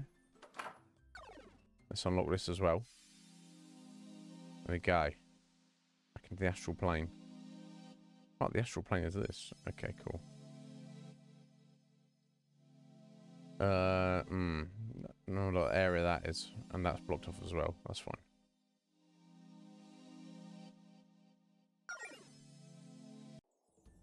Yeah, so I was not I don't know what I was expecting. No, I wasn't expecting that.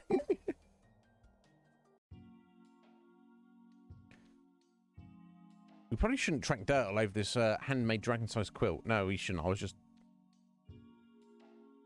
Well, this is, without a doubt, the biggest alarm clock I've ever seen. Indeed. Indeed, Alison. Indeed it is.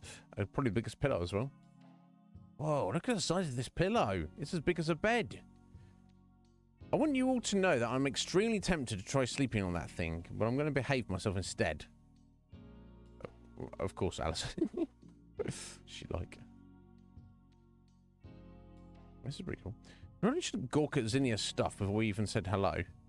We definitely should. We definitely should do that. Oh, wow, because all sorts of certificates and stuff. I don't think you have any business in my bedroom. Oh, my bad. Or do we? Wait, this place has a bedroom? I thought you stepped out of the front door. Oh no, that's just where I go when I want to laze about in my natural form. It's the only part of the cave where a full-size dragon can fit. But most days I just stay like this, so I have a regular bedroom too. Okay. Yeah, let's just talk to her before we start poking around all this stuff.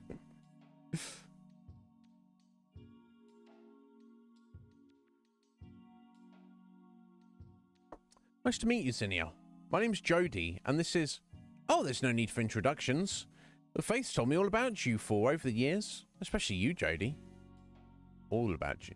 I hope you realise how crazy she is about you.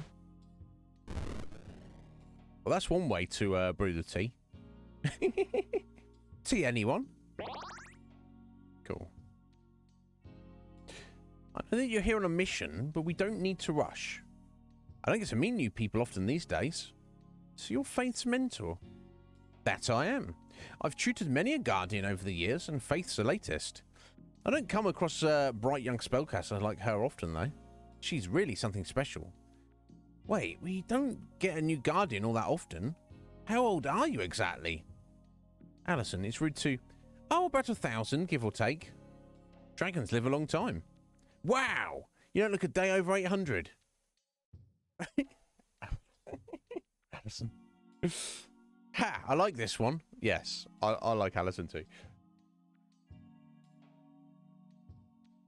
I want to play favourites, but... You must be Alison. And that would make you Melody. Hmm? Oh, yeah, that's me. I hear you started training as a healer recently. And on a team with your girlfriend, no less. How's that going?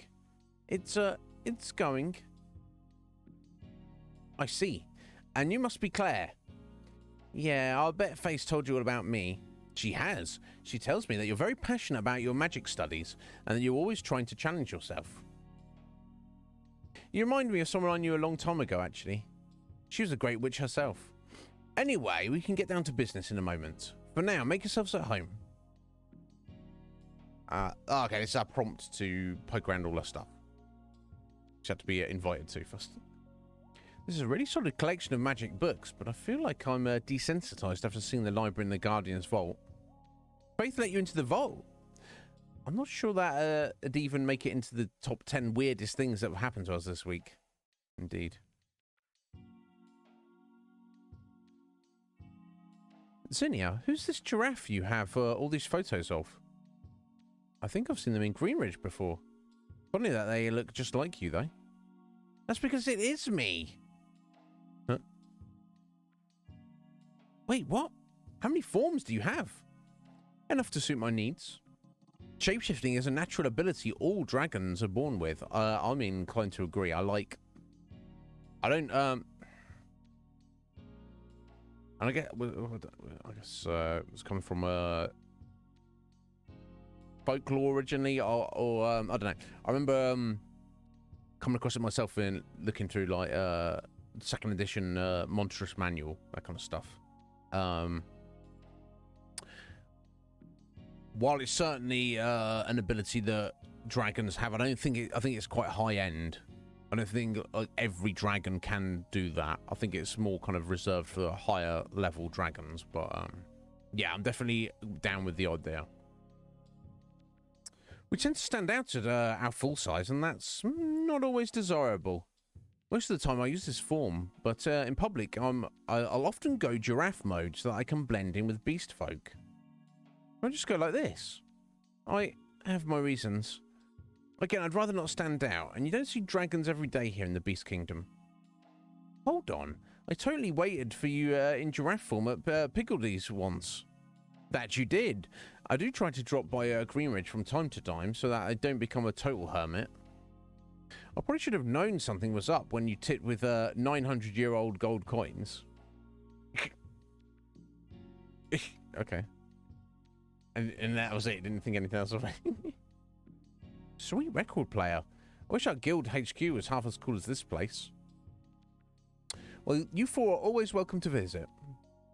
You might want to be careful about making offers like that to Claire.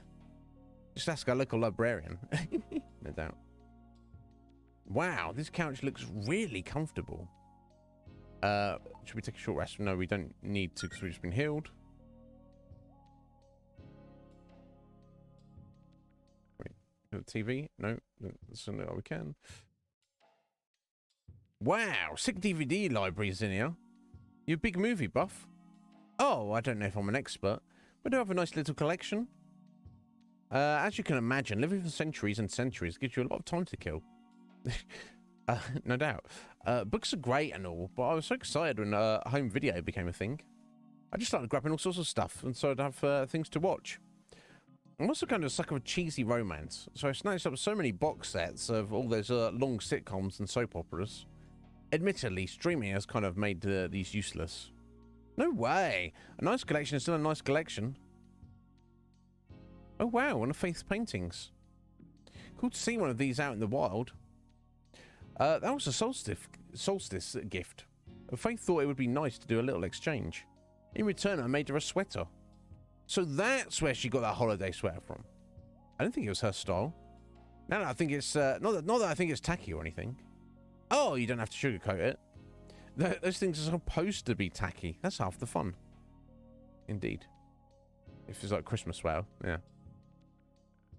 This is a really solid collection of magic books, but I feel like I'm desensitized after seeing the library in the Guardian's vault. Faith, let you into the vault. Okay, sorry, no, we just done that. Need to pay attention, not zone out.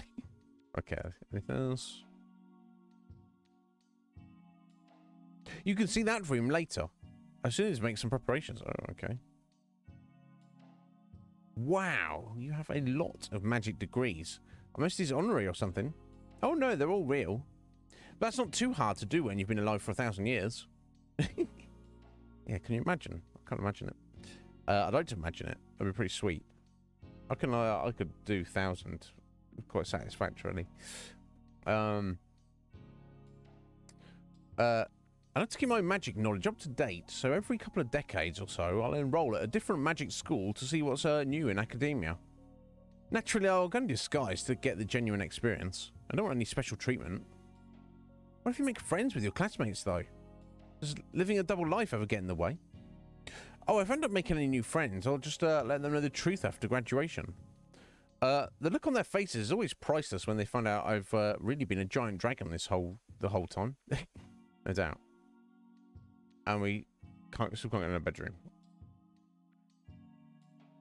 Which seems kind of appropriate.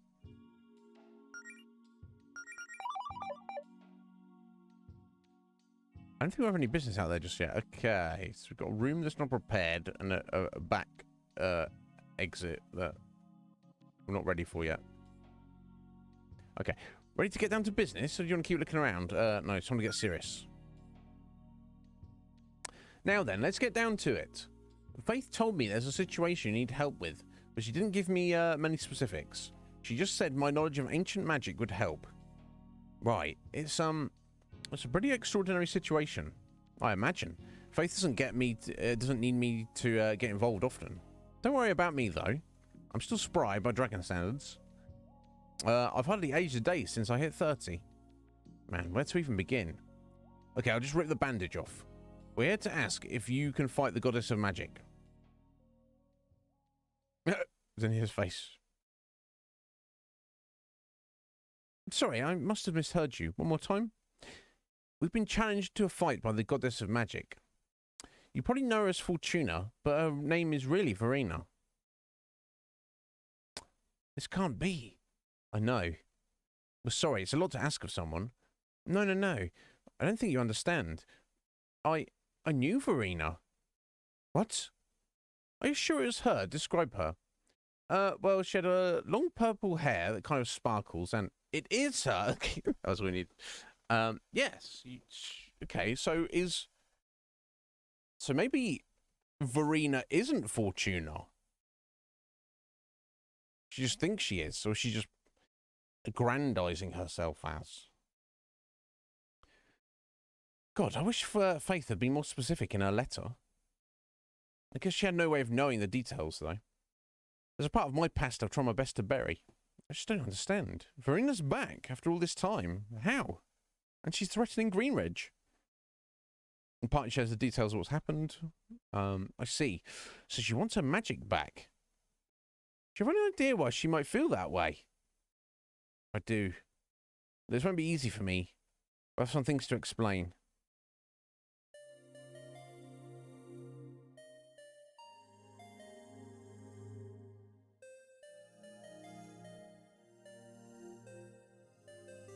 A little over 1,000 years ago, long before Greenridge was founded, I lived here on the Sapphire Islands. A little over 1,000 years ago, so I guess you were very, very young. is what you're saying, Zinnia. There weren't many people here at the time, and I enjoyed the peace and quiet. I had a humble life living off the land. Then one day, out of nowhere, Verena appeared. I was very shy back then in general, but I was especially shocked by Verena. I'd never seen a human before, for one thing.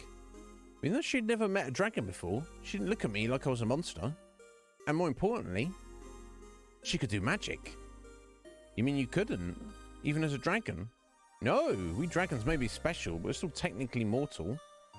And sorcery was the art of the gods back then.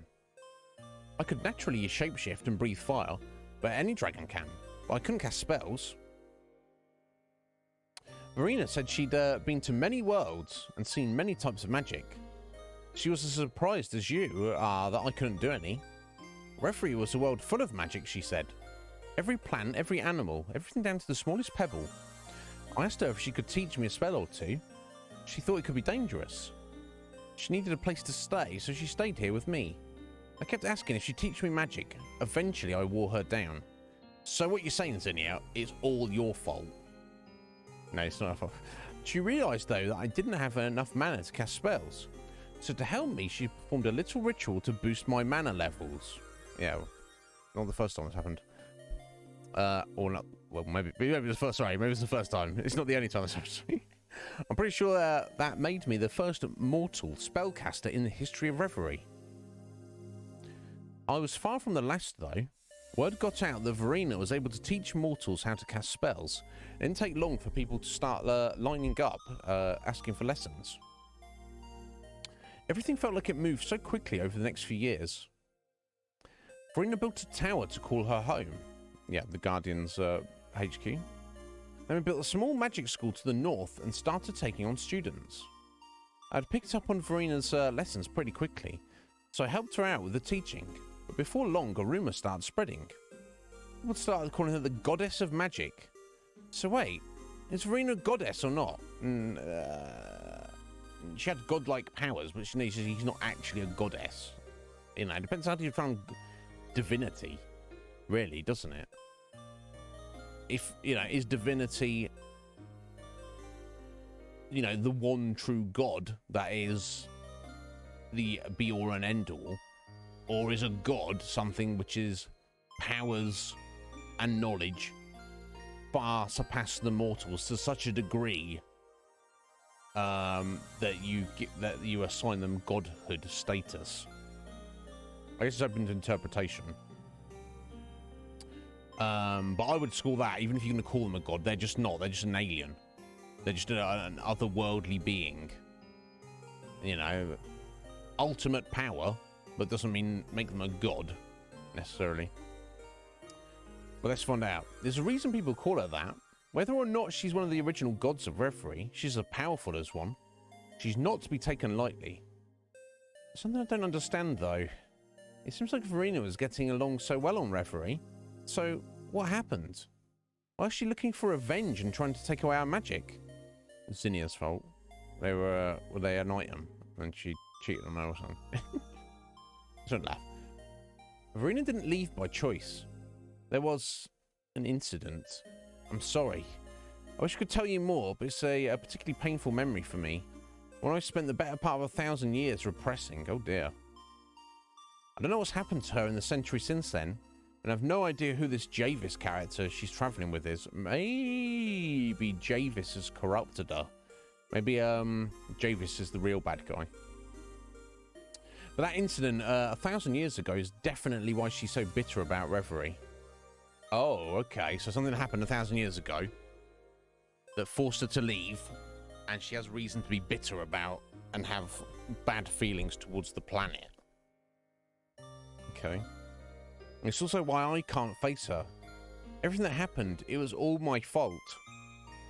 Okay, you're not going to tell us, Zinnia. Meeting Verena was one of the best things that ever happened to me, but to her, meeting me and giving me magic only caused her pain. I could try, but I'm sure it would only make things worse. She has every right to be mad at me after the hell she's been through.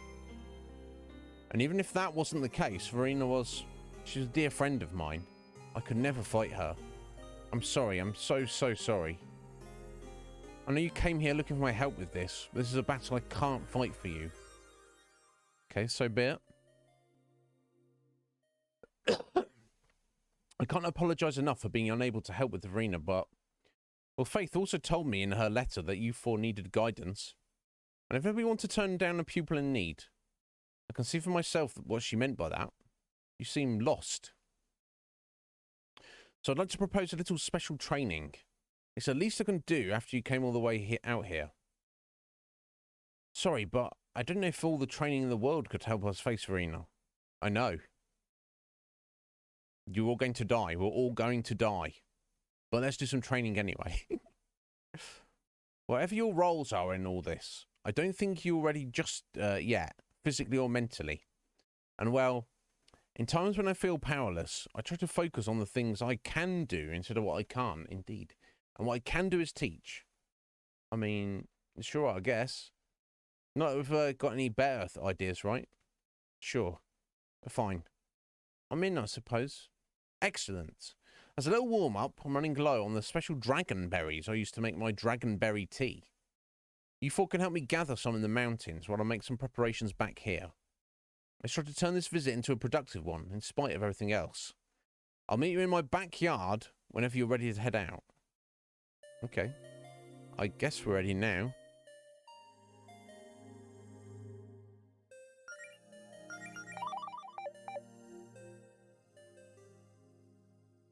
Oh, no wonder we need tea. It's cold. Jeez, it's freezing out here. How's it this cold in the middle of summer? We are high up in the mountains, but also the climate in certain areas of the island is dictated more by magic than by the seasons. Verena and I may have had a hand in that. Okay, hold on. We prepped for this. Everyone hold still for a second. Much better. Jodie, I told you to pick a cold weather outfit. Huh? Oh, I'm fine. It's not that cold. It's literally snowing. Relax, I've dealt with worse. Have any idea how cold Brightport gets in the winter? Fine, fine. Well, let's head out. Right. First, I think it would be best if you split off into pairs. Really? Okay. Well, Melody and I will... I'm the teacher here. Allow me to make the teams. I sense some tension within the group. You've all been under a lot of pressure lately, and I think you could use some room to breathe. Perhaps some time apart on this little wilderness sabbatical will allow you to see things from a different perspective. Alison, you should go with Jodie, and Melody will go with Claire. Divide up your equipment if you need to, and let me know when you're ready to go. Okay. We've got the fighter team and the mage team. I think we're fine. I don't think we need to sort out any gear or anything. I think we're good to go. I'm sure we'll manage one way or another. Ready to split up? Remember, it's Alison with Jodie and Melody with Claire. What if we need to heal? I'm sure we'll be fine. We're ready. I've got potions and junk. Flurry Mountains. Okay.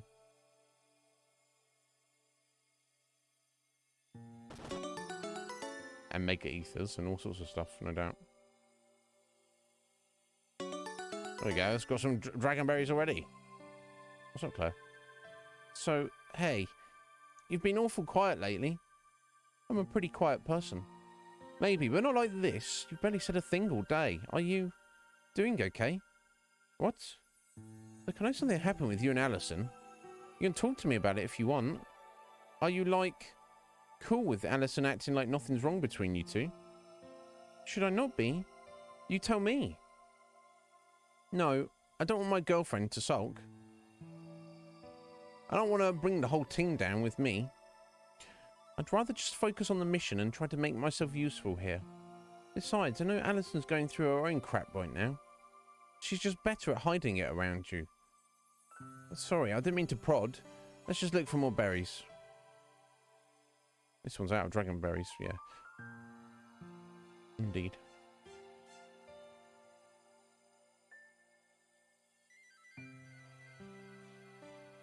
Okay, east and west sign that doesn't want to tell me anything about it. That's fine as well.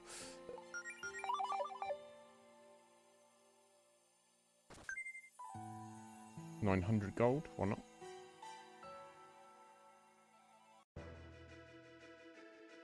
Bushy Tail Bandit EX. Alright, so that's a bruh.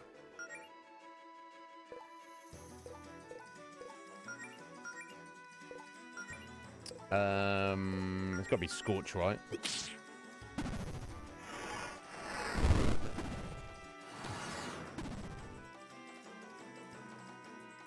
Okay, so buddy.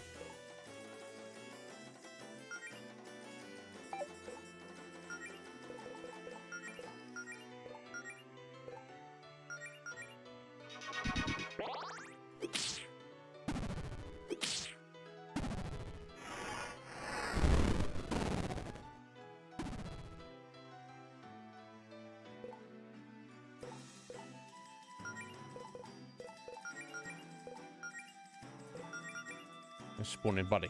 So, no, we got him.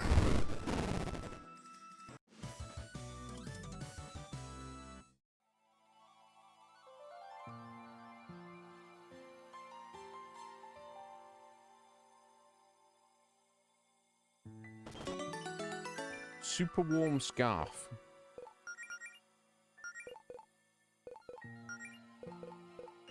Checks used from freezing status effects. Also extremely cozy, no doubt. Oh, pain deer. Oh my god.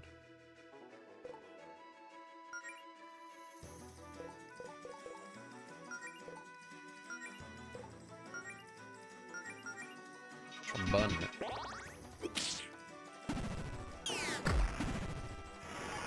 Right. Okay. All right, Sean. Yeah, I'll assume that was the case. So I was just ran on deck.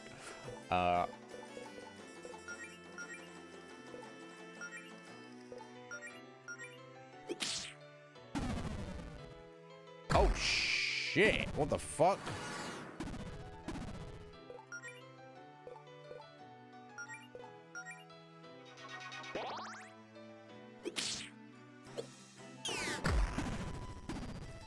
Damn.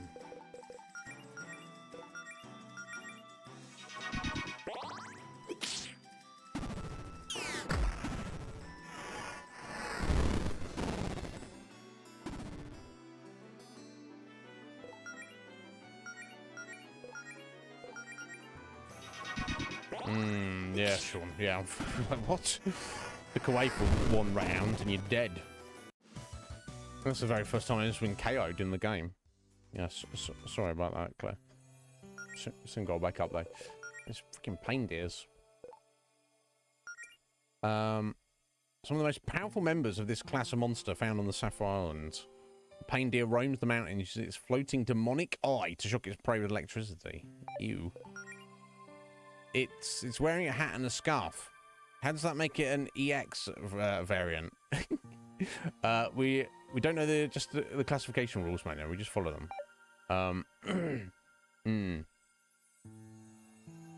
Right. Okay. I'll probably be able to wing it anyway.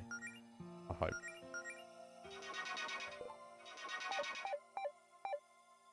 Just be on the safe side. Cool. More dragon berries. I can tell you what happened if you still want to know. Of course. Of course. I mean, you don't have to if you don't want to, but no, I don't mind. Alison said she wanted to quit. Oh. Does she still want to quit? I don't know. I mean, I guess I can't blame her if she thinks she won't stand a chance against Verena. I'm not sure anybody would.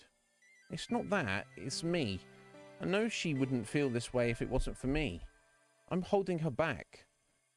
She wanted to let you and Jody go on ahead to Greenridge without us when we were leaving the desert too. She had her doubts about me, and they were all confirmed by that stupid breakdown I had. Doesn't sound like the Alison I know. She always seemed like your biggest cheerleader too. I'm sorry, I'm just rubbing salt in the wound. If there's anyone you should be mad at, it's me. Don't blame Alison. Let's just keep going. Stupid Alison. No, it's not Alison's fault.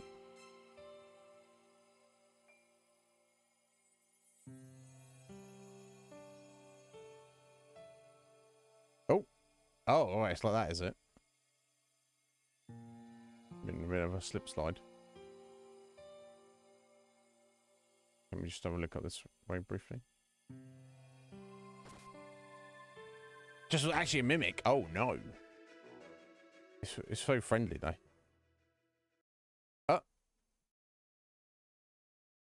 What?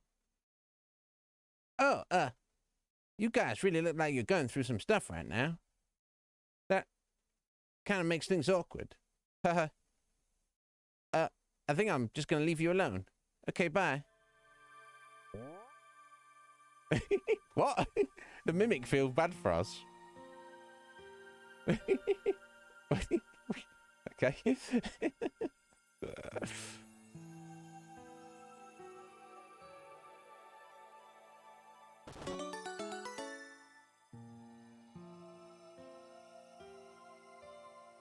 don't have to feel sorry for us. I'm sure we can handle ourselves.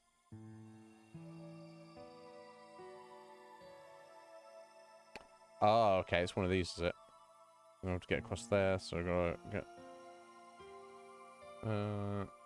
Let's see. Which way to go about this? I'm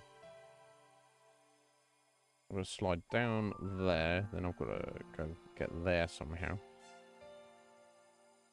That's a flat wall. I'm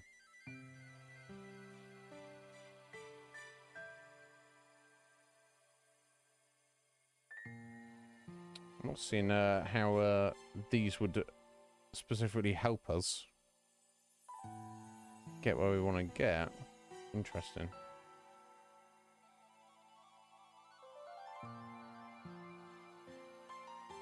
Yeah, you can't change direction mid-slide.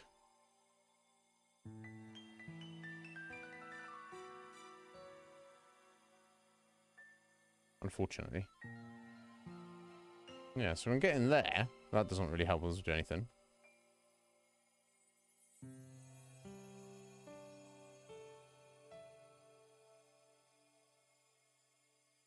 Getting down directly there doesn't help. No, doesn't there. Wait a minute. Oh, yeah, of course. There we go. Do that, do that, do that, do that, do that. Why didn't I see that immediately? I don't know.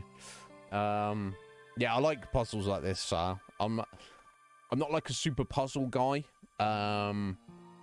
If they're too complicated, but I am a fan of them in general if they're fairly manageable.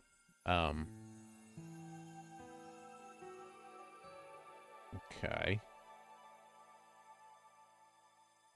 Okay, we've got to get... Presumably, I bet we've got to get to that switch to build a block there so we can use it to bounce over to that other side there, I assume. Because at the moment, there's no way for us to go anywhere. Oh, they've included this, though.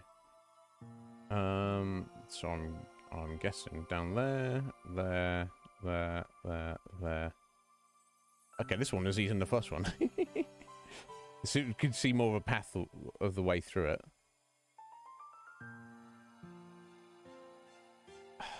Yeah, it's not required, but it adds a lot, doesn't it? Why is that?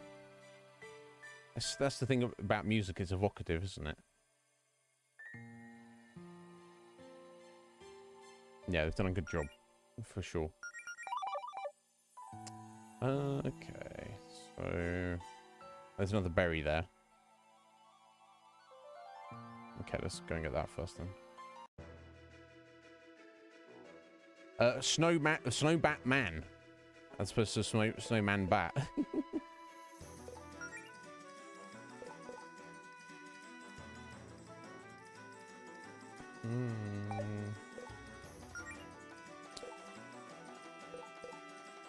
I don't think there's anything else specific need to do at the minute, so.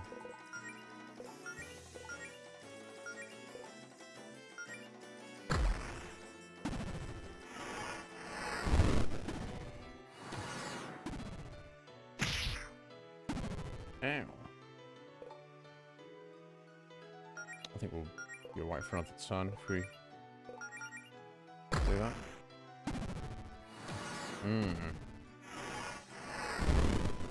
Ah, cool, sir. Oh, jeez. Careful there, Claire.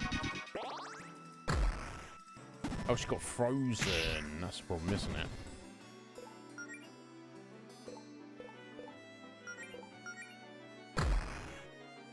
Oof. Yeah, slapped around a bit here. Oh, dear.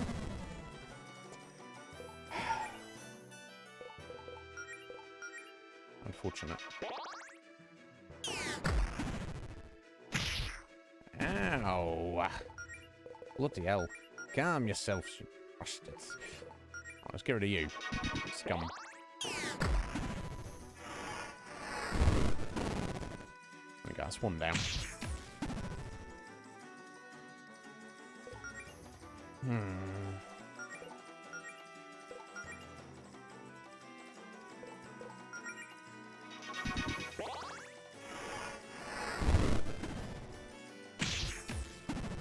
Okay, a lot weaker than the pain deers.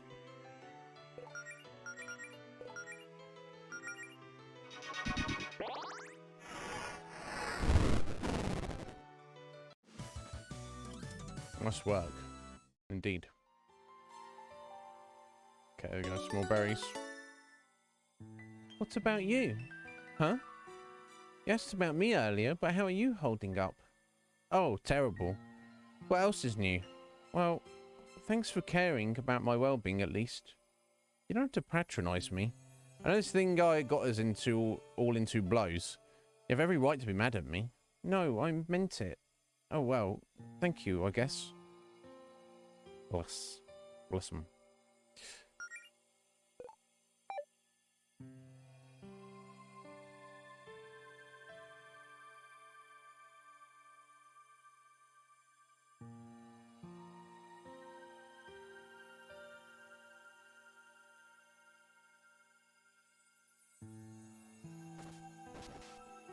Thank God for the very convenient switch there.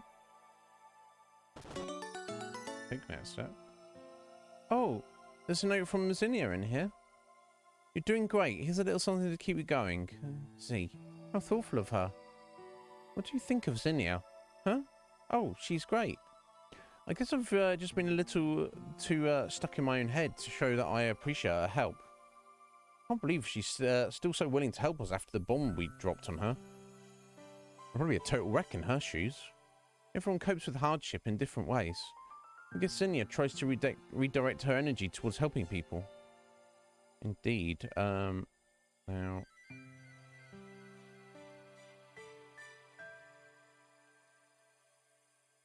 if this is the way we want to go... Or up here or this way. Okay, there we go. There's a dead end, so let's get these. I think I can already smell the next dragonberry bush nearby. Really? From this distance? It's a pretty strong smell. You can't smell anything? Nope. Huh.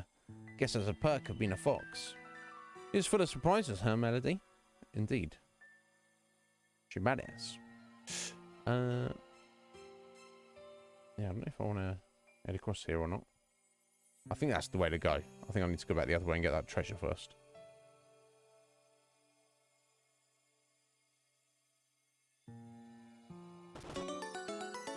Frost rod? Well, well, well.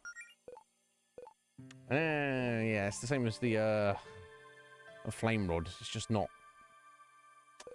losing. It's only 2 points of magic, but still. Oh. Okay, is that taking us back to the beginning, isn't it? Yes, it is. Okay.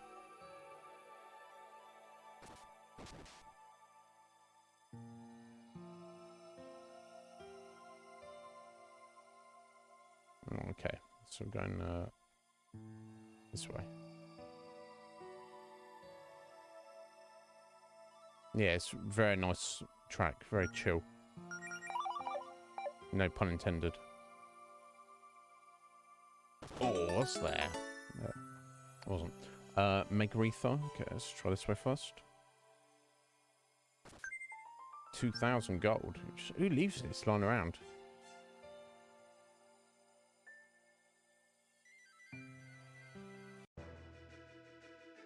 Oh, Wintry Witch.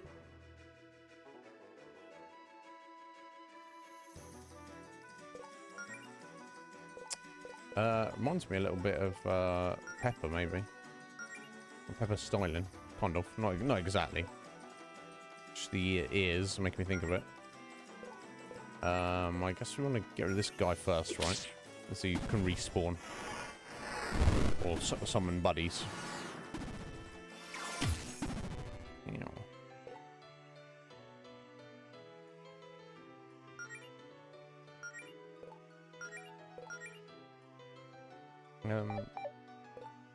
Let's use some liberal heals around here.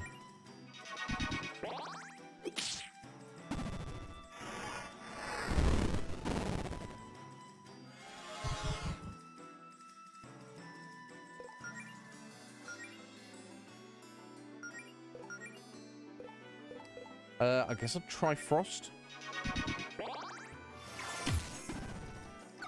doesn't really matter what we use, basically. Okay.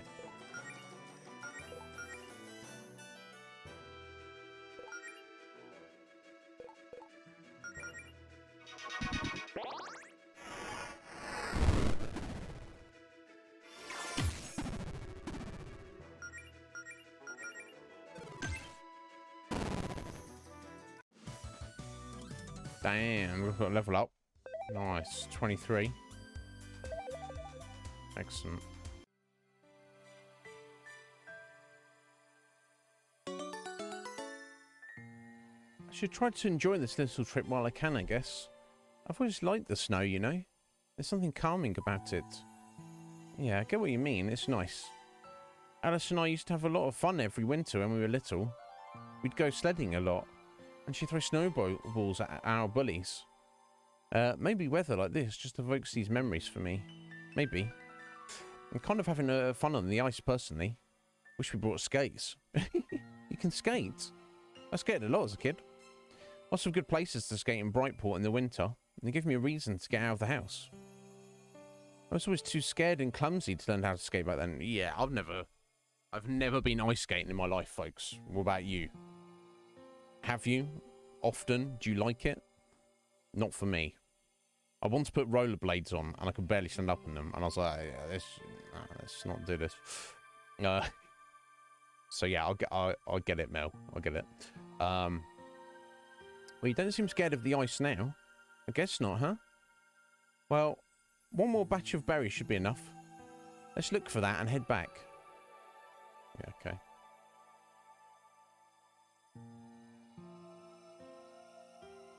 Oh, that's the last bush. Here, I'll grab that. Oh, sure. Oh, no. Oh, crap. Oh, no, what happened, Claire? Claire? Mini boss. You know, she tripped over. What happened? Are you okay? There's a root or something buried under the snow and I tripped. I think I twisted my ankle really bad. It might be sprained. What a stupid accident. Make it through all these battles with monsters, and this is what gets me. Figures. It's okay, I should be able to heal this. You sure? It'll take a little while, since it isn't just a surface level injury, but yeah, this is the kind of thing I studied for. Okay, thanks, Melody.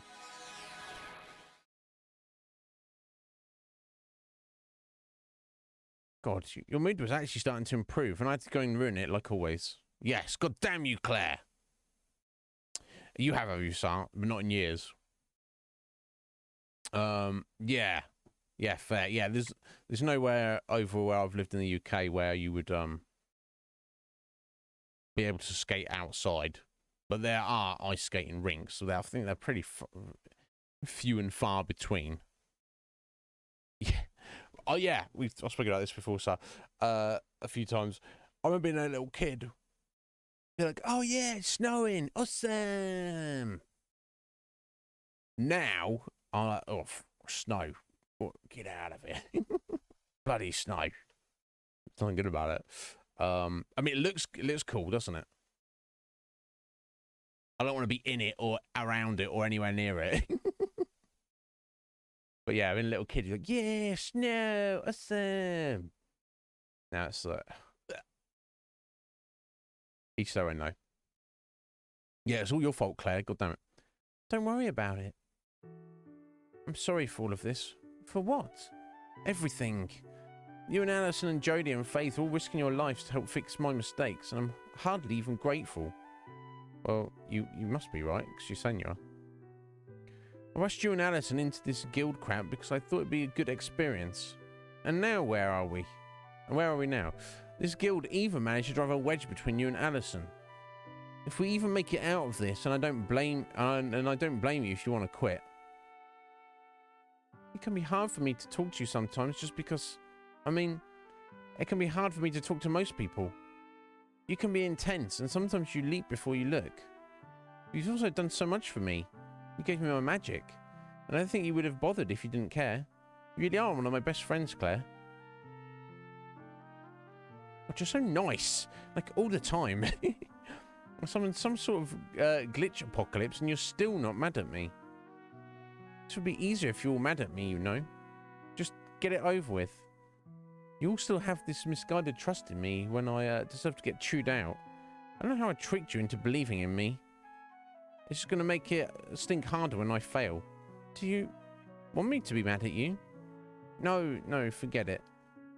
I mean, I don't know if it's I'm as nice as you think I am deep down. I'm not pleased about the situation we're in. That doesn't mean we aren't friends. I ever told you much about my life back home? A little, but not much. Why? I didn't really have many friends growing up in Brightport, and my family always treated me like garbage. Oh, jeez.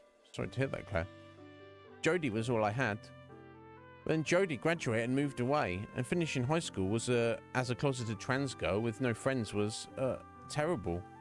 I can imagine. Then I didn't have the grades or money to go to a good sorcerer's college. After high school, I was just suffocated. Jeez, not good. I had to do something fast to keep my life from going completely off the rails. Sometimes I feel like my life's barely just begun. Like everyone else got an 18-year head start, and it's already too late for me to catch up. As soon as I could, I got away from my family and moved in with Jodie. She was the only person who made me feel safe. I figured I'd just room with her, get a crappy job in Greenwich to help pay the bills, and start studying magic on my own. I didn't know if any part of that plan would work out. But you and Alison and Beverly and everyone else had done nothing but tried to make me feel welcome here, even when I've been a careless jerk. Which is often, let's be real. Yeah, totally, sir. Even Faith. She cuts me so much slack. Yes, you're an asshole, Claire. No. Power of friendship. I thought I had the perfect opportunity to make something of myself here. I didn't want to waste it. That's why I rushed everyone into this whole guild thing. And why I pushed myself so hard with magic. It just really bit me in the ass this time. Plus, I know we don't talk that much, but you're the only other trans girl I've ever really been friends with in real life. You've always been really supportive, and I don't know if I've made it clear how much that means to me. We've got to look out for each other. If we don't, then who will? Hey, sorry it took the apocalypse for me to say I care about you, Melody. Likewise. Oh, bless. Yeah. Totally, sir. Yeah, you know, for any of her, like, mischief and shenanigans and, like, causing grief, that's just her overcompensating, isn't it? You know, and it's understandable why she was to be doing that. If we make it through this, we should hang out more. You know, under less dire circumstances. Also, your leg probably finished healing about a minute ago now. Oh. Yeah, it does feel better, thank you. Bless. Life is hard. You know, this might sound absurd, but I think this little outing has given me an idea. What kind of idea? Come on, I'll tell you on the way back to Zinnia's place. Okay. A short time earlier, jumping over to Alison and Jodie, no doubt.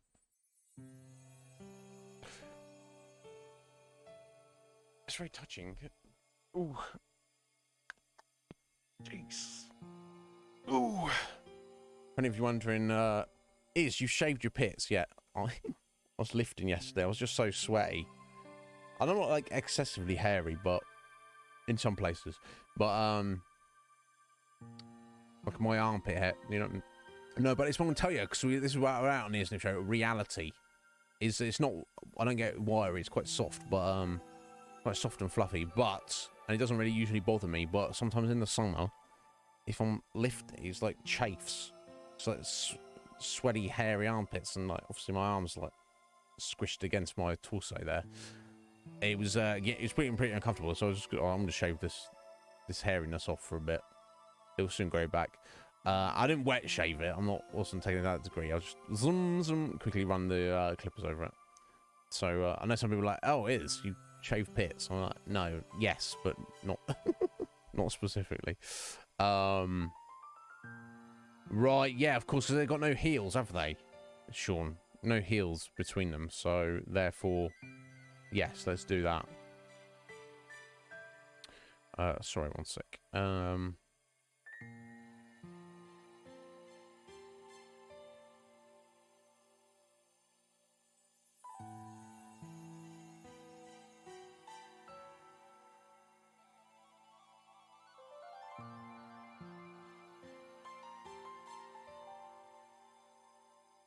Sorry. Yeah, how we? I assume we're doing alright on potions. That's let me just check. Okay, got 27 normal potions. That's only 250, so that's kind of not that great. 700 with the mega potions. And we can do a full heal with picnic set if we need to. So we've got a few hot fudge sundaes and a few waters as well. And we have elixirs if shit really hits the fan. And we've got plenty of tears of revival if it doesn't go too well. Okay. I like Alison's jacket and boots. That's really cool. Hey, you think we should taste test these to make sure they're ripe? They look ripe to me. Oh, so you're an expert on magical fruits now, huh? I mean, I definitely know more about food than you. You don't think I'm a better cook? Okay. I just want to see what they taste like. I've never had a dragonberry before. They're rare. Look at this thing trying to get us. We literally just had dragonberry tea with Zinnia. Yeah, but the raw berries are a whole different experience. True. It's all about the mouthfeel. Agreed. Fine. Just one can't hurt, I guess. It tastes like the tea we just had. Ah, really? You don't say. Oh, I've got past it anyway.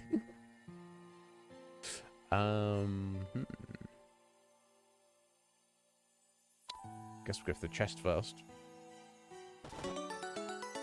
Elixir.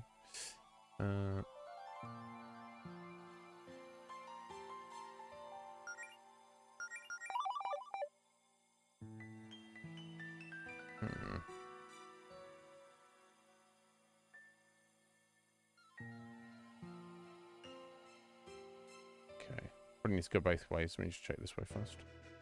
Okay, that's what we got. So the bushy-tailed bandit and flameling. Okay. I suppose I could use some scrap to keep them alive a little bit.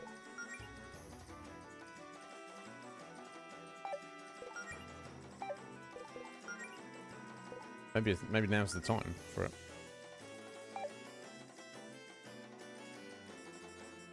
It only reduces it by 50 points, though. Yeah, okay, I'm going to go with that as an opener, I think.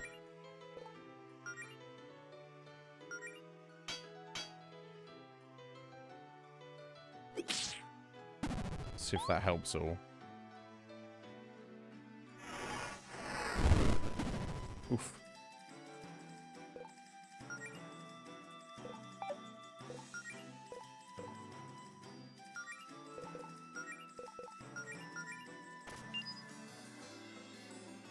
I'll just take the burn for a minute.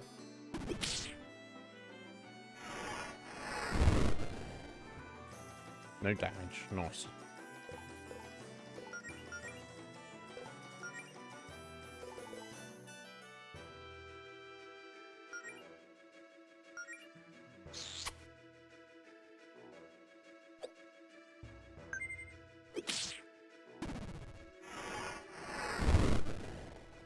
Nice. Armor's working well, isn't it?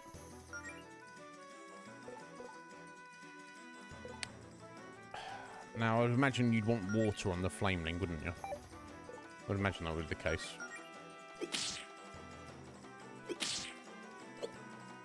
God damn it. Double dodge! Oh, what a little bastard. Okay, I lost that scrap armor. Right.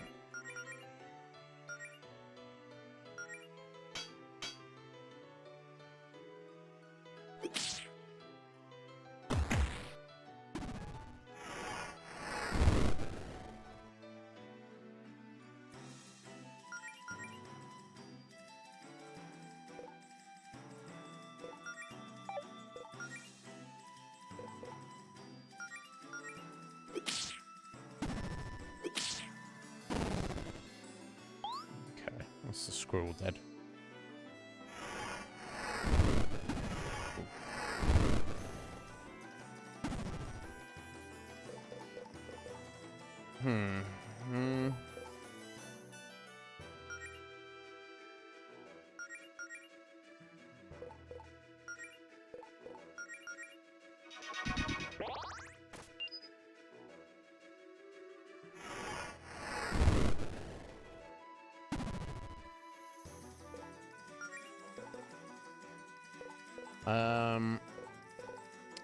Yeah, of course, sorry, it's the blast beat. I haven't tried that out yet. I'm just trying to stack that up.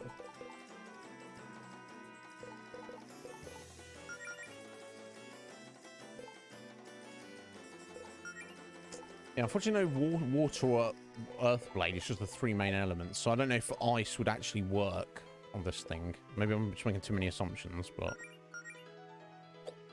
Oh, damn it. Jody double burned there. I did not realise you put a double burn on.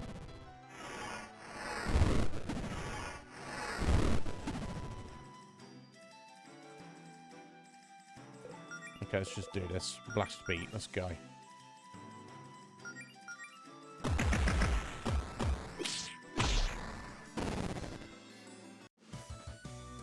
Not bad. Okay, for surviving, but obviously battles are a bit drawn out. We've got to kind of self-sustain.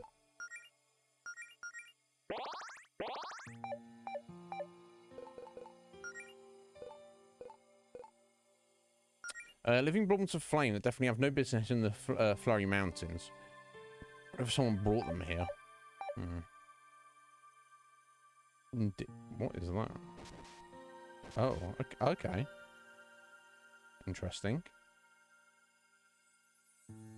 Oh, okay. And that drops that down. Okay, let's try going this way for now, I guess. Ah, okay, yeah, because we clearly need to get there.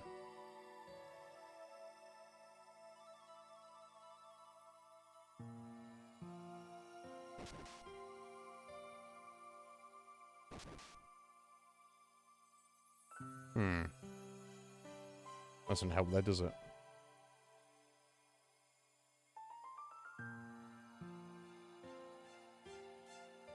Need to go up from the bottom there. But not hit that switch on the way. How exactly were we doing that?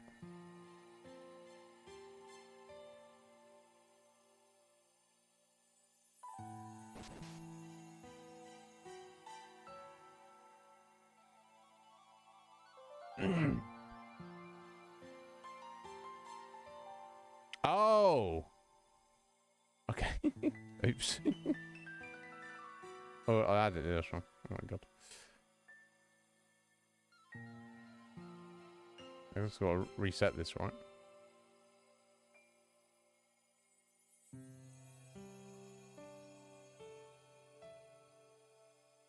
How do I,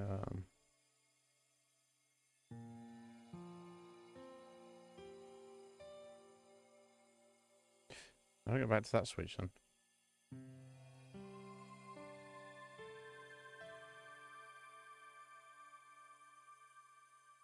Oh, really? Do I have to just exit the area to reset all that.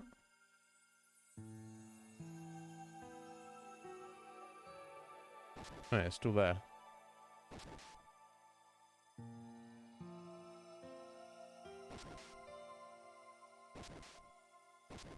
Yeah, I don't...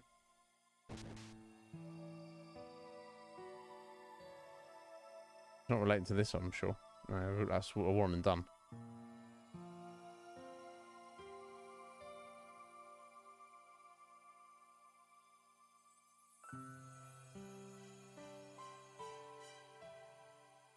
So how do I even get back up there now?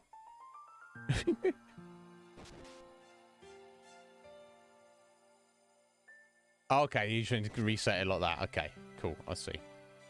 Right, okay, let me think about this for a second.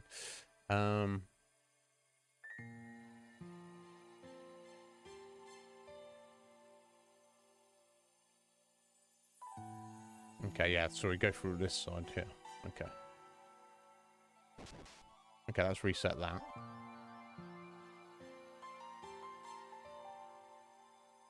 Oh my god, how else have I actually hit the right thing? Get in the right position. There we go. Okay, that's no good. This one, this one here?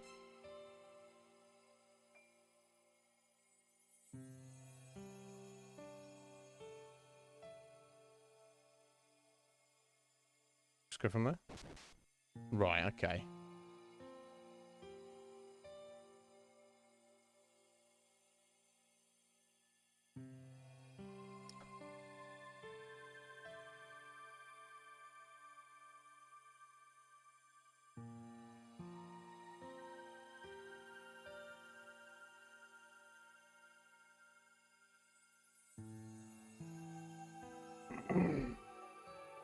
Okay, right, yeah, hit the switch and then go down and hit it as you're going past it again. Okay. Okay, got ya. Geez, you think Zinni had to go through all this every time she wants some dragonberries? No, she set this up on purpose. I mean, she probably flies over all this, right? She has wings. Oh yeah, probably. I want to ask if she can really fly, but I figured that might be rude. Yeah, I mean, I'm sure she can. If there's any reason why she wouldn't be able to. Right, okay, so back down this way. Right, okay, that way is opened up there, but I guess we need that block to actually get there. I'm guessing that is the case.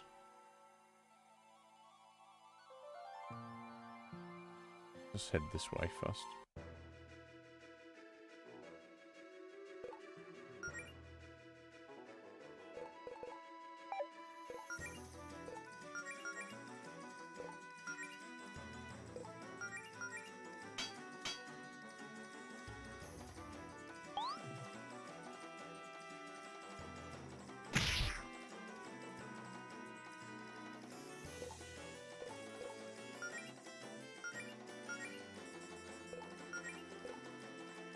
No, don't apologise. I guess. Have a give face to kiss. 20 gold. Oh yeah.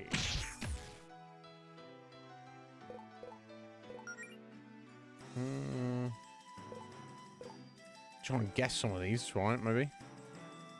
Try low kick.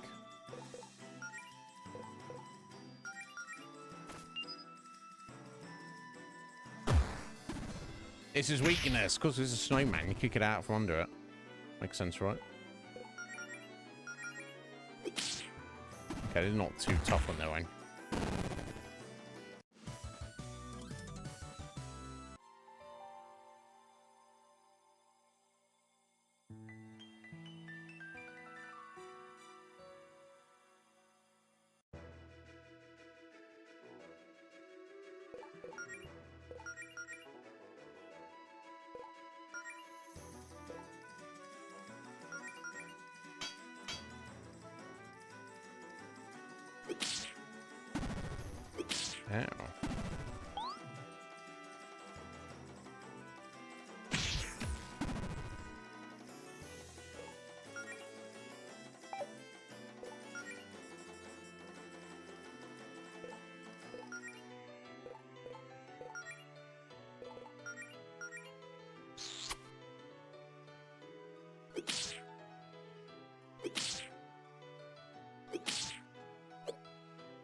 Oh, really?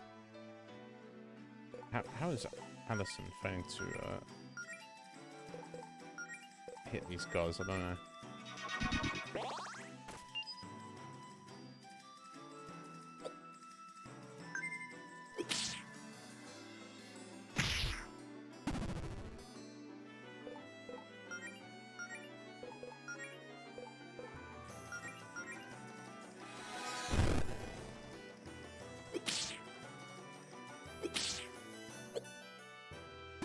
Does she only counter if she takes damage? I wonder.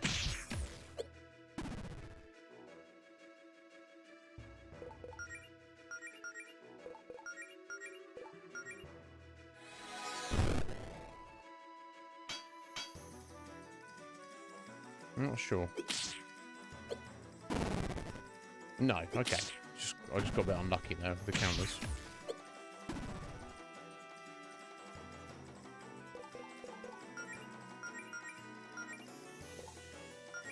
Screw the bloody squirrels first before he pulls a friend over. Oh, wow, really? Damn.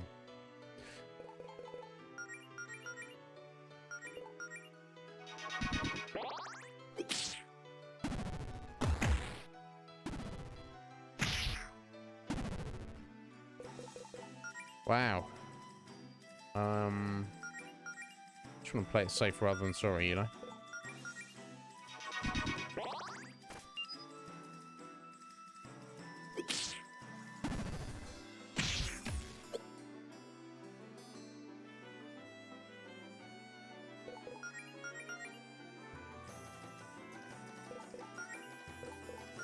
We'll get there. Thankfully, it's not calling us buddy, because that would be like a massive problem. I'll be able to probably keep up with them.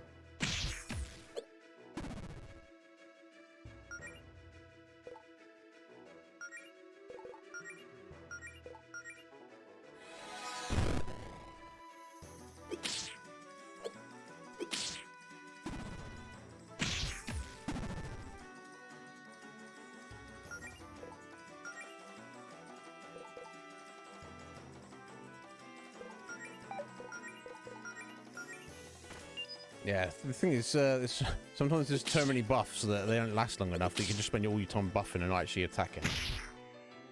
See, it's a problem.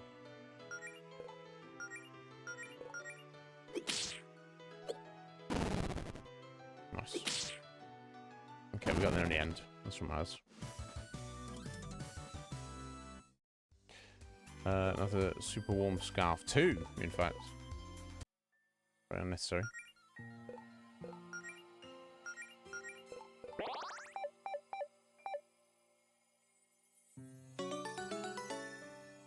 Man, those monster attacks should do sting when Melody's not around to heal them. You're telling me? Hey, speaking of Melody, did something happen with you two? Don't worry about it. Easier said than done.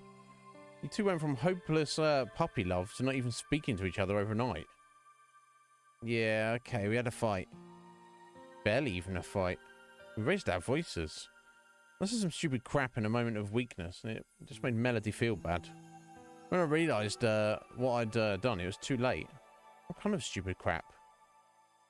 Like how I was thinking about quitting and how I didn't think we should be the ones to face Verena. I mean, we can't face Verena. I know, that's not the point. I was just worried that I pushed her too hard. Joining this guild, getting magic, quit my job. I've been stupid. I hate seeing her like this. She's had multiple breakdowns this week, and I feel like I pushed her there by roping her into all this. When she talks about herself sometimes, want to make herself useful, not want to seem weak, that kind of thing. I don't want her to think that she has to go this far in order for me to love her. I already loved her. We all did. Whenever I try to let her know that she can that we can ease up, it just makes things worse. And now she won't even talk to me. I think she hates me. I'm sure she doesn't hate you. Yeah, well, if she does, I probably deserve it. Well, it probably won't help if we keep them waiting. Let's get the rest of those berries. Indeed. 100%, sir. Yeah, this the effort that's gone into all this is it's not lost on me. Oh, those pillars we saw back in the vault. Guess we need a key. Yeah, maybe. And I bet the key is in there. Assholes we got here.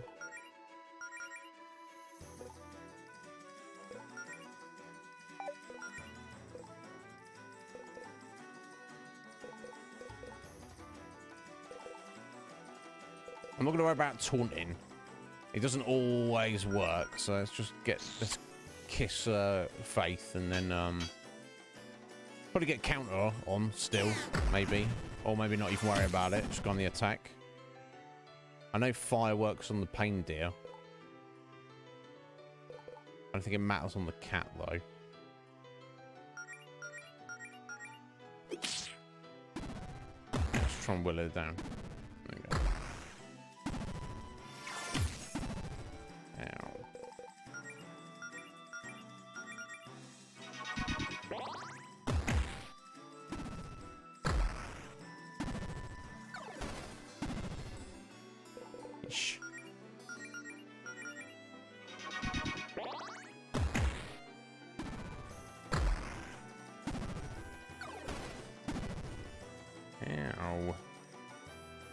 Recovery turn.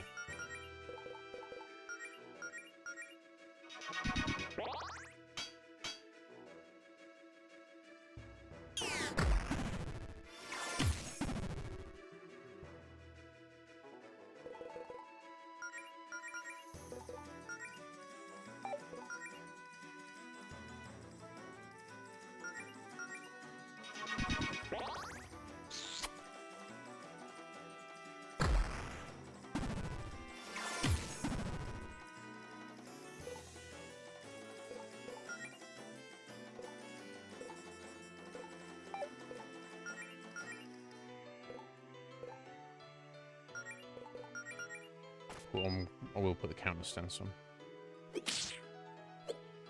Oh, dodge. Alright.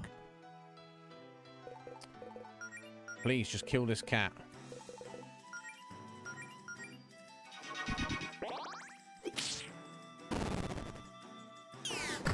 Right. Ugh, scrap armor's gone.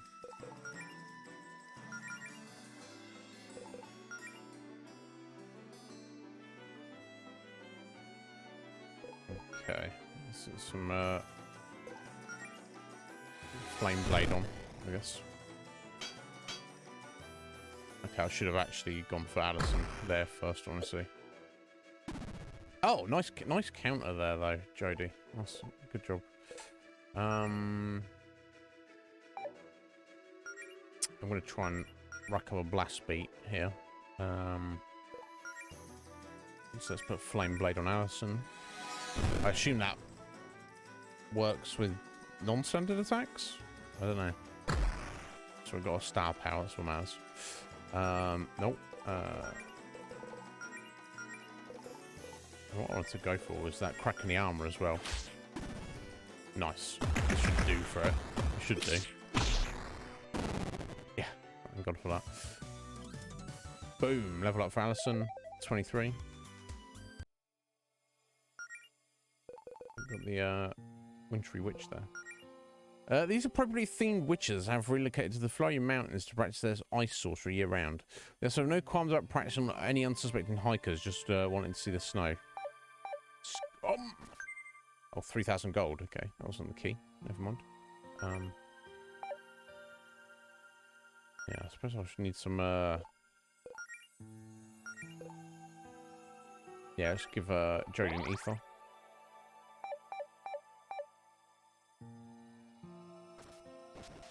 Okay, cool. Should allows if I work out the right way to go. This way. There.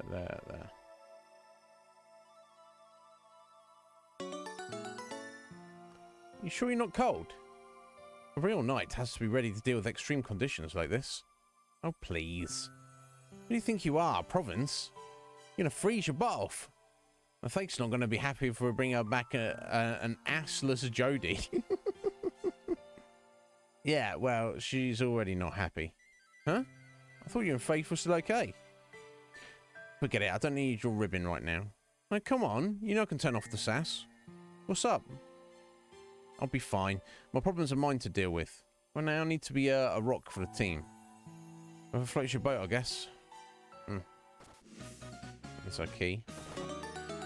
And silver plate armor, which I'm sure we've already got equipped, right? Yeah. Just in case you've not picked it up at this point. Okay. I go that way, that's fine.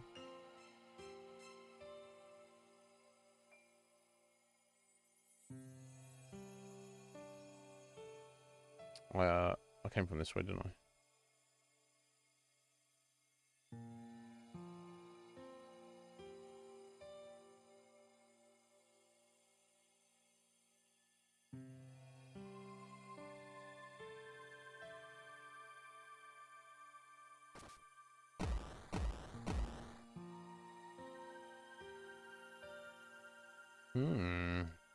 What have we here?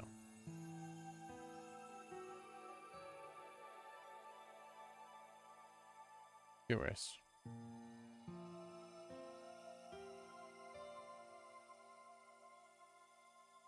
Okay, so clearly...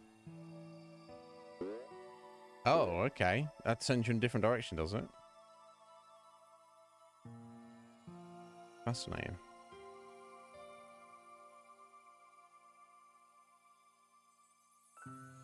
Okay, well, good to know.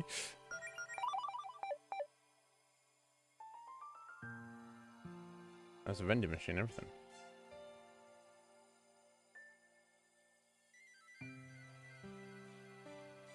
A vending machine all the way out here? I still questioning stuff like this 2 dungeons ago. It's probably magic or something. Indeed, it probably is magic or something. I suppose now is the time to actually buy some. Not enough money. Obviously, making potions are kind of better, but money to heal and ratio, your standard potions are actually better. And single carrots. Is there anything else we desperately need? I could buy some of these. We know the chocolate is for Melody, and I assume and single carrot is for Alison. You'd assume.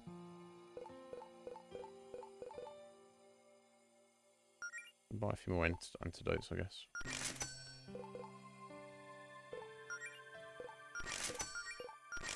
Just in case I get in a situation where I feel it's necessary.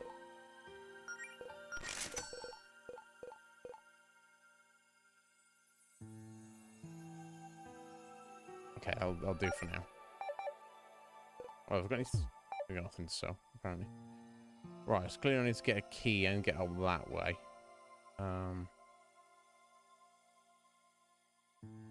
Wow, okay, let's... to figure this out, this is going to be interesting.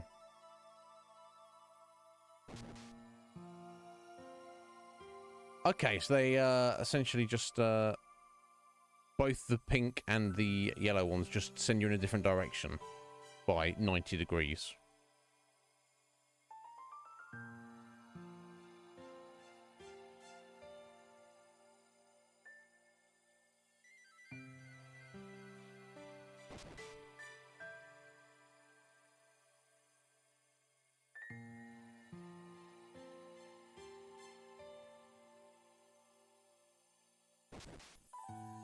Okay, so I need to get to that one there.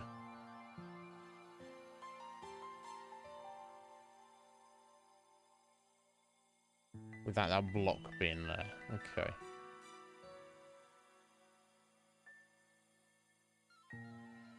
Like that. Okay.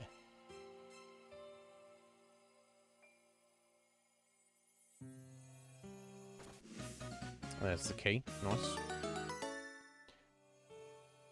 Alison, what does being a part of this guild mean to you? Huh? Like, for me, I became a knight because I wanted to protect people. To keep the people I love from getting hurt. I thought that joining the Paladin Brigade would have caused problems since Faith would be my boss. So instead I started this guild with Claire. But obviously it wasn't that simple. Maybe hearing your thoughts on all this will help put things in perspective for me. What motivates you? Want to do something with Melody. Wanted to be like my mum. It sounded fun. I got nothing. Got nothing, Alison. Got nothing. Yo, Comic. How you doing, Comic? Are you well, buddy? I'm playing World Seeker. Oh, cool. I played a bit of that, but I couldn't really get into it. I'll tell you what, though. I'm excited about Odyssey. That was released recently. I'd very, very much like to play that. You know, One Piece, but JRPG. Appeals to me. I should get back to World Seeker at some point, Comic. I just, for whatever reason, I just was not immediately getting into it. But yeah, how are you getting on with it? Are you enjoying it? I guess the truth is, she wanted to do it because it was something to do with... No, it wasn't something to do with Melody. Because she wanted to just do it for fun. Yeah, it just sounded fun. I guess I just thought this would be fun. Fighting monsters, going on adventures, hunting for treasure. It was childish of me to look at it like that, though. There's nothing childish about wanting to spend your life doing what you love. There is when you jump headfirst into a job you're not ready for, like I did. But I mean, if you want a more adult answer, I'm also kind of in it for the money. I don't want to be stuck in poverty with a dead-end minimum wage woodcutting job my whole life. I want more than that. Turns out adventuring's expensive, though. We spend so much of what we make on equipment just to keep up. Teehee. You're telling me? That's not a satisfying answer to your question. That's not a cool creed to live by. I just have bills to pay. It's a grounded answer, though. Yeah. Either way, if we somehow make it to the next week, then I guess I've still got a lot to figure out about myself. Yeah, maybe. You got halfway through World Seeker, and you completed Odyssey, did you? Oh, you hated it. So you forced your way through it, Comic, because you like One Piece, but you hated it because it's like based. I'd be the opposite. I'd adore it. I think it's amazing. But I don't have it in a minute. I'm sure we'll get around to it at some point. Yeah, that's right. As long as you got something out of it, and you're enjoying. It's gonna get us back across. Maybe that's okay. Oh, that bounces you. I didn't realize that. So how do I go to that? I wonder. Ah, like this. I see. Yeah, I thought I might have them.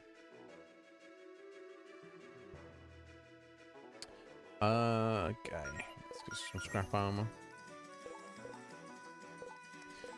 So you don't mind turn-based, but you only like it in Pokemon and Final Fantasy, but anything else throws you off. Interesting. I find it fun and familiar in anything, but, you know, maybe it's just not to your taste, Comic, but you kind of don't mind it or tolerate it when it's things you're specifically interested in. I appreciate that. It doesn't feel right. That's fair. Yeah, I guess that's a difference. Turn-based, I don't know. I'm sure there must have been a few that don't feel right, but for most of the time, it feels on point to me. But good on you for getting through it anyway. Because I mean, One Piece is the best anyway. I do feel the current arc in the anime is dragging on a little bit. I didn't keep up with the manga, but I do keep up with the anime. And while I am loving it, I'm also like, come on. Come on now. Yeah, you dropped 40 quid on it. Yeah, he's finishing it. Yeah, I don't blame you, Comic. Yeah, I would do the same. I'll probably just wait till it drops in price a little bit and get in a few years from now. But yeah, I definitely would like to play it. Right, so I don't know that these guys necessarily definitely have an element I have to deal with. Maybe ice, but I don't want to... You think maybe they'd be strong against ice because they're fire? And their bestiary entry certainly didn't say anything about it, so...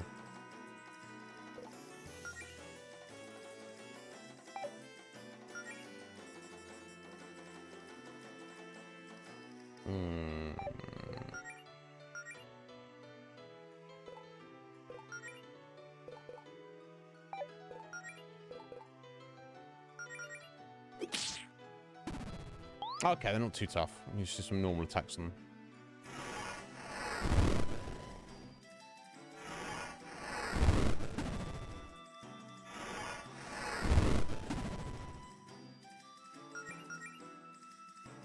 Damn, Anderson. I think I'm burned up there.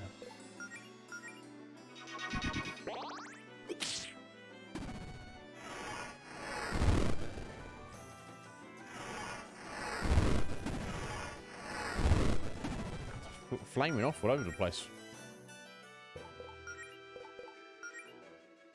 I think you can counter attack magic attacks, right? I'm pretty sure.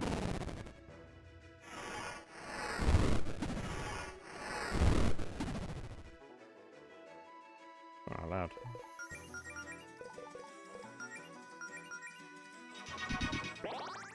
Your nephew's moved in your comic.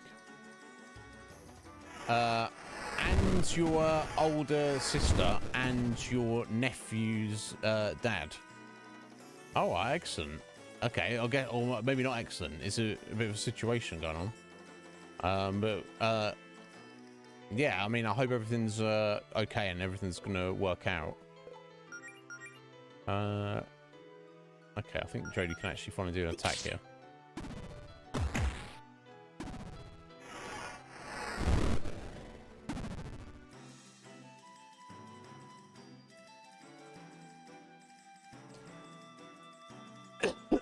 Excuse me. Hunter, is that your nephew? Screams. How old is Hunter?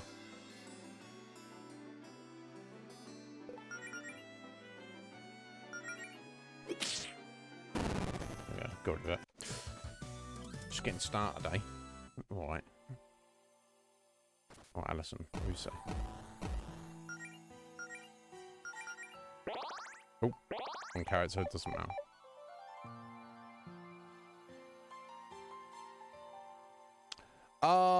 Oh, he's not even 1 year old. He's about to turn 1, and it's on. You have to help out, give him a bath sometimes. Oh, that's not too much fun, but bonding experience maybe. That's up to you to determine if that's the correct interpretation of that. I would be like, why am I having to do this? But like, you're helping out your family. That you know. That goes a long way. That counts for a lot of comics. Good on you. It's hell. Well, I hope it's not too often, at least. Good on you for being a good brother. Oh, excuse me. Sorry. Yawning and got itchy eye. How we doing for time? Okay, got about half an hour to go. Dragonberries. Excellent. There we go. That should be enough. Great. Let's head back. Jodie, you're cold. Was that a shiver just now? Okay, fine. Maybe I'm cold. Come on, let's make a fire to warm you up before we make the trek back to Zinnia's. Let's... Grip strength is scary. Beating you up, is he? Yeah, little kids, they kind of don't... Babies, they're not like... They don't exactly know what they're doing all the time, do they? They're like just touching things and grabbing things, making a mess. Yeah, well, good on you, comic. I don't have too much experience with babies, and it's not something I desire to know much about. But yeah, good on you for helping out, buddy. That's a good thing to do.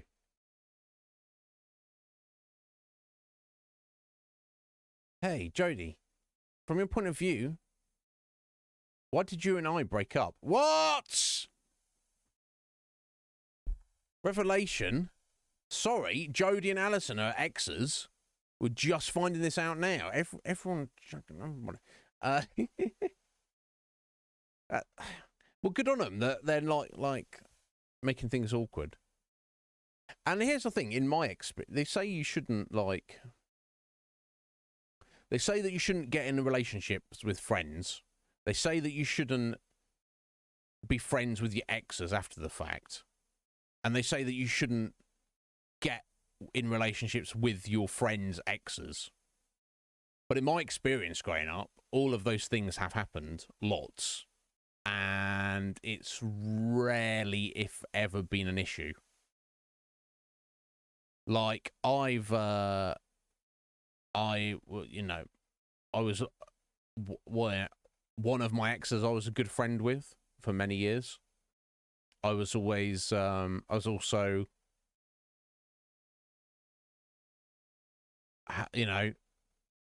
being in a position where, she would be getting a relationship with one of my friends, or even I'd make a new friend by meeting like her new boyfriend and stuff. So yeah, so my initial reaction is, oh my God, is this not awkward as all hell? Maybe it's not. Maybe things are actually okay because they're grown-ups and, it's fine. You disagree partially with that assessment, comic. Well, either way, good on you for stepping up and doing the right thing. Yeah, I remember saying that, Sean, but I just hadn't assumed one way or another. Yeah, you're right. You're right, Sal. They are too complicated. You can't have rules because that's just the way it is. There are, like I've had a couple of instances where, like one in particular, a friend of mine is like, yo, how dare you have any interest in that girl over there? Because I have an interest in her, so you should stay away. Or, or even if it's not that aggressive, it's like, I have really strong feelings for X person, so therefore please stay away. And now I'm like, that's what? I mean, what about my feelings? Well, I guess they're not as important as yours, right? Well, they're not to you, are they? All right.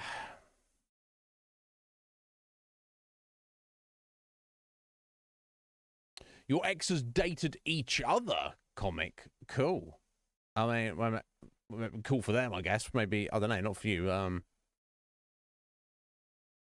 Yeah, 3-month relationship's not very long, is it? I mean, it's even a relationship that, but and this is what SARS Lindsay. Yeah, it's just complicated, isn't it? There's no rules. It's just when most people don't plan things out, things just happen.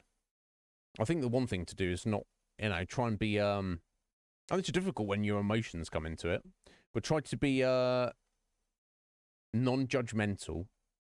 Try to not be allow your own emotions to impact others. Like, like if you're jealous of somebody about something, well, that's on you. You shouldn't be putting that on anybody else. Stuff like that. And if someone has gone out of their way to hurt you or has kind of treated you with, like, disregard, not good, but then it's on you to remove yourself from that situation. Benjamin! How you doing, Ben? Are you right there? How curious. So you were friends. So I guess you remained friends with them. Yeah, you were friends after the fact. Comic. Interesting. That's good. It's just a small world, isn't it? But I don't know. It's what it is. As long as people are trying to be respectful and gracious of other people. Try and do that, but you can also take that too far. Because it's not on you to look after other people's emotions. As long as you're not being a prick about it, as long as you're not like just being completely disregarding of how other people feel. It's not on you. You know, like I say, one example, my buddy comes to me and he's like, that girl there, I'm in love with her. Okay. But she's not interested in me at all. Okay. But she's kind of interested in you. Okay. Please don't do anything about... I'm like, well, the thing is, buddy, you know, it's rough that you're in love with her, but she has no interest in you. I don't think it's really fair on you to come to me. It's like you at that point you're putting the province of, you know, at the end of the day, your emotions, you know, your emotions and how you feel about anything. Of course, outside influences can affect that, but at the end of the day, it's your responsibility. So you should never be going to somebody who, you know, a friend and saying, please change your behavior because, or, you know, it's what I want you to avoid being happy because that will make me, you know, your happiness may make me unhappy. So please don't go and be happy. You know, no, I'm not down with that. I know it's rough, especially when you're young and it's like jealousy and desperation and all sorts of things involved, but it's a pretty small world comic. But that's amusing. I'm glad you're all friends after the fact. But anyway, Benjamin, how are you doing, sir? Are you well? I hope life is treating you good, Ben.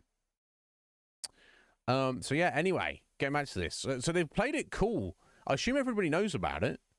I assume that Mel and Faith both know that Alison and Jodie were an item at some point. I assume. Well, clearly there's no bad blood between the two of them. They've come out into the forest here just to like do their little mission. It's like there's no awkwardness. It's no big deal. It's not a problem. Let's go. So at least for these two, it's not a problem, I guess. And I assume it's not a problem for anybody else. But I am shocked to be sure. You're doing well, are you, Ben? I'm pleased to hear it, buddy. How's what have you been up to? How's life treating you? I assume you're hanging in there work wise. How the Avengers are going to be good. I hope the channel's going strong. And are you playing a lot of the new Zelda game? I wonder. It sounds. I've heard that it's pretty amazing. Anyway, yeah, Alison, why did you and I break up? Whoa, where's this coming from all of a sudden? I've been thinking about it a lot today. We broke up, and like, no hard feelings there, obviously. But now Melody's mad at me too. I'm just wondering, like, is history repeating itself? Am I making the same mistakes all over again? Am I just an idiot who's miserable to date? Jodie's like, do you really want me to answer that? Channel's doing well, they're good. Tear the Kingdom has consumed your life. As it should, Ben. As it should. As it would probably mine as well. I'm sure there'll be a future where, you know, however far in the future it is, I will get a Switch in those two Zelda games, and we'll do a deep delve on them, I'm sure. And I'm sure there's loads of other really awesome Switch exclusive games as well, but to my mind, the Breath of the Wild and Tears of the Kingdom, that's where I'd want to be putting my time as far as the Switch is concerned, but we'll see. Yeah, Jodie's like, yeah, you're kind of shit. You're kind of shit, Alison. Oh, there we go, bless. Getting some emo guitar going. Oh, we were just teens being teens.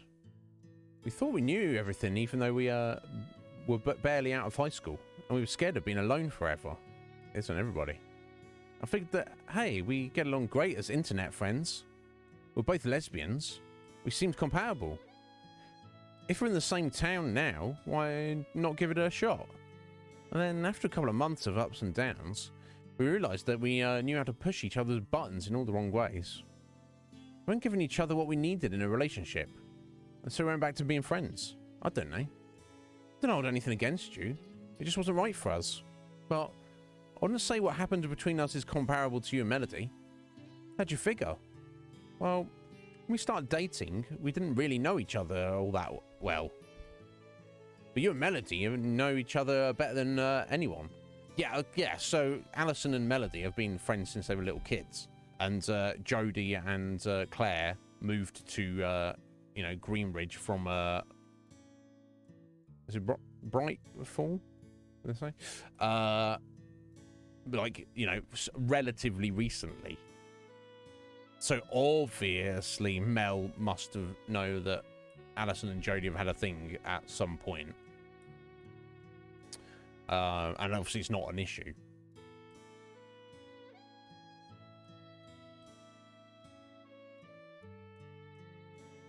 Oh wow, interesting, Ben. So all of you are playing it off as your off-stream game, and when you've all beaten it, then you'll showcase it on stream. Very nice. Because I know that the Zelda series is definitely a strong facet of the Gaming Avengers channel. Well, good on you. Well, no rush. You've got other stuff to be streaming, I don't doubt. But yeah, very nice. Very nice, Ben. I've heard many, many great things about it, to say the least. But you and Melody know each other better than anyone, and you're both totally in love for years before you even realised it. Tell me, what does Melody mean to you? She means the world to me. She's always been there for me, and I've tried my hardest to be there for her. Around her, I feel safe. Like I don't have to impress her. I can just be me, and she understands me. I hope the feeling is mutual. What you two have is really special. It isn't going to disappear just because of an argument or two. I mean, look at me and Faith. We still have our disagreements. Really? I've never seen you two fight. Oh, totally. We love each other, of course, but our lives aren't always completely compatible. I didn't become a knight for Faith, but I kind of figured I would be working with her more. It didn't work out like that. She's got her responsibilities, I've got mine. We can't always find the time for each other. Sometimes that really stings. And sometimes Faith has a lot on her plate, and I want to be there for her, and that's just not what she needs. So we've learned to compromise, and to be clear about our needs. To know when we need to be there for each other, when we need our space. Of course, I don't think our actions this week are really helping things. Oh, come on. You've done nothing but save our butts left and right. Yeah, and also led everyone into a trap because I ran off to play hero in the desert, which left Greenridge wide open. And really, everything that's happened is kind of my fault. I'm supposed to keep Claire from getting into trouble. I've clearly failed to do that. There's no shortage of stupid things I've done lately that have just caused my girlfriend needless stress. I know she's frustrated, even if she's good at hiding it. I thought I could be there for Faith, and help Claire get the guild going, and support you and Melody, and make everyone happy all at once. It turns out that's not as easy as I thought it would be. I feel like I've gotten a little off track here. It's fine. It's not like Melody and I are the only ones who are having a rough week. The point is, relationships take work. That's just normal. To find some way to make it up to Faith and do better in the future, because we love each other. The same with you two. This week has been a lot for us, all of us, sorry. I know it's hard, but if Melody wants some space right now, maybe that's just what she needs. You've got to give her some time and be there for her when she's ready. Thank you, Jodie. That helps a lot. Come on, let's head back to... Oh, what now? It sounded like that came from our north. Let's investigate. Let us. I mean, they're definitely furries or hairies, depending on who you ask. Right? And yeah, I mean, it's and it's definitely got some drama going on, for sure. Oh, Paula, what the fuck are you doing here, Paula? Get wrecked, Paula. There you are, man. Whoa, what's going on with your eyes? Are you okay? I'm better than okay. I'm ready for round 2. Come on, enough of this. We already beat you once.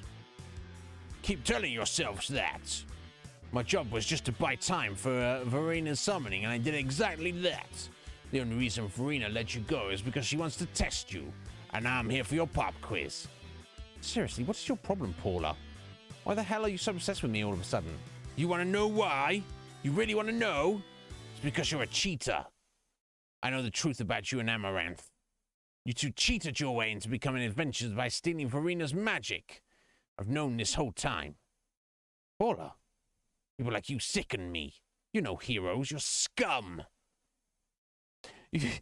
Sorry, they did a little magic ritual to get magic powers, and that makes them scum. I don't know. I don't know if that adds up exactly. You think you can use magic to get whatever you want? Well, guess what? Two can play that game.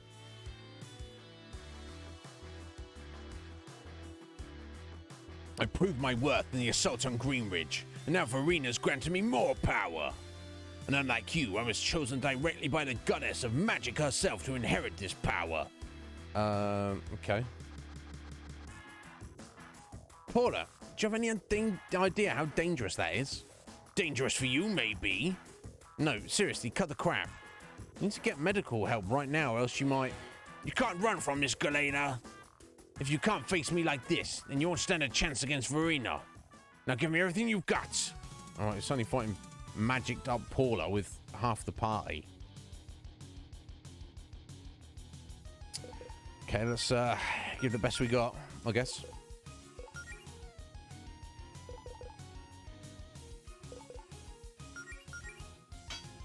I don't know how useful taunt will be, but let's give it a go.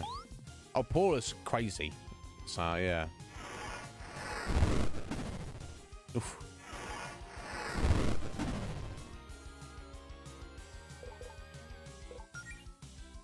I wonder if she's got anything good to steal. Probably not.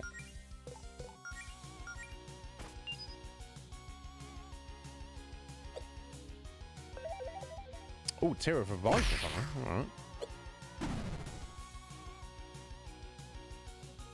You got your crew members, as you should. I assume it's just the, I believe from World Seekers, the 9 crew. As opposed to the 10th crew member. Or maybe even the 11th crew member. I don't allude to too much.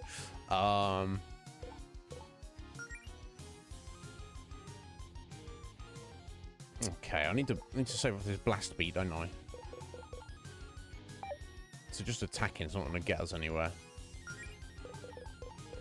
We can go for Addison's theme song. I know it'll build star power, you can't change the music. Okay, let's go for a kiss on Faith. Here we go.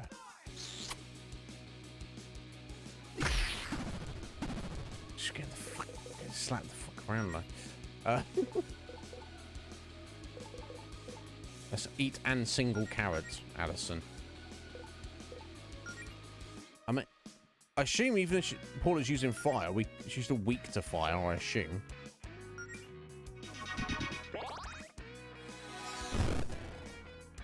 I hope.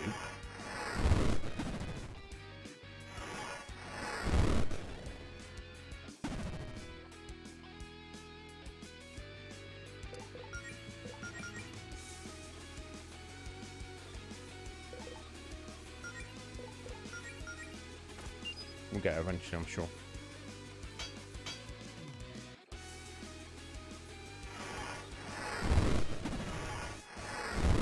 Until Addison makes up with, not she's even here somehow, but makes up with Mel, then it's hard for her to build star power, unfortunately.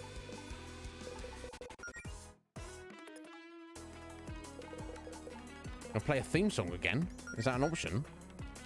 Let's find out. Okay.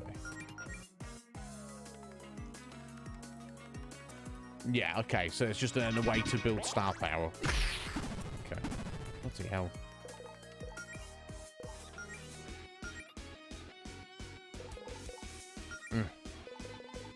I feel it takes a bit too much. Unless we Using star fruit, it seems like kind of maybe a bit of a waste.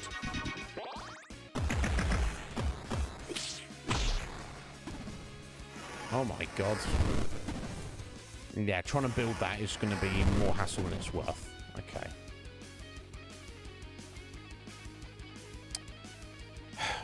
Okay.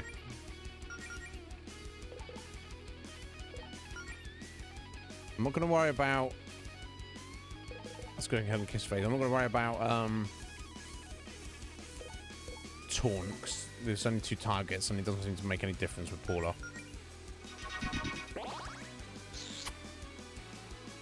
And I don't know, she was getting too much in the way of counters either. So I'm worried about setting the counter stance up. Okay, let's get a scrap armor back though.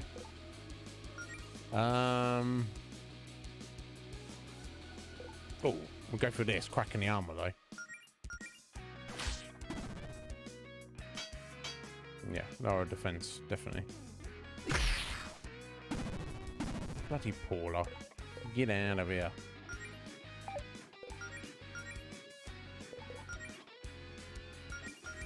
Okay, we'll see if the flame blade is worth doing. Yes, excellent.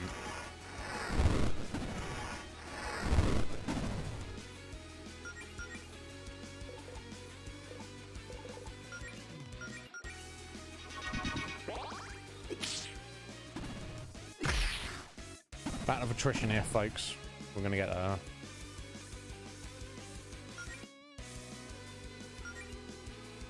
Of course, Alison builds star power just by doing regular attacks. I'm such an idiot. So, oh, is you genius. Bloody genius. I believe Paula's still got the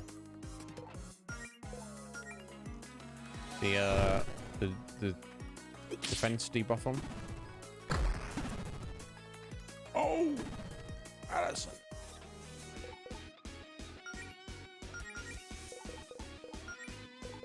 There you go. Have another carrot for you, Alison.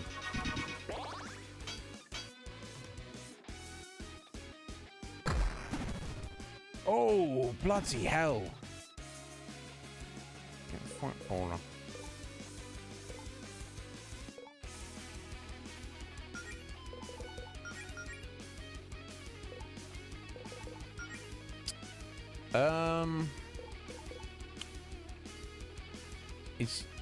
I don't know if Jodie's into the hot fudge sundae. I don't know. Let's give it a go. Maybe. Alright, it's about half dead. Bloody hell. He's up, yo.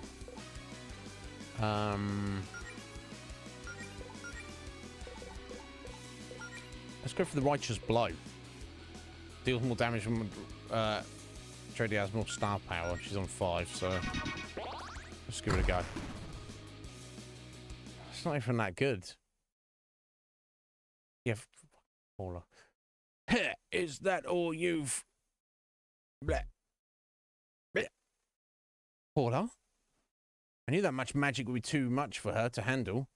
Come on, we can't just leave her to freeze to death. Let's drag her back to Zinnia's. Alison, you're too kind. I would definitely leave her to... If this was me, I'm not trying to sound like a psycho, I would definitely leave her to freeze to death. In fact, I wouldn't leave her to freeze to death. I'd make sure she was dead at this point. I don't know what that says about me as a person, but if, yeah, if what happened has happened, I would... You're trying to kill me and my friends on... You'd like to see progress? Yes, we would. There we go.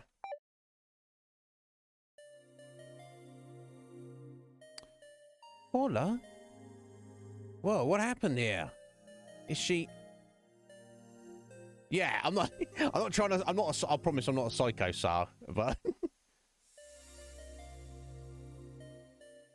You know, if we take away the kind of the friendliness of the setting, it's someone who's in your hometown, okay, maybe you've not got along with them, and they're like, you know, you've been invaded by aliens, and they're trying to team up with the aliens to sell... To save themselves, to sell you out, and they're trying to kill you and your friends. You're like, yes, I'm down with the alien invasion. Kill everybody. Like, no, you're on the side of the bad, you know, you can't. But, you know, thankfully our characters are filled to the brim with compassion. As I'm not saying that is not what we should be. That's probably the way to do it. You know, what would Jesus do? Turn the other cheek. He's like, oh, you want to hit me? Okay, go. Please hit me. Oh, you want to kill me? That's fine. I'll let you kill me. If that's what you really need. But I never claim to be as good as Jesus. So, but you know, these guys are. Allison is. So it's all good. Is she a prick? Yeah, she is. She's suffering from mana poisoning. It's a common side effect of being infused with too much mana too quickly. A minor case wouldn't be much worse than a hangover, but Paula's so overloaded she's lucky to be alive. She's a total pain in the ass. Paula doesn't need to die over all this. Can't we do anything? Cinia, would training some of her mana work? I know a spell for that. Yes, that would do the trick. Come here, I'll guide you through it.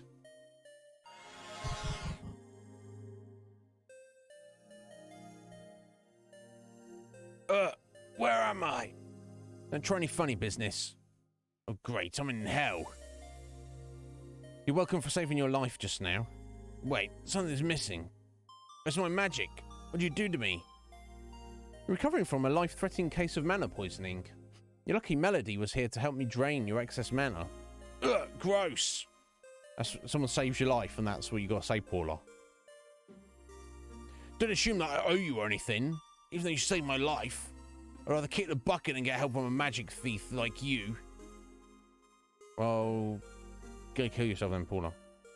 Magic thief? Yeah, that's right. I know your little secret about how you got your powers. I've known this whole time. I've heard you two blabbing about it out on the hiking trail a few days ago. And boy, did it piss me off. Alright, okay, so give us some shit back or just take it. Okay, even if you argue that it's, you know, moralistically it's somehow wrong to use, you know, steal magic and gain magic powers even if you don't naturally have them. And that they shouldn't have done that. I don't think anyone deserves to die for that. Certainly trying to, I don't know. Yeah, compared to, even if you argue that, compared to what Paula herself has done, how does it even compare? So, yeah, I mean, I feel like Sarkat, I feel... I'm not... I mean, you could say that silence just makes her look like more like a dick. And she's, you know, and she likes the back and forth, you know, she kind of... She, you know, if you argue with her and call her out, she feels more justified, but no. Time to give us a proverbial verbal slap. You want me to put that toxic mana back in you and let you fend for yourself? Wow, look who grew a spine.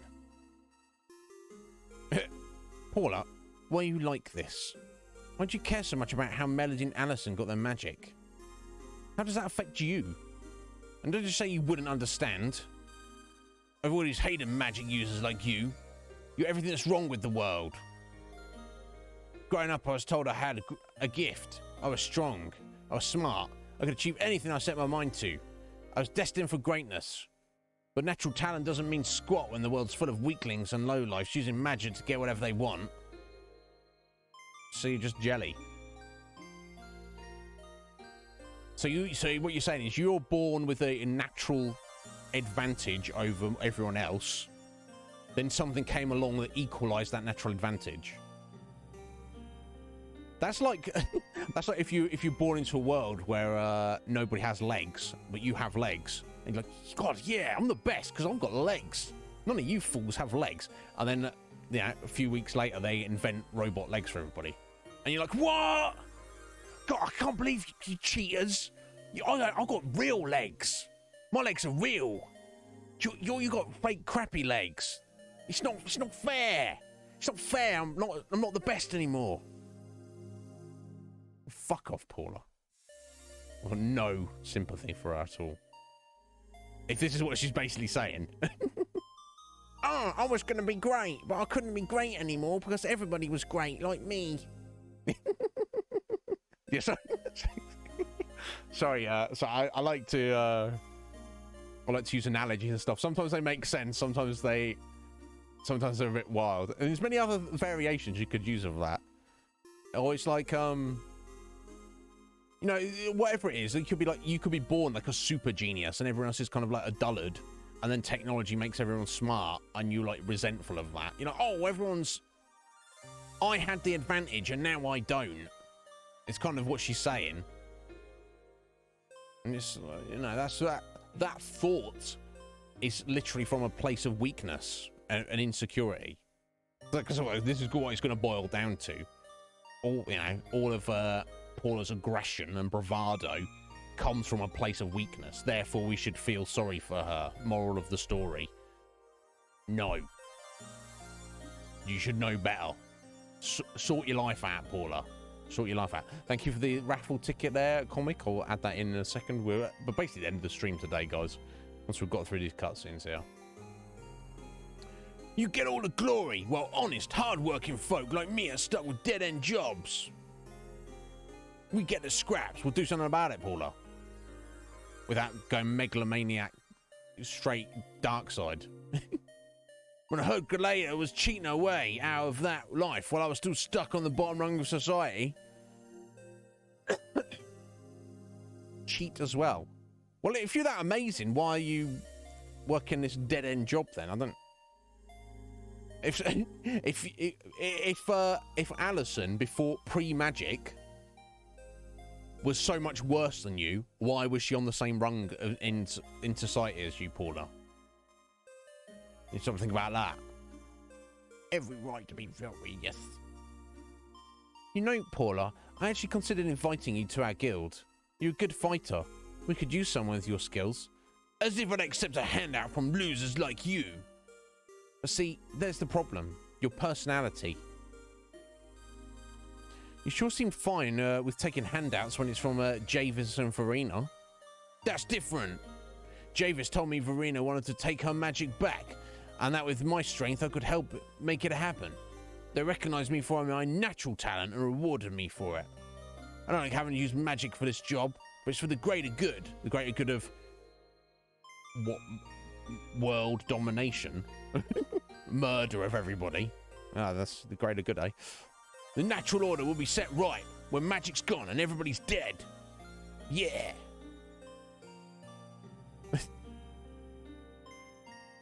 You know what? I actually kind of understand where you're coming from, Paula. Don't patronize me. No, I mean it. I think I finally get you. I know it's like to feel like you're going nowhere in life. To be stuck working yourself to death in a dead-end job for a boss who doesn't respect you and refuses to pay you more than he's legally obligated to. I've realised that there's so much out there in the world and that you'll never get to experience any of it because your fate was decided at birth. It sucks. Nobody deserves that. That's why I'm doing my damnedest to get myself out of that life anyway. Any way I can with the support of my friends. You don't actually care about that struggle. You don't think that nobody should be treated like that. You just think the world owes you in particular. You want to live in some fairy tale meritocracy land where you're handed the world on a silver platter for your talent while riffraff like me stay at the bottom. Well, guess what? That ain't happening. No, that's not true meritocracy, is it? In a true meritocracy, if what Paula is saying is true, then she, like I alluded to, she'd be Alison's boss, or she'd be working a better job, or whatever. She would have totally taken over the world through sheer talent. I don't care if you think my magic makes me a cheater. Life doesn't need to be a competition, and I'm not weak for relying on others. I'm not going to stop fighting for a better life for myself, and for Melody, and for all of us. And if you have a problem with that, that's on you, Paula. Wow. You rehearsed that one ahead of time, Galena. Very moving. Still hate you, but, you know, A for effort. Well, it's been fun, but I have better places to be. Thank you for saving my life, but no, I'm not grateful at all. We should have checked her pockets before we woke her up. Nah, let her run. I'm not afraid of her. We'll come across her later. Scotty! Cage. Yeah, sort everything out, baller. Ryan! Good morning. Cool. Look at all these fellas coming in. I mean, 2 of them are awesome. It's funny, because each of them will be thinking... Oh no, Scotty will be like, yeah, no, it's Cage. How you doing? How you doing, fellas? I hope you're well. We're at the end of our stream today. That's a pretty impressive little speech you gave back there. Thanks. Paula just really got under my skin. Did you mean all that? I did. I meant every word. I don't care what they think of me. I'm not just going to sit around and let those jerks hunt the people I care about. Especially not you. Hey, wait. Does that mean we're talking again? I'm still frustrated. Not specifically with you. With everything, including myself. Yeah, exactly, Cage, exactly. You have every right to be frustrated at me, though. I'm sorry for saying what I did back on the beach. No, I'm sorry for freaking out at you for being honest about your concerns. It wasn't right of me. This week has just been a lot. I don't know. I don't think I can really articulate my feelings very well at a time like this. But I do think I'm seeing things a little clearer now, after talking to Claire and hearing what you had to say just now. And give my girlfriend the cold shoulder probably isn't doing any good right now.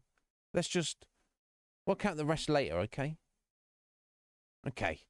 You still need some emotional space, I understand. When you feel like talking about it, I'm all ears. No pun intended. Thank you, Alison. I mean, literally, because I'm...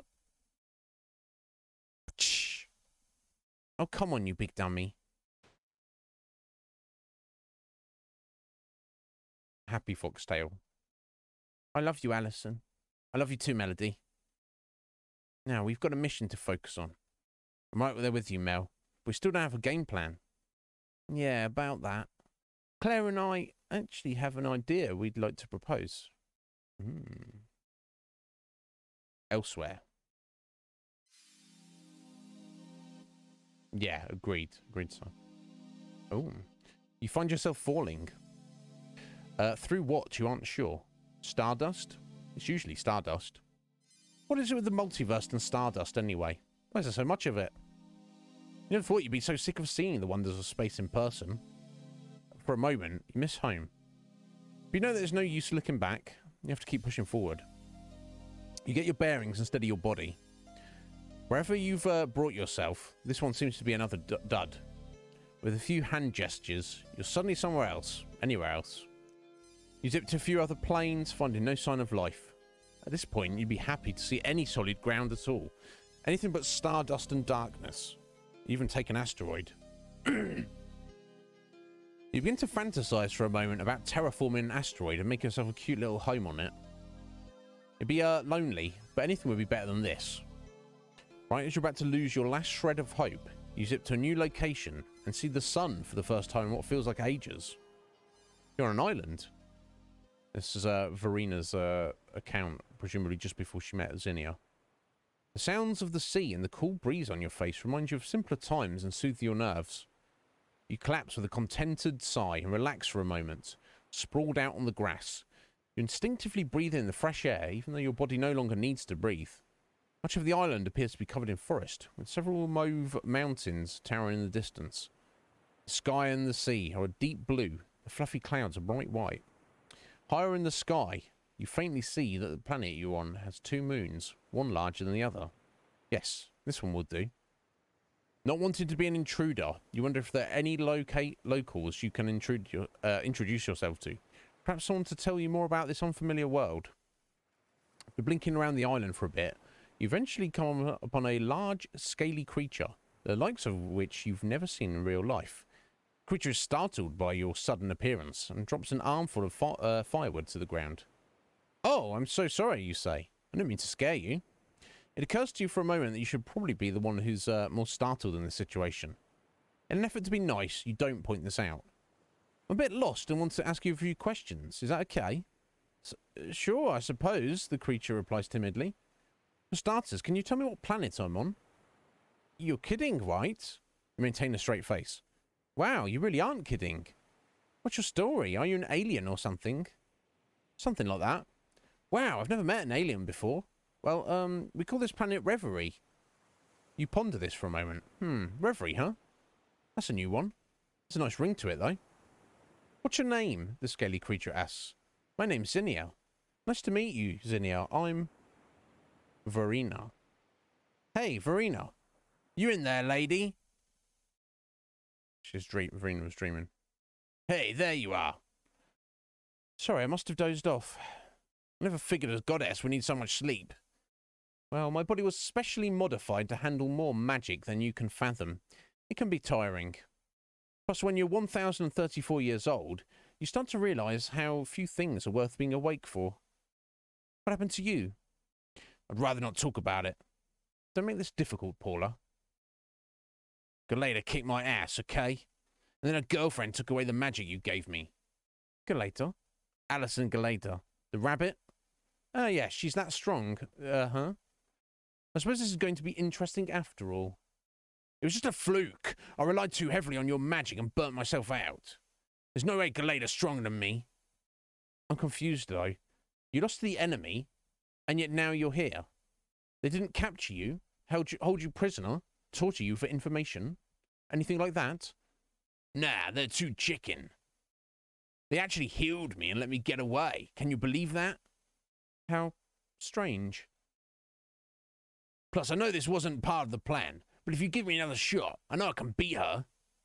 That won't be necessary. Besides, I've already powered you up once against my better judgment, and it looks like your body disliked that. Which I'm guessing is why they drained your mana, correct? Doing it again so soon could kill you. This won't, affect my standing in the New World Order or whatever, will it? Relax. Oh, okay, we're making a choice as Verena.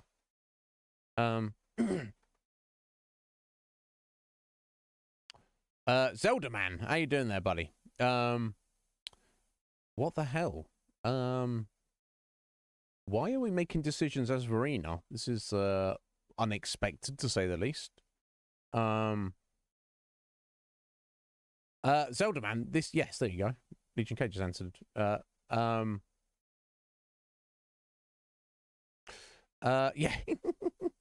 Indeed, comic.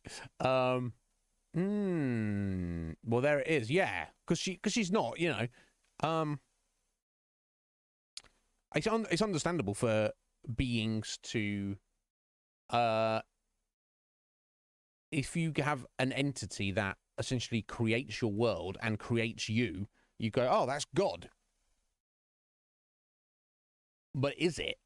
I guess we argue about the distinctions of what is God. How do you define God? I define God as being, you know, the one true God, all-knowing, all-powerful. Just because, you know, and being everywhere all at once. If just because something created a planet, created a star, created a universe, even, doesn't necessarily mean that's God. That could just be an alien that did that. Just a super powerful alien that is so beyond our comprehension that we go, oh, you have godlike powers compared to us. Doesn't mean you're actually a god. So yeah, Verena is essentially an alien. And the fact, well, she stated herself, she's 1,000 years old, just about. God doesn't have an age. For a start, right? So there we go. Yeah, it's not too old, is it? It's fairly new. Yeah, exactly. By definition, comic, whatever Verena is, she's not a god by my definition, because she wouldn't be fighting. God doesn't need to fight. God doesn't have any struggles. Everything that happens is you know, God doesn't have any wants for a start, but if God did want a thing, it would just come to pass by definition. So no, Verena's definitely not God. That God is for the other channel, Ryan. But that's for another day. So why am I making this decision? I don't understand. I can't. Why am I making a decision for Verena? Now you would assume the actual New World Order. If you know, if you're a henchman, if you're on some rung of the New World Order and you fail your bosses directly above you, yes, that is definitely affecting your standing. You don't get a freebie. You've got to do their dirty work, and if you fail, you're lucky if you're still gonna be alive by the end of it. Anyway, no, you go and relax, Zelda man. We'll finishing up the stream as soon as possible anyway. Oh, sorry, you'd go for relax. Sorry, I thought you meant stepping out. Yeah, I mean, I guess are we affecting the ending of the game, the story? What Verena's gonna do? Can we make her actually back down and not destroy the world by making her a nice person? Now? Maybe. So maybe we'll make Verena be nice to Paula, even though Paula doesn't deserve it. Part of me wants to yeet Paula out of existence right now, but yeah, let's say no. No, I'm just gonna decide. I know I'm inclined to agree with his older man. Anyone else want to weigh in, feel free. But no, I'm gonna say, oh, don't worry about it. We'll try and make Verena into a nice person. Oh my God, relax. It's fine. You've done your part. Now just go get some rest before the big show. I'm sure you won't want to miss a thing. Now where's Javis? Still building the actual palace. I think I'll go check on him. I'm actually playing as her as well. I need yeah, like her hair is pretty wild, isn't it? I need to find a save point. There's got to be one somewhere, right? There we go. Well, I wasn't expecting that. Anyway. God, we've run over about 10 minutes. Time to, Oh, we can't bring up the menu. It won't even let me exit the game. Okay, well, I did a save. I can only assume it's going to be fine if I just go ahead and do that. Oh my God. Yeah, sorry, no hotkeys. God damn it. There you go. Silly me. Anyway, guys, there we go. There's no menus in the segment. I'm sure as we got the save there, Sean, it will be perfectly fine. Yeah, so Cage, I have to play this. The controller support in the game is not that great, apparently. I didn't even try. So I'm playing it on keyboard. And I have my OBS scene changes set on hotkeys on the numpad, which is fine because you can move around the numpad, but I move around with you're trying to use the arrow keys. Because I play so much Final Fantasy 11, instinctually my hand is moving to the numpad. So I've last week I accidentally changed the scenes in OBS midstream. We immediately fixed it. Sean was like, excuse me, yes. But so I have my numpad turned off. Consequently, when I forget that and I try to use my hotkeys and they're not working, I'm changing to a different scene just by trying to move rather than actually hitting a number. That's the explanation. No excuses though. 7 hours of progress lost. I'll blame you if that is the case, Cage. Sarkat, thank you so much for stopping in today and hanging out with us. I appreciate it greatly. I do stream every Monday to Friday. I'm a full-time streamer. I don't know what time zone you're on, Sar, but this is our usual ending time, our finishing time, and you can look from the length of the stream how long we usually go, what time we usually start. Of course, Super Lesbian Animal RPG is our main game at the moment, but we do kind of cover everything on this channel. We do a lot of RPGs, modern or retro. We do various other retro games and just basically any games. Not so much like competitive multiplayer, but anything that's kind of like story-based or whatever else, as we shall see coming up in the future. If you have a look down on the panels, if you're interested, you'll see what we've covered in over the past 3 years of the channel. A lot of Final Fantasy. And a lot of Resident Evil, to say the least. Vagrant Story will be next, Legion Cage. Is that right? Are you absolutely sure about that? Right, Cage. Are you absolutely sure that Vagrant Story will be the next game we would play? Probably deserve the blame. Yeah, you probably do. At least he's honest about it, folks. But yes, either way, I'm just, you know me, I'm being an idiot. Nah.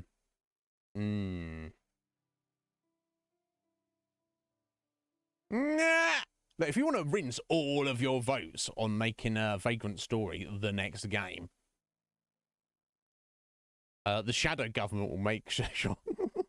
And who knows? We shall see. Now, we've just recently started Act 4. And this was our 4th stream. So I don't think we'll complete Super Lesbian Animal RPG tomorrow. But who knows? We may be completing it on Wednesday. We'll have to wait and see. Red Mage! How you doing, bro? Let me reload this. There we go. So yes, comic. Got a raffle ticket from you, buddy. I'd not forgotten. Let me tick that off. Add it in the Discord.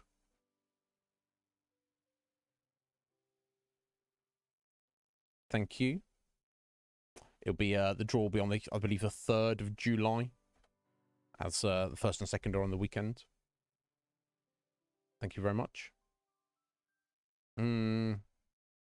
You can do whatever you want with them, Cage. Any producer can do whatever they want, or previous producer, if they've not used their votes, can do anything they want with their votes at any time. But and each producer decides for themselves the value of any given vote. Do you want to force one game to be the next game? You can do that, or you can use a few tactical things and set up the near future of the channel in various fashions. Ryan, you could probably do whatever you wanted. You got a few, buddy. You got a few. I mean, Jack could tear the whole thing to pieces and be like, by the way, you know, the Iznib Show, that's my channel, and we're going to decide what we're going to do. if he was so inclined. But we shall see. But no, I'm not. It's Cage. You kind of. It's almost like you using Vagrant Story as a threat. But I'm curious. I get the impression it's somewhat awkward in this way that Final Fantasy Tactics is, in a different way.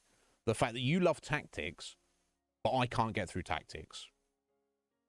But you tried to play Vagrant Story and you had to abandon it. You, the master of the Tactics, had to abandon Vagrant Story. So either it's going to be like, oh my god, what is this jank as hell game? I can't play this nonsense. Sorry, Red Mage, forgive me. And anyone else who's voted on it. Or I go, that Legion Cage is a bit of a fool, isn't he? He doesn't know how to play video games. It'd go one way or the other. We shall see. But who knows if that will be our next game. It seems likely that we will start, whatever our next game is, we may be starting it before the end of this week. This week is finished. But either way, it doesn't matter. Fine Tuesday morning if you run. I'm pleased to hear that. Fine Monday evening it is over here. But we shall see.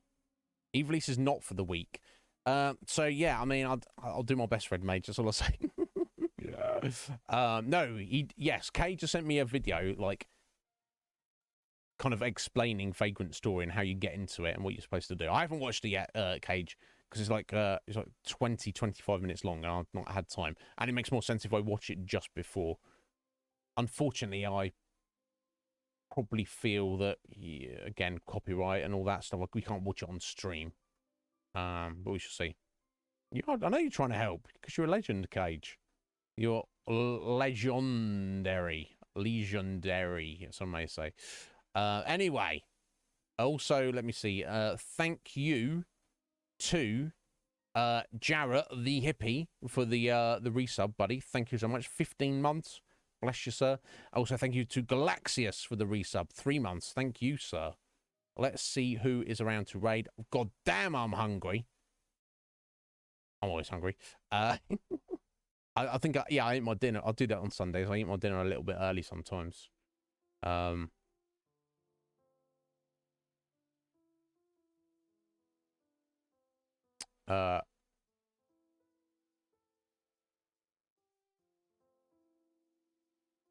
then I'm like, I've gone more than 24 hours, but that's on me. That's not anybody else.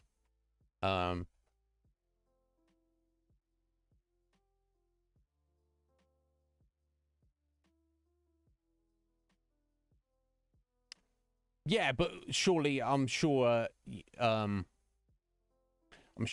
Twitch's DMCA algorithm picks up on YouTube videos. I would assume. Who can say? I don't know. Anyway, we're not worried about that right now. Who is around?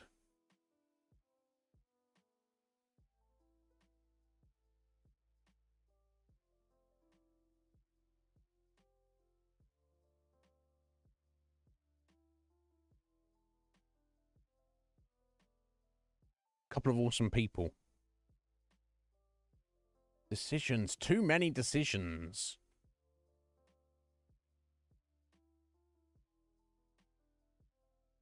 Too many awesome people playing too many awesome games.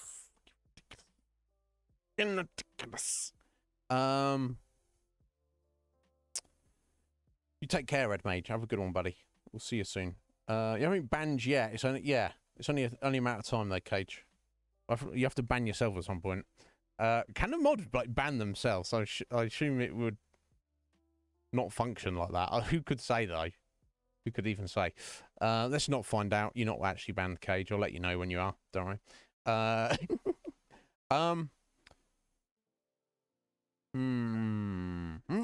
Certainly not because he dropped a gift sub earlier.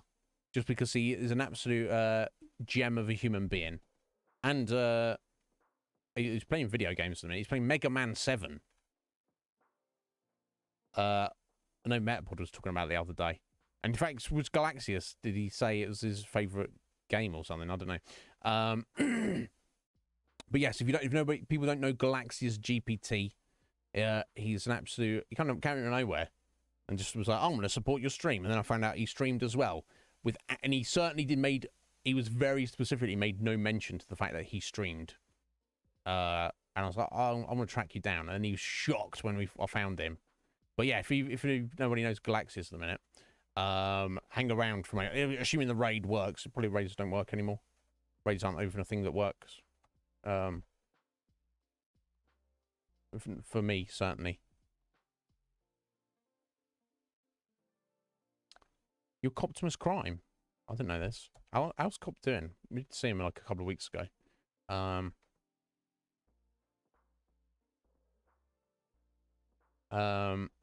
Yeah, no, they seemingly don't. Sometimes they did last week and they just went back to not working. But anyway, that if anyone wants to come along and you don't, you don't get taken, that's the link there. Go manually if you want. Oh, I will return tomorrow. We will do part 5 of Super Lesbian Animal RPG. Coptimus did he, Scott? Yeah, no, I raided it. He was randomly streaming like about 2 weeks ago, and I did raid him, and he seemed very well, which is good. Yeah, too many cool people. So today we should go see Galaxius. I say 2 weeks ago. My God, I've literally got a list of who we raided. In my mind, I spoke to Coptimus a week ago. Looking at my list here, it was 4 weeks ago to the day. Where's the time even go? This is just the world I live in now. One day I'm going to turn around and be like, oi, welcome to I'll be at 60 years old. Then 2 weeks will go by and I'll be 80 years old. That's what I can see my 60s and 70s going. Anyway, let's go see Galaxius. I'll be back tomorrow, guys. Message you on Discord if you need me. Have a good evening.